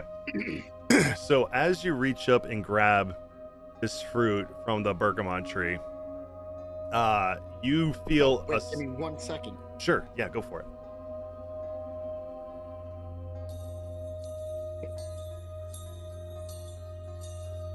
There you go. That's the actual citrus you got. Okay. As you grab the bergamot tree, and you pluck the fruit, as you do, you suddenly feel the bergamot fruit in your hands begin to rapidly decay, and you can feel the super sped forward decomposition process in your hand as it turns to a dry pulp in your hand. And when you look up, you're no longer staring at the bergamot tree. You're standing on a lone hilltop that the vegetation all around it is diseased and dead. And the tree on the center of this hilltop, you recognize. You've seen this tree before. It is time where you drank from the elderwood sap in Arding Bloom, and you had that vision.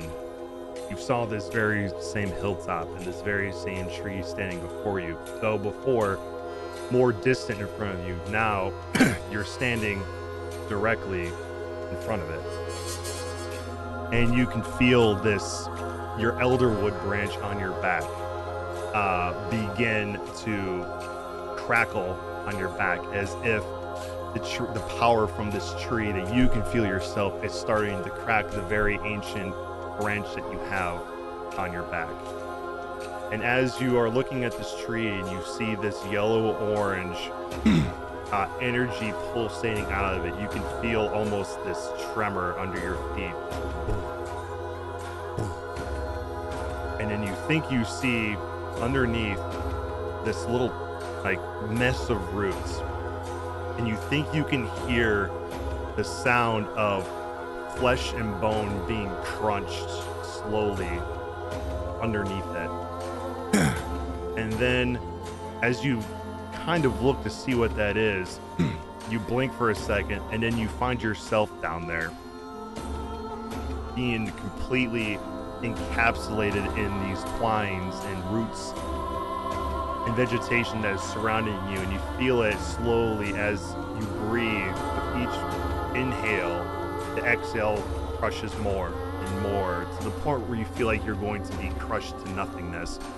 And you can see at the end of this tunnel that you're in, where all of these branches are crushing you, you can see this figure of a woman etched into the bottom of this tree that's staring at you with malevolence you've never seen before in your life.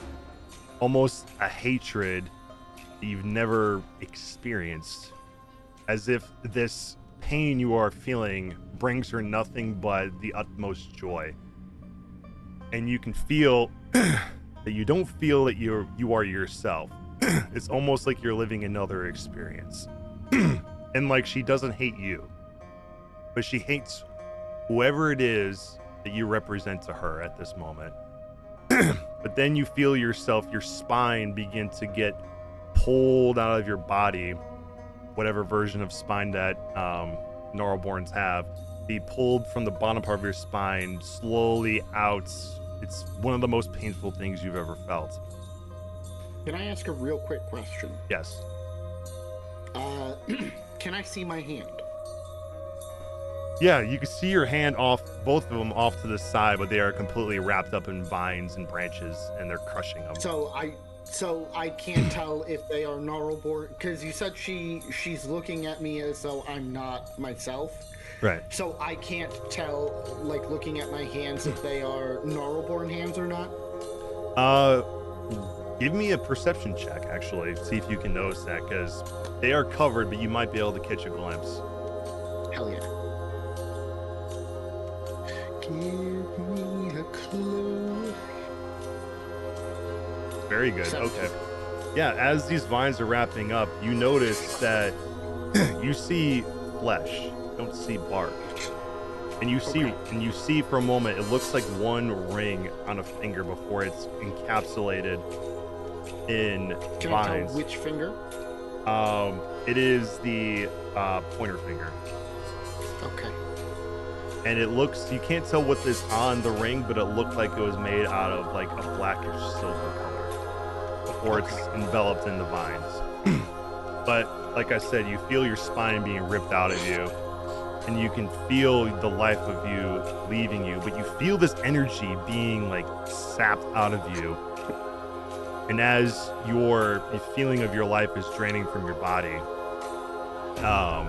you're able to open your eyes for a moment and then see the world around you before your life diminishes.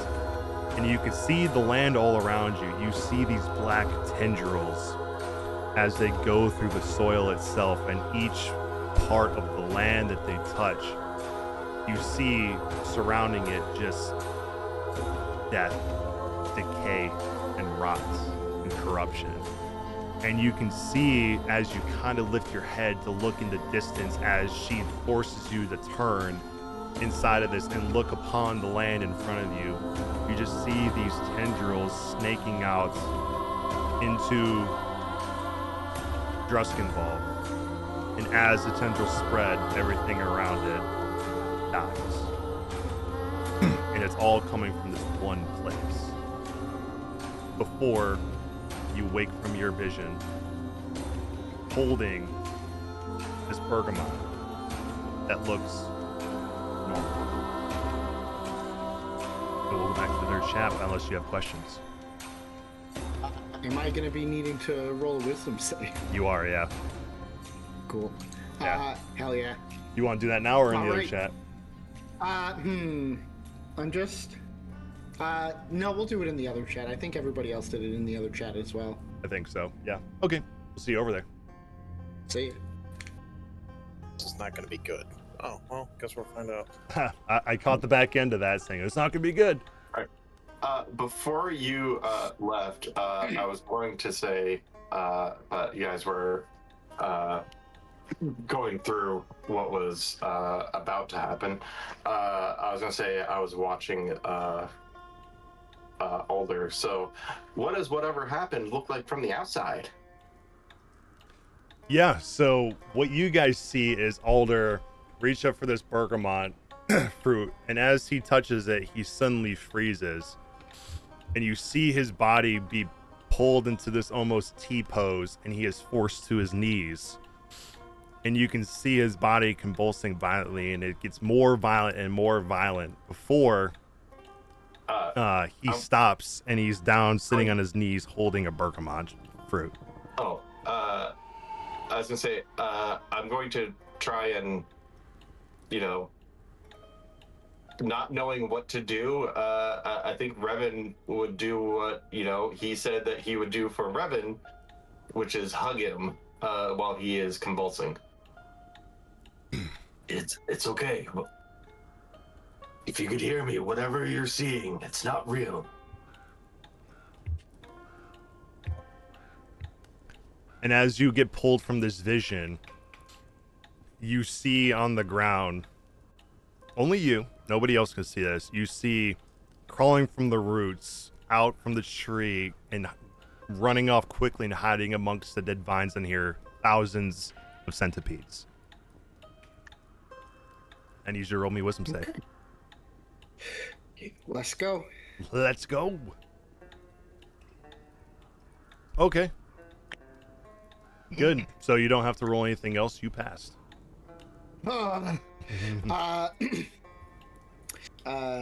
I stop convulsing. I put my hand on Revan's shoulder and I say, I am okay, friend, but there is something I need to take care of.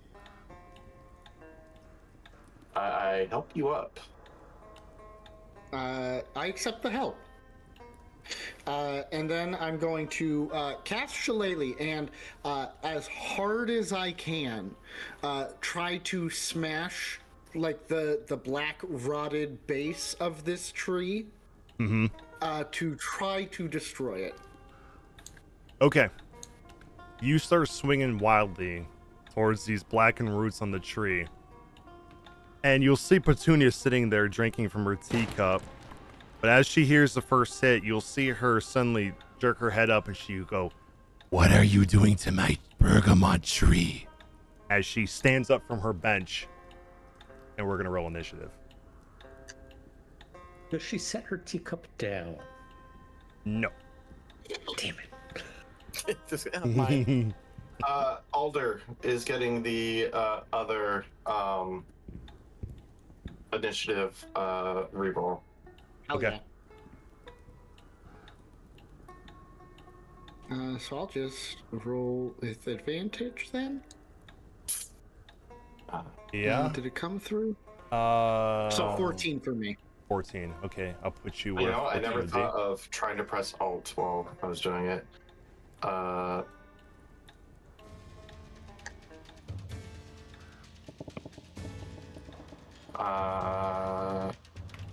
Okay, you'll go rolled a before Claire's older. 23 just now.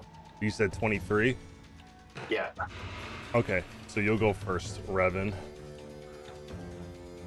Okay, we got Temeraire in here. Cool. We got everybody in initiative order.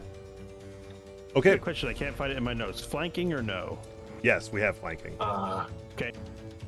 +1 to attacks and damage for flanking. All right. We'll start with Revan. I look to Alder and goes, "Tree has to go." I nod and I, instead of going after the lady that seems really mad at it, I'm gonna smack the tree with my scimitar twice, chopping in the same spot that Alder was. Okay.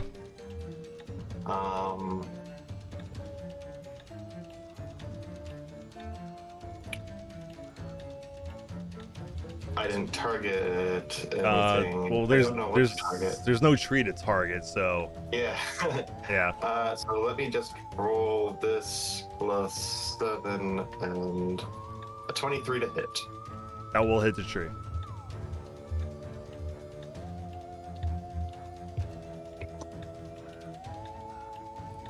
For 10.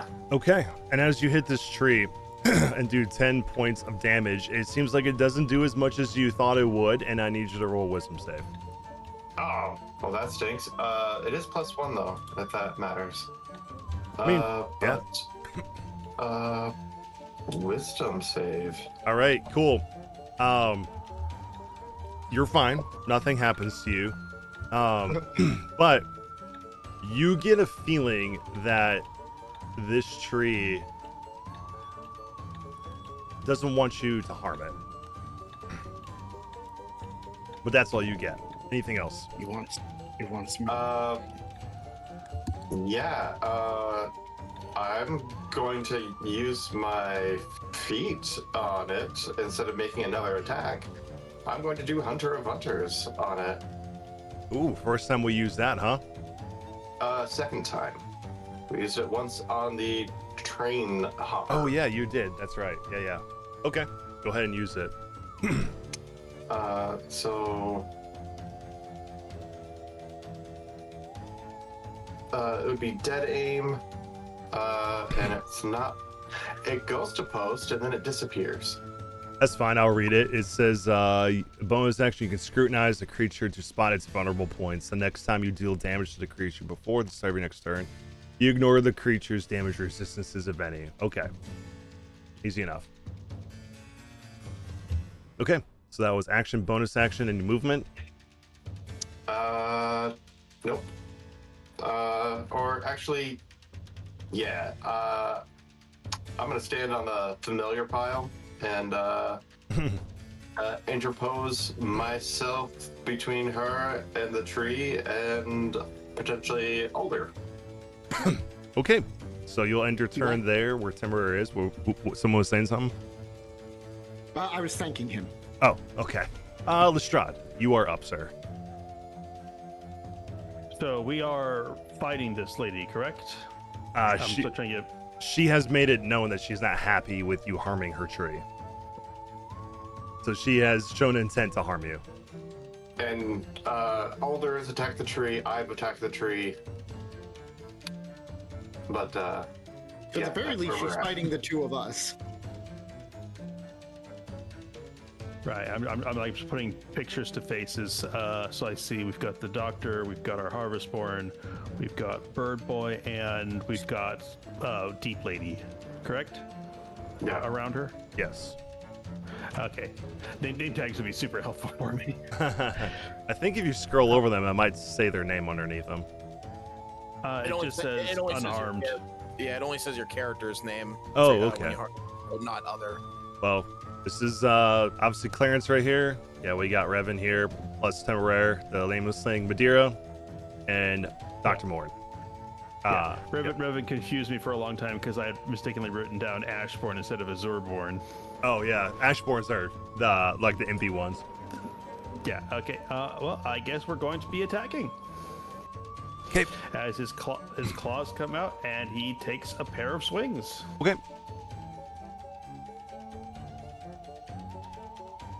Make sure to target her. So put your mouse over and T on your keyboard, and you should see a little icon of yourself. Oh, there you go. Yep. And then it'll work. That's so that way you can just apply damage. Okay, 18 will hit her with your cursed claws, and these considered magical? I don't know. They're just a part of my body. It says you can curse the target with it, so I would imagine they would be. Okay, and sneak attack damage for 10. There we go. Okay, so another 10 there. And then Nick property, he's gonna swing again. Yep.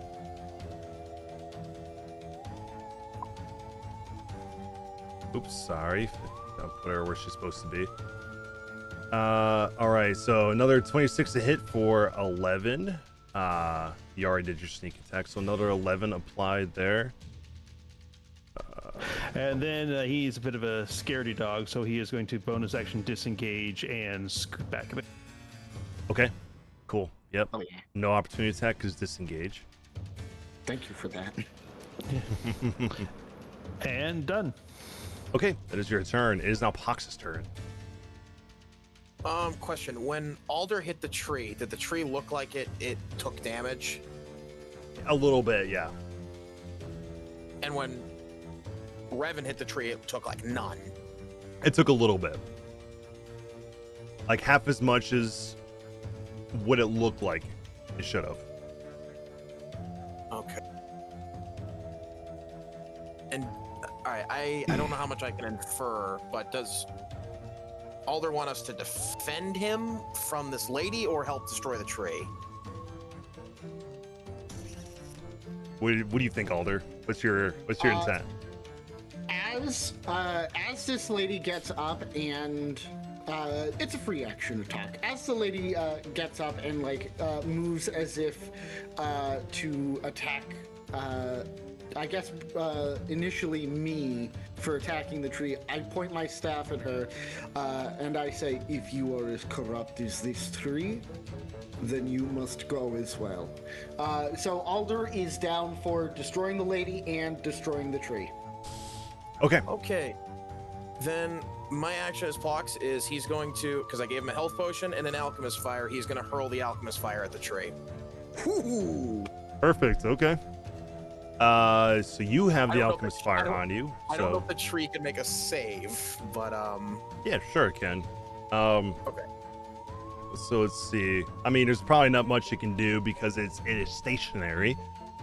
So I will click on the alchemist fire, consume it. Yeah, I put it on Pox. Oh, there we go. Never mind. Wow. Oh God, it's going everywhere. Yeah, I did not realize how freaking huge it is. Holy shit. Yeah.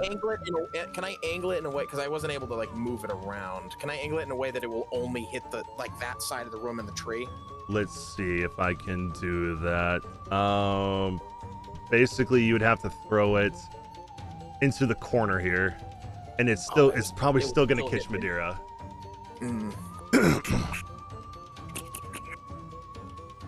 Shit, that would change what I would do then. So I did that. Okay. I can try and make the save. It is actually a fairly low save.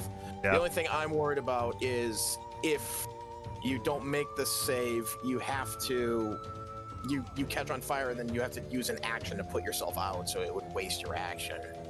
It's okay.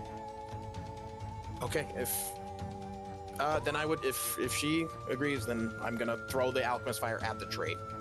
Okay. Pox will hurl it at the tree, or he'll fly by, drop it, and then fly back to where he was. Yeah, he'll probably knowing the distance it's gonna take, probably throw it to the corner so it hits the tree, because it'll fully hit the tree this way. Avoiding most people except for Madeira. Just unfortunately bad placement. So I didn't realize it was that big. Jesus. yeah, it's a pretty big area. That's huge. All right, Madeira. It will be a dexterity save. Yes, slow at 12. It says. Yikes! Yoinks! Okay, so Madeira, you're gonna take. The fart noises and the poop emojis. All right, 6 points of fire because that was a nat fail. And then for the tree, I also got an nat one. Wow. Okay. So this tree is gonna take 5 points of fire damage. Actually, it's gonna take 10 because you realize that it is vulnerable to fire. And now you see the tree engulfed in flames. But Madeira will take your 6 and go from there. And I believe the alchemist fire, does it keep the area on fire? So that entire area is covered in fire. Yeah, so it's burning. Okay. Yeah. Gotcha. Okay, cool. Anything else from Pox? Nope. He will fly back to where he was and he'll perch up on top of the door. Okay, perfect. All right, Madeira, it is now your turn. You're standing in fire. I'm gonna move so I'm not in fire anymore, and I'm gonna stop, drop, and roll, I guess. Yeah, you will provoke an opportunity attack from Petunia. So she is going to hit you with her life drain. Which, if you have a reaction, you can do it, but it hasn't popped anything yet for your con save.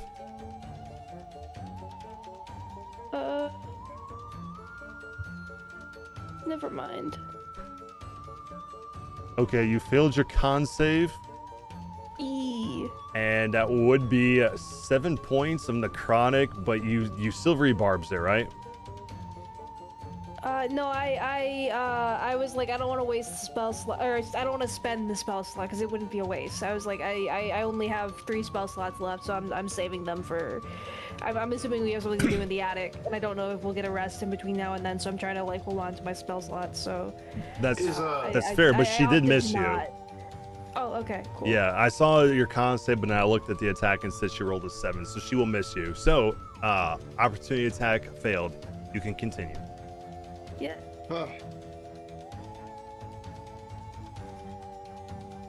Alright, but yeah, I'm gonna stop, drop, and roll, and that'll be my action. And then, what is my bonus actions? Spell sheet. Oh. Good question. Buddy, oh buddy. Let me see what you got in here.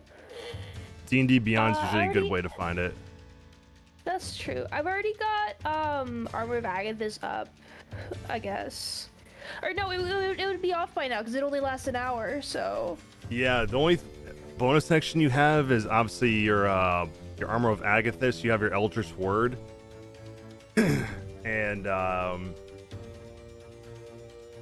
2-weapon fighting. That's all you got. So you can use your Eldritch Word or Armor of Agathis if you wanted to use it, but you didn't take any damage, so. Yeah, I'll leave it be. Yeah. Okay. That'll be me. Okay, that'll be you. All right, Dr. Morin. Okay. Question: if I disengage, I can't go through the space she's occupying, right?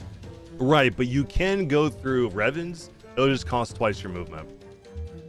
Okay. So basically, this square would count as 10 feet. All right. One other question. Yeah. I still have a decent amount of oil. If I hurl that onto the tree, will that increase the damage of the fire?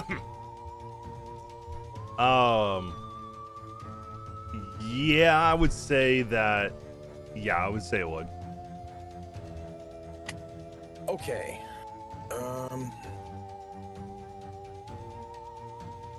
I'm gonna disengage, and I'm gonna push through Revan's spot, so that's 10 feet, and now I can't move myself. Oh, you stuck there? Yeah. Let me move Revan real quick. Now you can move yourself. There's a pile of familiars there. That might have been. Oh, maybe that was why. Is that where you're trying to end up, Dr. Morton, right there, or? I want to move as close to here. Okay, there you go.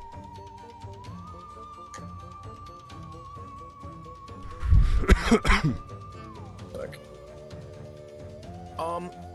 Giving something to Alder would be an action as well, right? It depends what you're giving him. Is it a potion that you're trying to give to him? The oil. Oh, the oil? Yeah. Okay, then I will bonus action. Alder's gonna put his hand up and no. Alder sees that the tree is well in hand. He's gonna be focusing on the lady. Okay. Unless the tree comes to life and starts attacking us.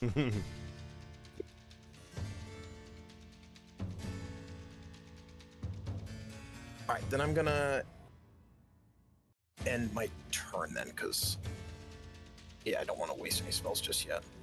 Okay. So I'll end my turn. Not even any cantrips you want to use? Well, I can. I used my action to disengage. Oh, yeah. Very true. Good point. Okay. Forgot you're not a rogue. Cool. Nope. All right. I just did it 'cause I want to get jumped. Okay, so she's going to roll a d4. 1 through 2 is Clarence, and 3 through 4 is Revan. It's gonna be Revan. It's me. That's you. See you. It's a you. All right, she's going to do her multi-attack, which she can do basically one of her life drains and one of her long swords. So she's gonna pull out this like little spectral long sword and swing at you first with that. 20 to hit. I will deflect attacks to reduce the damage. Okay. Since it wants me to declare it before. Prompted you. Okay, so you effectively completely negated that because she did 8 points of damage and you subtracted 14. Okay, so you get no damage from that. You shouldn't at least. So,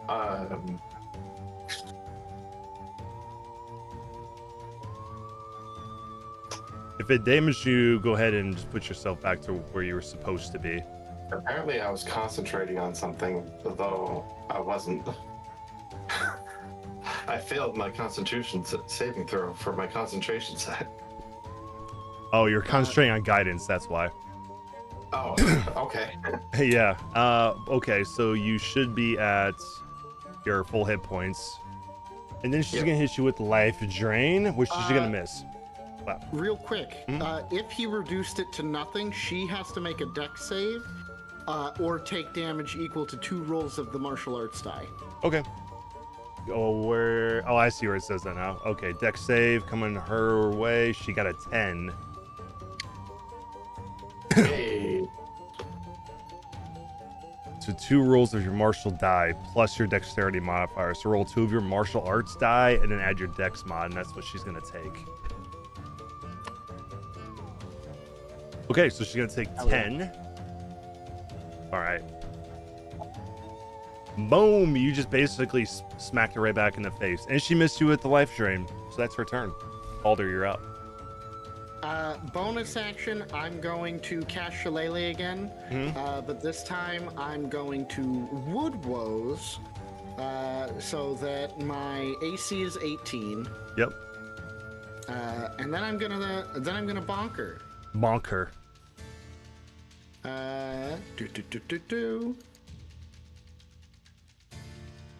Oh. Yep. Target. Yep. Bloop. All right, now we're gonna bonk her. You sure are. 20 will hit Petunia. Hell yeah. And this is gonna be the force. Awesome. Okay, it'll be 5 points of force damage, and that did do 5 to her. Cool. Seems to have done the damage you expect. She now also has disadvantage on attacking anyone but me. Cool. Very cool. All right. And then did you hit yourself with Wood Woes, or try targeting yourself and hit it and see if it works? Oh, I did not try this. Features. Where are you, Wood Woes? There we go. Is it this? That is Wood Woes. Okay. It did not increase your AC because you're going with. Wait, hold on. Because there were 2 options when I hit Wood Woes. Oh. Okay. All right, now did it? Which one did you click on? The first time I clicked the second one. This next time I clicked I did it again, and did the first option that popped up.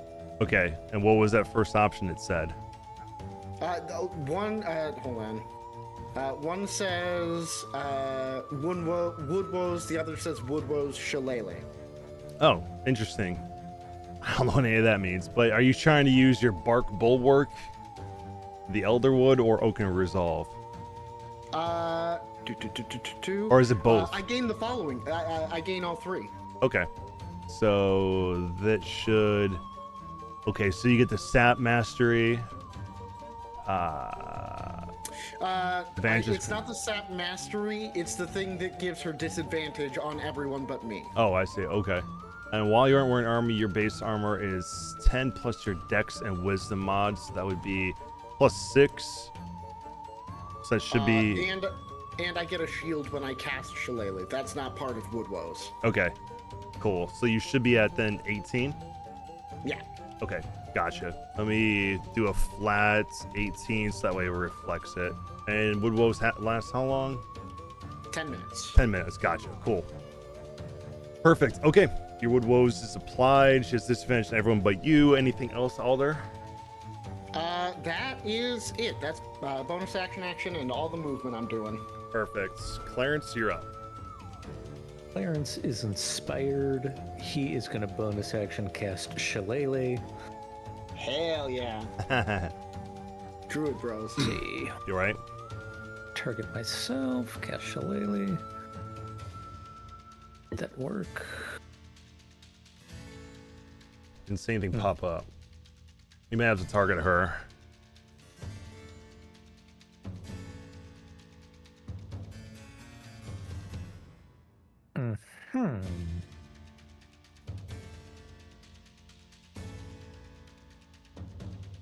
I didn't see anything. Well, it's not working. Yeah. I've looked at like 15 times, so it might pop up. Pop up 15 times. Let's see. For me, it's under inventory. Oh. Inventory Club Shillelagh. Yeah, I do have that. Okay. Oh yeah, I see your staff in there that says Shillelagh. 15 will hit. Okay. I need a disadvantage. I don't know. But you rolled 2 8s anyway, so it didn't matter. 15 will hit. It will do 9 damage to her. And she's considered bloody, correct? Yes. Then I will use one of my features, culling, where I can do an extra 1d12 necrotic damage. Mm-hmm. We love that. Which will do another 3 to her. But you'll see that culling will do as much as I would expect. Right, yeah, because she seems to be resistant to necrotic. But, hey, a point of damage counts. So anything else, Clarence? That is it. Perfect. What's Temeraire gonna do? Temeraire is gonna remain invisible and try not to draw attention. Let's see. Boo boo boo. Actually, tell you what. He will make a psychic strike. So it's a melee attack roll, a +5. On a hit, it does 1d12 plus 3 damage, psychic damage, if the target is a creature that has the frightened condition at the start of Nameless Thing's next turn. So, psychic strike. Okay. We will try that. Sounds good. Yes. Let me pull up your little familiars and companions. Temeraire. Yep. Psychic strike. Yep. Target her as well, and then it should do its thing. Oh, yes. Does it have advantage because it's invisible? Yes. Yes, it will have advantage because it's invisible. Ooh. I don't know how to apply advantage. Hold Alt went while over you this click on it. Hold Alt while I click on it. Okay, Alt. And then attack roll. Did that go? Nothing yet.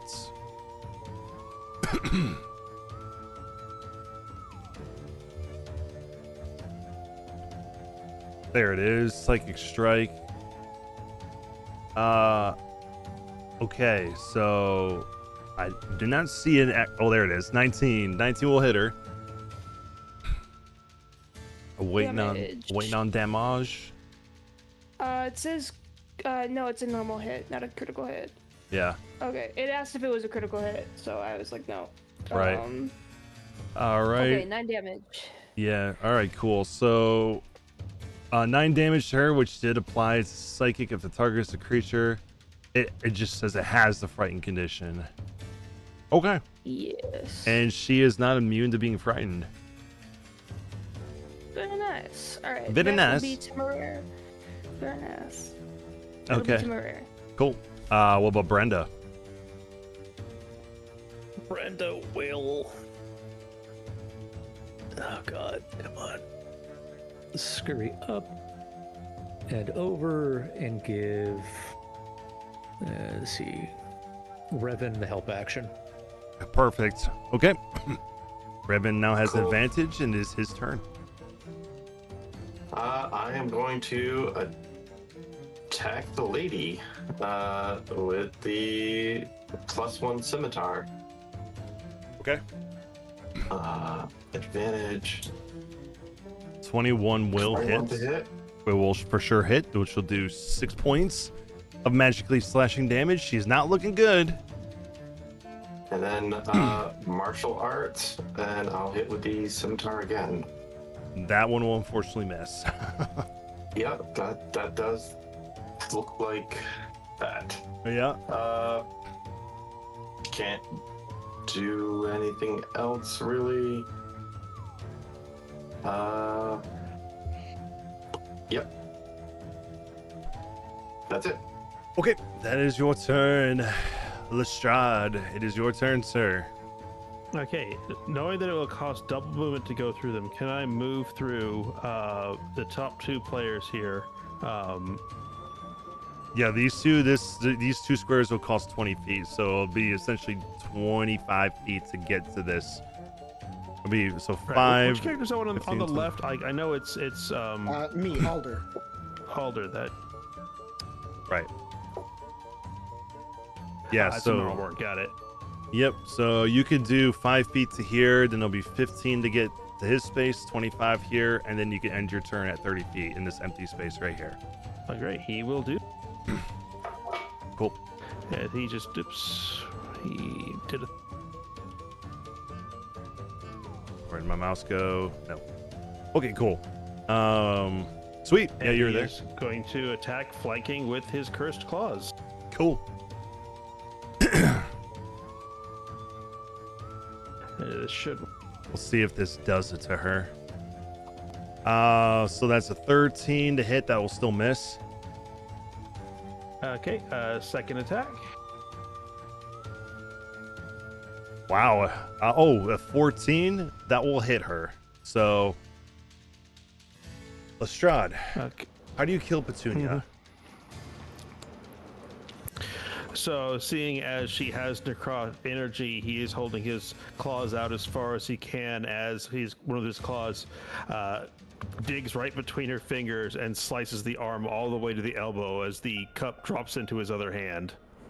Okay, so as you go swipe across her, catch her cup in the other hand as you kill her, you'll see her head, where her the green ribbon was wrapped around her neck, snap as you'll see her esophagus inside of her neck as well as exposed spinal cord start to spray blood in a 30-foot area. So all of you, which is pretty much everybody in the room, I need you all to give me a Constitution saving throw.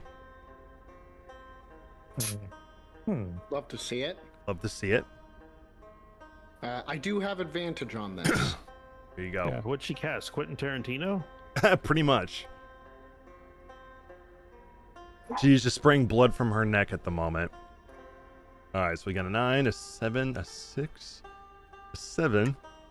It's like the fountains of the Pelagio. Exactly. Temeraire was technically in here, so I'll have him do one as well. Brenda already rolled his, the homunculus. Damn. Dang. This is why I keep Snookum safe. Right? So far, the only people who have passed is Alder and Dr. Morn. So we got Brenda, homunculus. And then there we go. Temeraire also passed. Perfect. Okay. So all of you. Oops, I put that in incorrectly.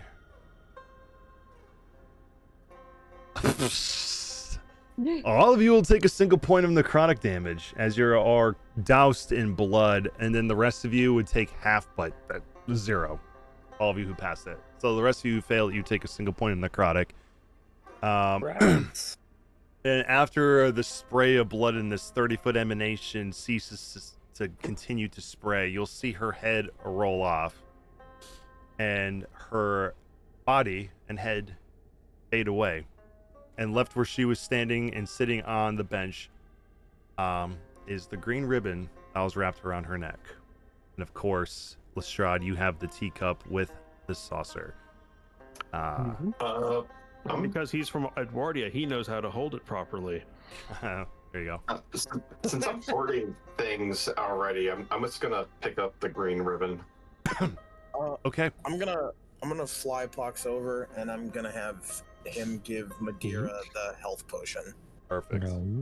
Okay. So, he's just gonna use his action, so it'd be the full healing, right? Yeah, it's just a normal potion of healing. You're correct. So it's the one that I made via the experimental elixirs. So it's 2d4 plus 4. Yeah, so that would be 12. So that would put her back up to full. Perfect. Remove the potion from his. He doesn't have it. There you go. Revan, as you pick up this green ribbon, you feel that familiar feeling when you encounter a magic item. So I will add a green ribbon to your inventory.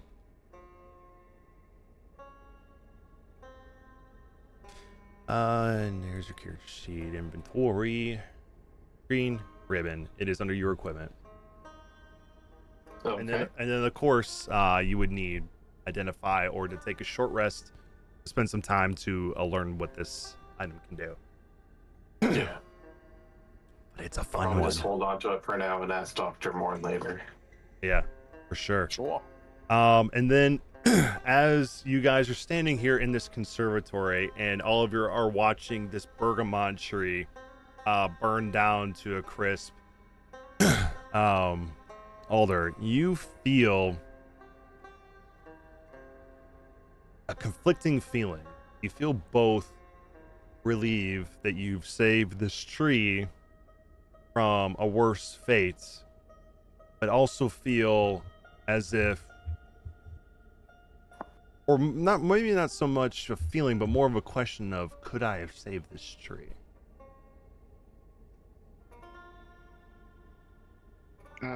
And I will, as I watch this tree burn, I will say to the others, it was I'd to, I guess we could call it the fated tree, the binding tree, the tree that binds several of us on the path that we now find ourselves on. And there was a woman in the tree, full of hate, but I was not myself. Real quick, can I clock all of my companions' hands to see if they have a similar ring to the one I saw? Yeah. I won't make you roll anything, as you don't see anybody in your group that has a ring like this. There is a ringed man. Or woman, I suppose. I saw my hands. My hands were bound, but were not my own. They were flesh. And on the pointer finger, there was a dark silver ring. Was it the yellow-red tree? Yes. This is the tree that I call the fated tree, or the binding tree. Okay. But there was a carven woman in its base, and she hated me, or the me that was in the vision with the ring.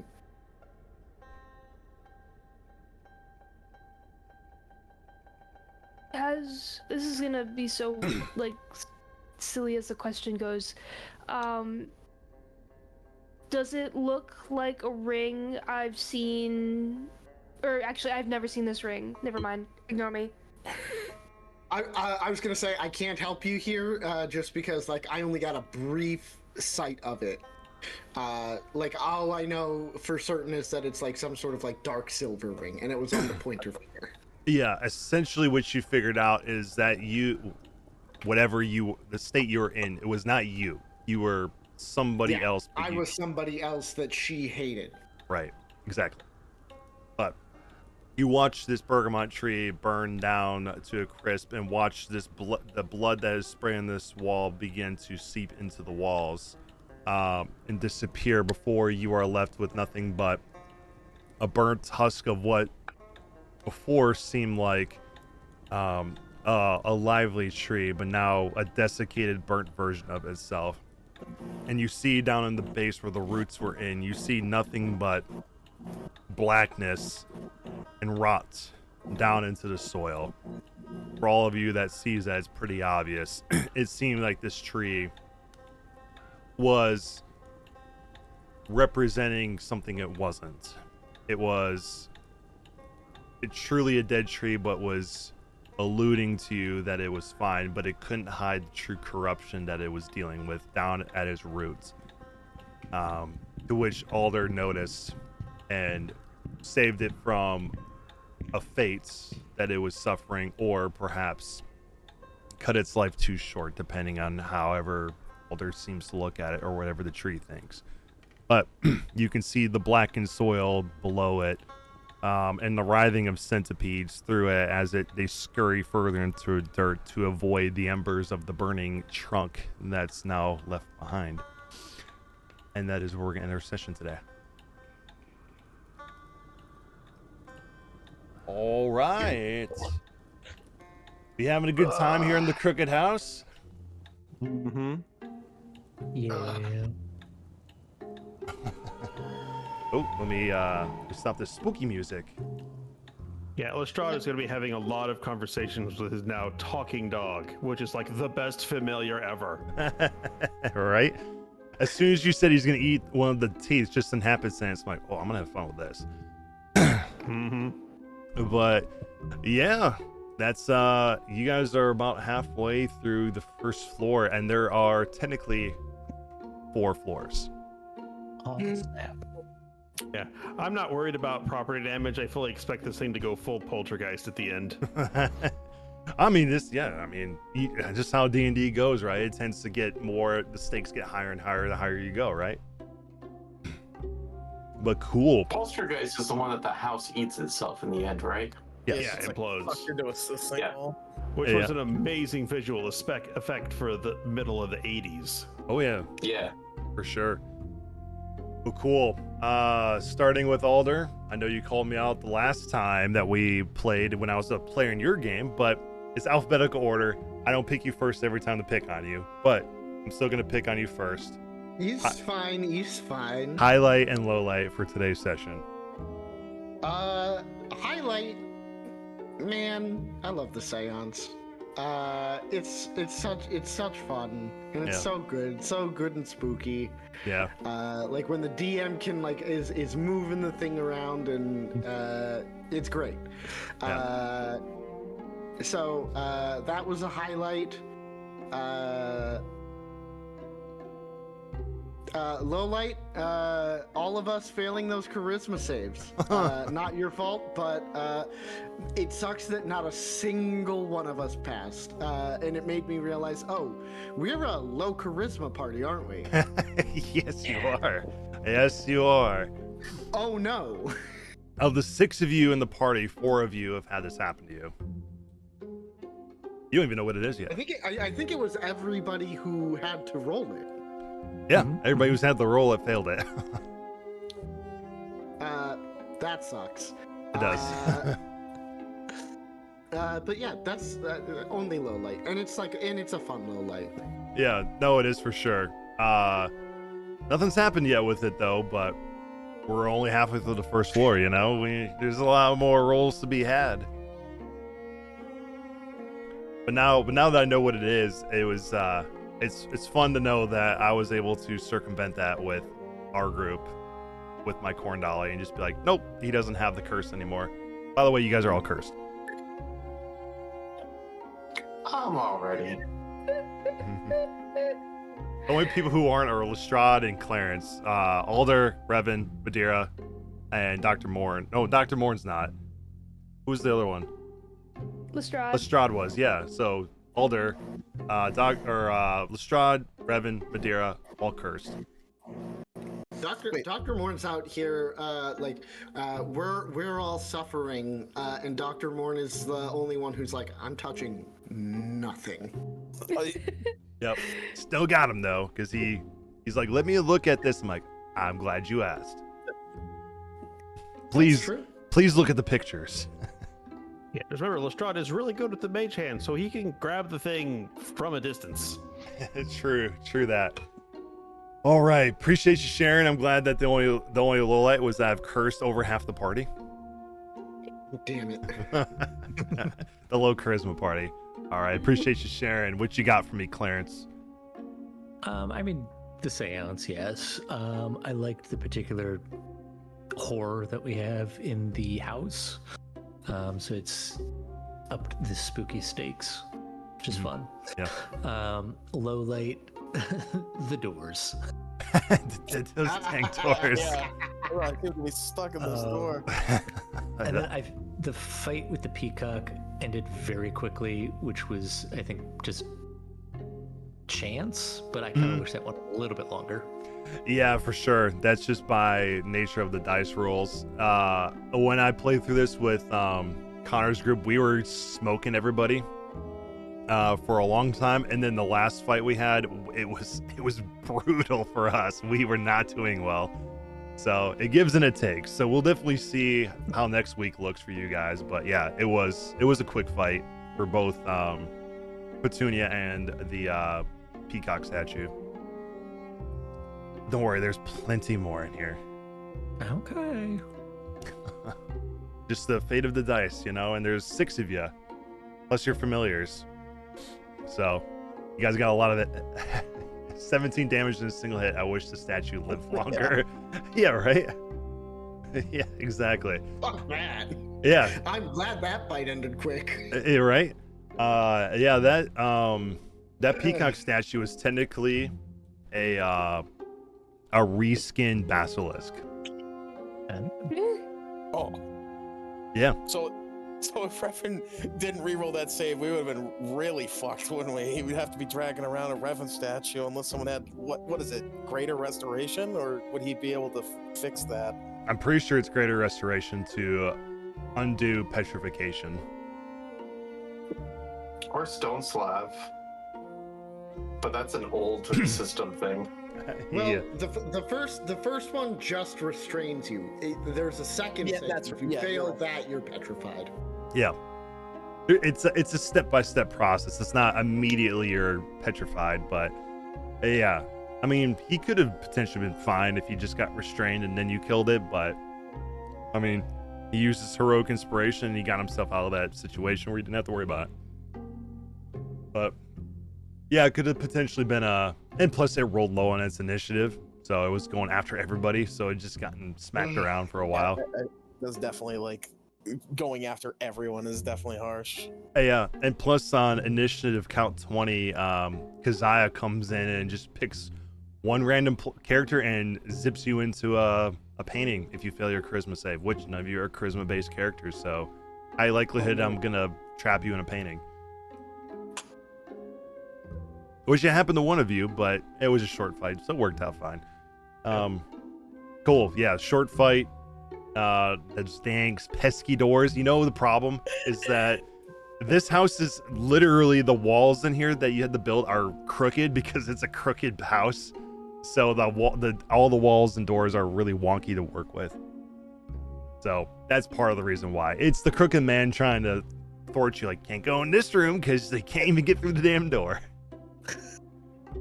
So yeah, it is what it is, but yeah, hopefully the next couple of doors are a little bit easier to work with and the fights are a little bit more, we'll call it fun for me.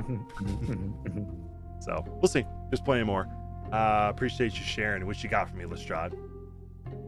Well, I'm glad we've got the connection issue resolved. The talking dog is a talking dog. That's going to be very amusing. Lestrade is working his way into the party, providing a unique contribution. I'm learning the interface for this setup of Foundry, so I'm doing better with each time it takes me to do rolls and find stuff. I'm learning all the character portraits and such because we don't have name tags.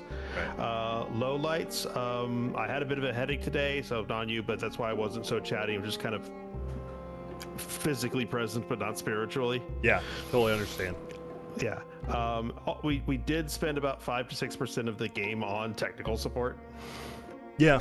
But we are getting better at that because we used to spend a lot of it, and it's getting less. So like we're figuring it out. That's good. Yeah, it's just good to recognize when we are spending 10 minutes at a time trying to troubleshoot something. Yeah, well, that's a good thing because when we first got in today, I jumped on here and I noticed that every single person was in the VTT today, including Madeira and Alder. So I was like, hey, if it's just about why isn't a spell working, I can work with that over how do I get you in here? Because if there's combat, it's hard to do that and circumvent stuff. But I try to keep everything pushing as best I can because you got to overcome all the random hurdles that get thrown your way, Yep.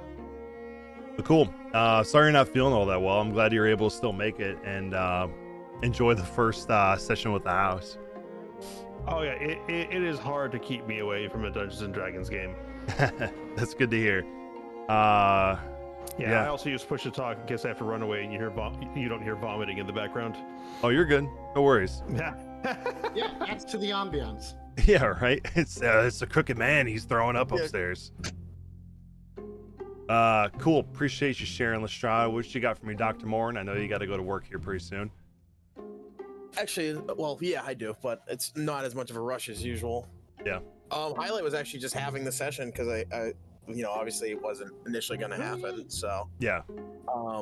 But I like this is definitely a unique take on a dungeon crawl, like going through Resident Evil Mansion. Like you go in one room and it's different in another. Yeah. It's definitely a unique experience. I definitely enjoyed that, and obviously the atmosphere was good. I obviously enjoy the horror aspect of each room being a different sort of styling. Right. I can't really think of a low light really. I guess low light would be similar to what Shwooly said, like with the I didn't want the 17 damage Peacock to live longer, but at the same time it's like, oh well, that was like quick like that because we all went before it. Uh-huh. But in the scheme of combat, and then it's like we cleared it. Right. It's like, oh well, I'm glad I didn't get hit with anything like that. But it's true. Very true. You saw what it could do to you. Yeah. No. Definitely. I was like, oof. Yeah. But that I wouldn't even really consider that a low light, to be honest.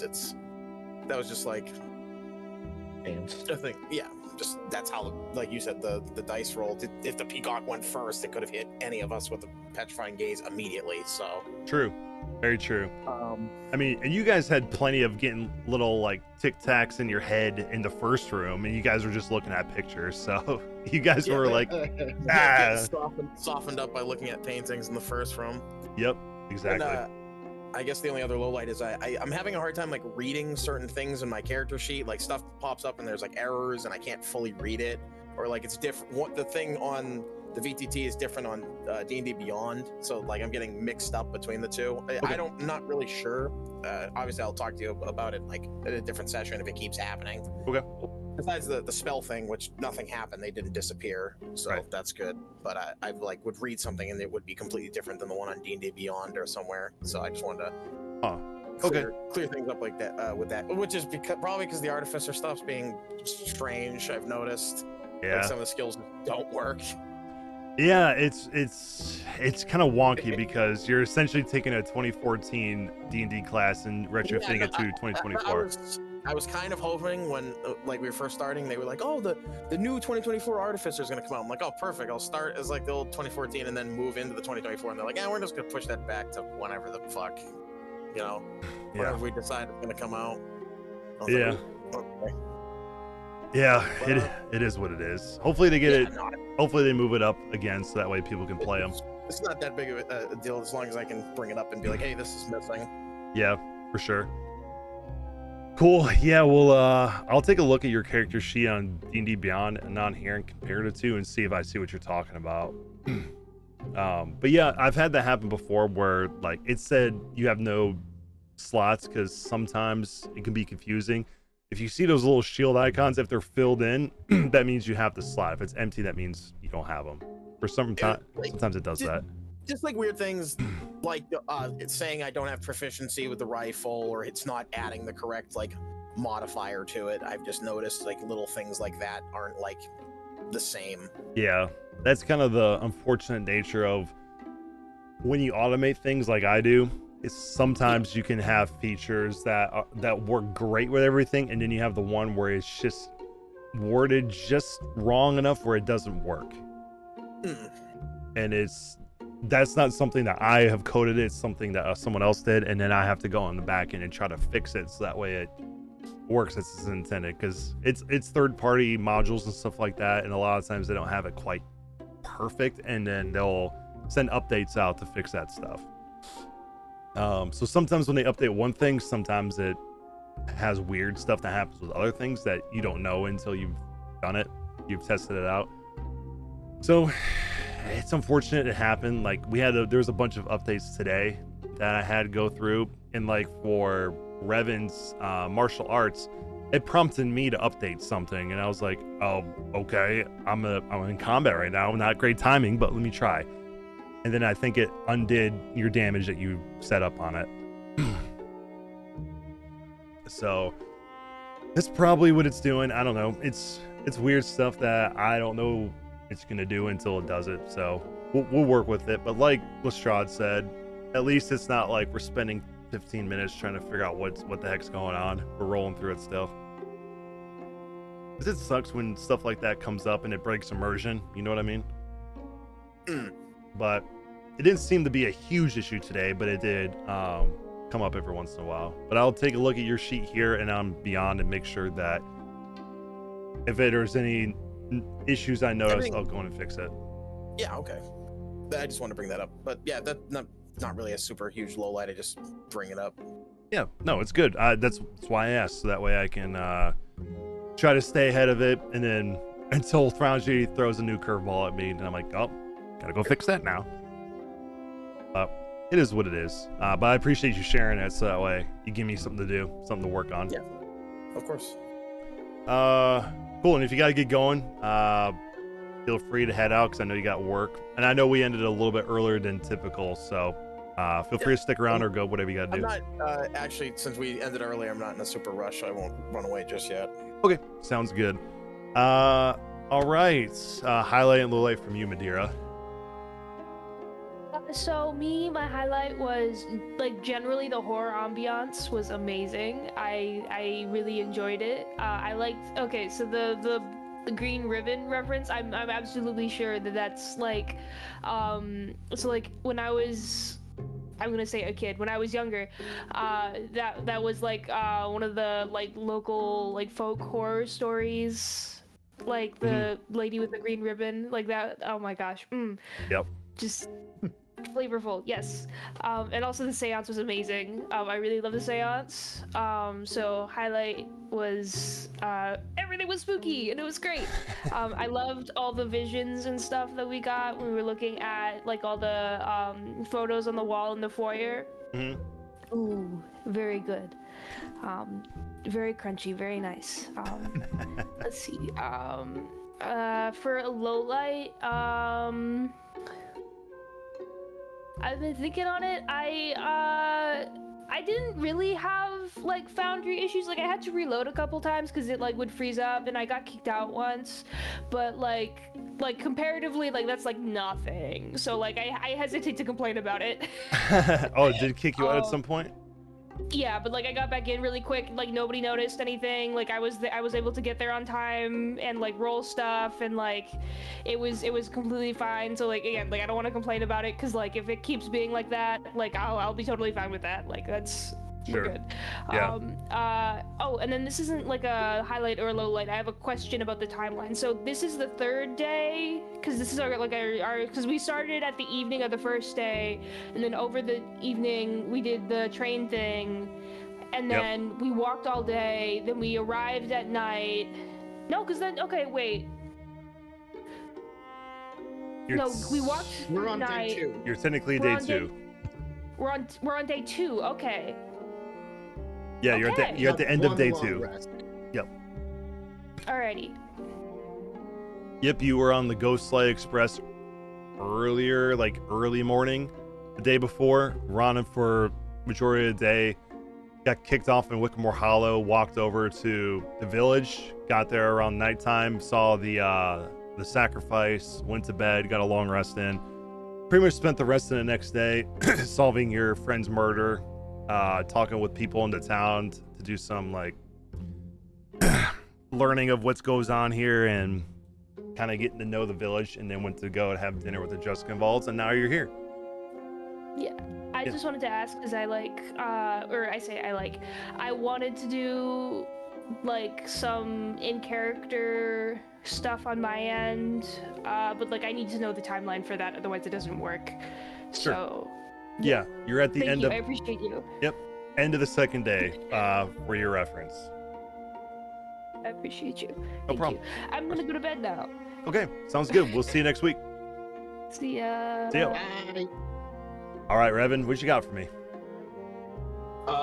So highlight, yeah, same thing as everybody else. The horror ambiance has been, dialed up more this session. The whole Ouija board was just completely awesome and fun. It's nothing that I've ever got to do in a D&D game before, so that's really cool. Low light for me, Foundry messing up martial arts for the third time. Yeah. I fixed it again, but and I know how to fix it, which is a good part. Right. I don't normally get kicked out. It kicked me out for some reason. So I think we broke the game nothing from really to sweat slamming about. the doors. Yeah. Everyone's Yeah, like, and then it broke everything. Yeah. It's just I'm having a lot of fun. I love this game. I'm glad to hear that. Yeah, I will say this. When it comes to the Ouija board and the seance, I cannot take the credit for this. All the credit goes to Alder. It was his idea. He did it in the game that I played in, and as soon as I saw him do that, I'm like, I'm gonna do the same thing. Because the whole idea of just watching something move across the board and you're like kind of saying, oh, A, B, like we did the same exact thing, and I'm like, it's such a cool thing, and it's something unique. So I was like, and Lestraw's there, just happy to be included, and having no idea what's going on. yeah, exactly. And but you're hearing everybody say it, so you're picking up on it. Yeah. Yeah, but they're spelling out the letters, and when would he learn that? Well, you never know. Lucky Clarence was reading out everything letter by letter. Yeah, he was. Yeah. So was him and Madeira and Alder. Yeah. Pretty much everybody was. Yeah. You did make up for when the rest of us couldn't see what was going on, and you saw the Crooked Man. There you go. Yeah, threw you in there. Did not hesitate. You did not hesitate. Yeah, I had to make sure that you saw something because I knew canon it goes dark in there, and I'm like, perfect. We got a guy who can see through magical darkness with his blind sight. He's gonna see a figure of a guy being all creepy and stuff to up the horror. Gotta add that in there. But yeah, like I said, I'm not taking all the credit for that seance stuff. I took that idea from Alder. So if you liked it, give him a shout too, and give him applause that he deserves because it was his idea. Yay! Good job. But yeah, so I'm glad everyone enjoyed that. I love this house so far. I've already had the pleasure of playing through the whole thing, so I got to experience it. It's really cool.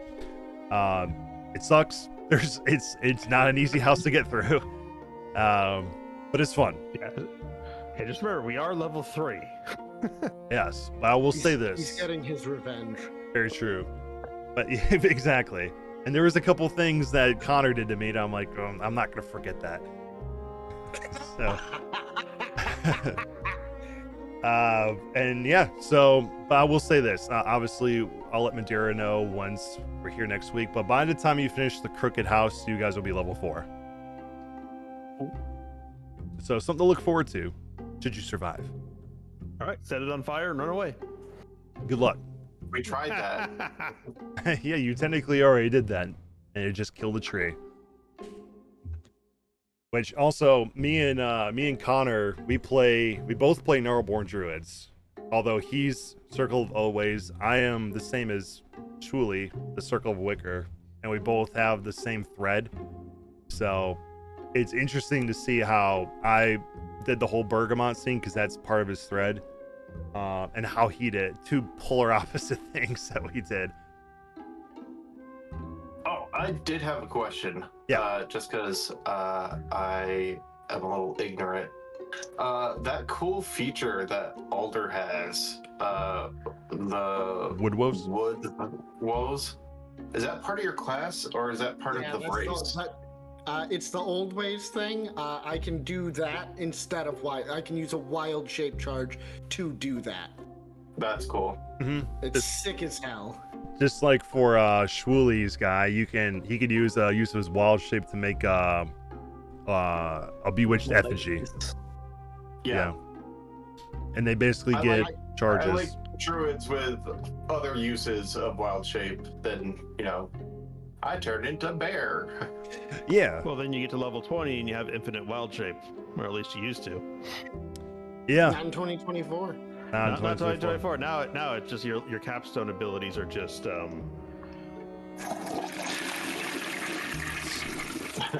Yeah. I'm assuming that means it's crap.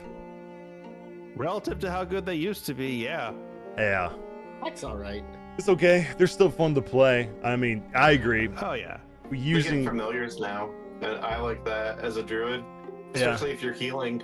It's a good way to heal from range. Yep. Just like with Shuli has his wicker witch woven. I went with a corn dolly, and they're a lot of fun too. Yeah, she was the MVP for the final fight. She was just doing her blank stare and just doing little, like the hit markers you see on like Call of Duty. It's just going the whole time. Yeah, they're a lot of fun. But cool. I appreciate all of you sharing that. I would say for me, obviously, my favorite part is just the Crooked House itself. It's awesome. I love the way the Crooked Man is like flavored in here. The spookiness you can throw in there, and kind of like what Dr. Morn said, how each room has a different vibe to it. While it's all one revolving theme, you encounter different things in each room. Like you guys fought a peacock statue, then you fought Tunia Lockwood, and you dealt with a seance. You got the Crooked Man just being all woo the whole time. And it's fun. So, and this is just the first floor. You still got second floor, third floor in the attic. Half the first floor. Half the first floor. You guys got through. I mean, you guys got about as far on the first floor as we did. For me and Connor's group, we just went the other side of the house before we went to this side, I believe, because we didn't do the seance the first time we got in the house. We did that as the last thing on the first floor, but it was cool. But that's all I got for everybody who's watching the stream. I appreciate y'all. It's one. I love this campaign, and I love being able to share it with you guys and letting you guys participate in it. And I'm sure all these guys who are playing it love it too, and getting to play in it and have everyone see it. But I love to hear that. But that is all we got for today. Until next week when we run session 9 for the Crooked Moon Part 2. Y'all have a good rest of your night, and we'll see you next week. Sounds like a plan. See ya.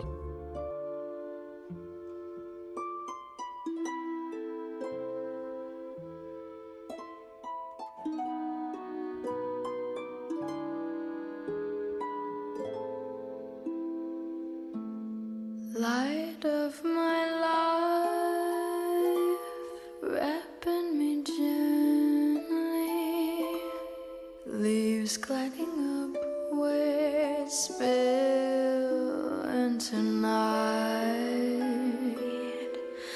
I've loved the world, shaped by these shadows, held in a long sweet song of time, time spent with you under a sky framed by the trees, bursting with light.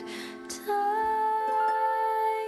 could have stopped there, but then leaves shuddered still.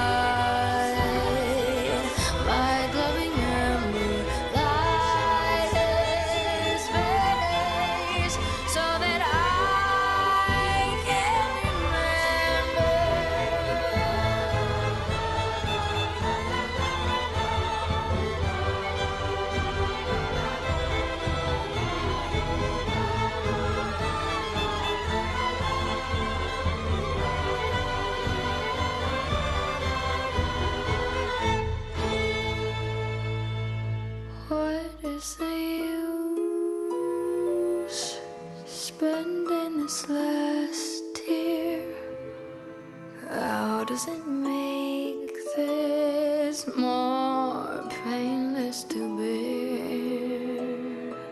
In a blink of an eye, I will be bone dry, drunk by the smoke-veiled flickering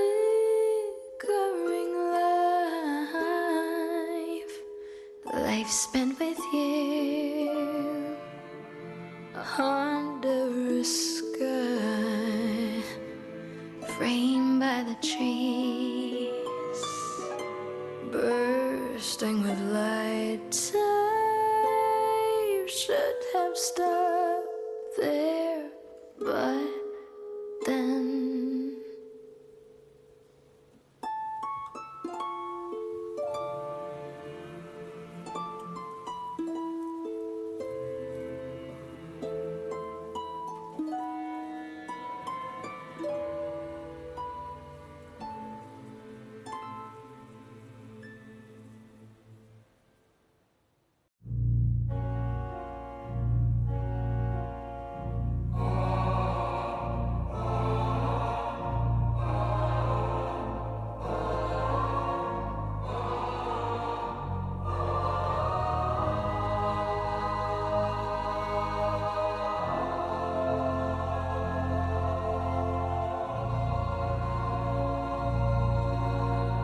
Bear me under your shadow, sweet as night.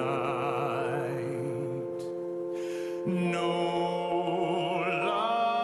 light can pierce me through. Nobody sees me as you do.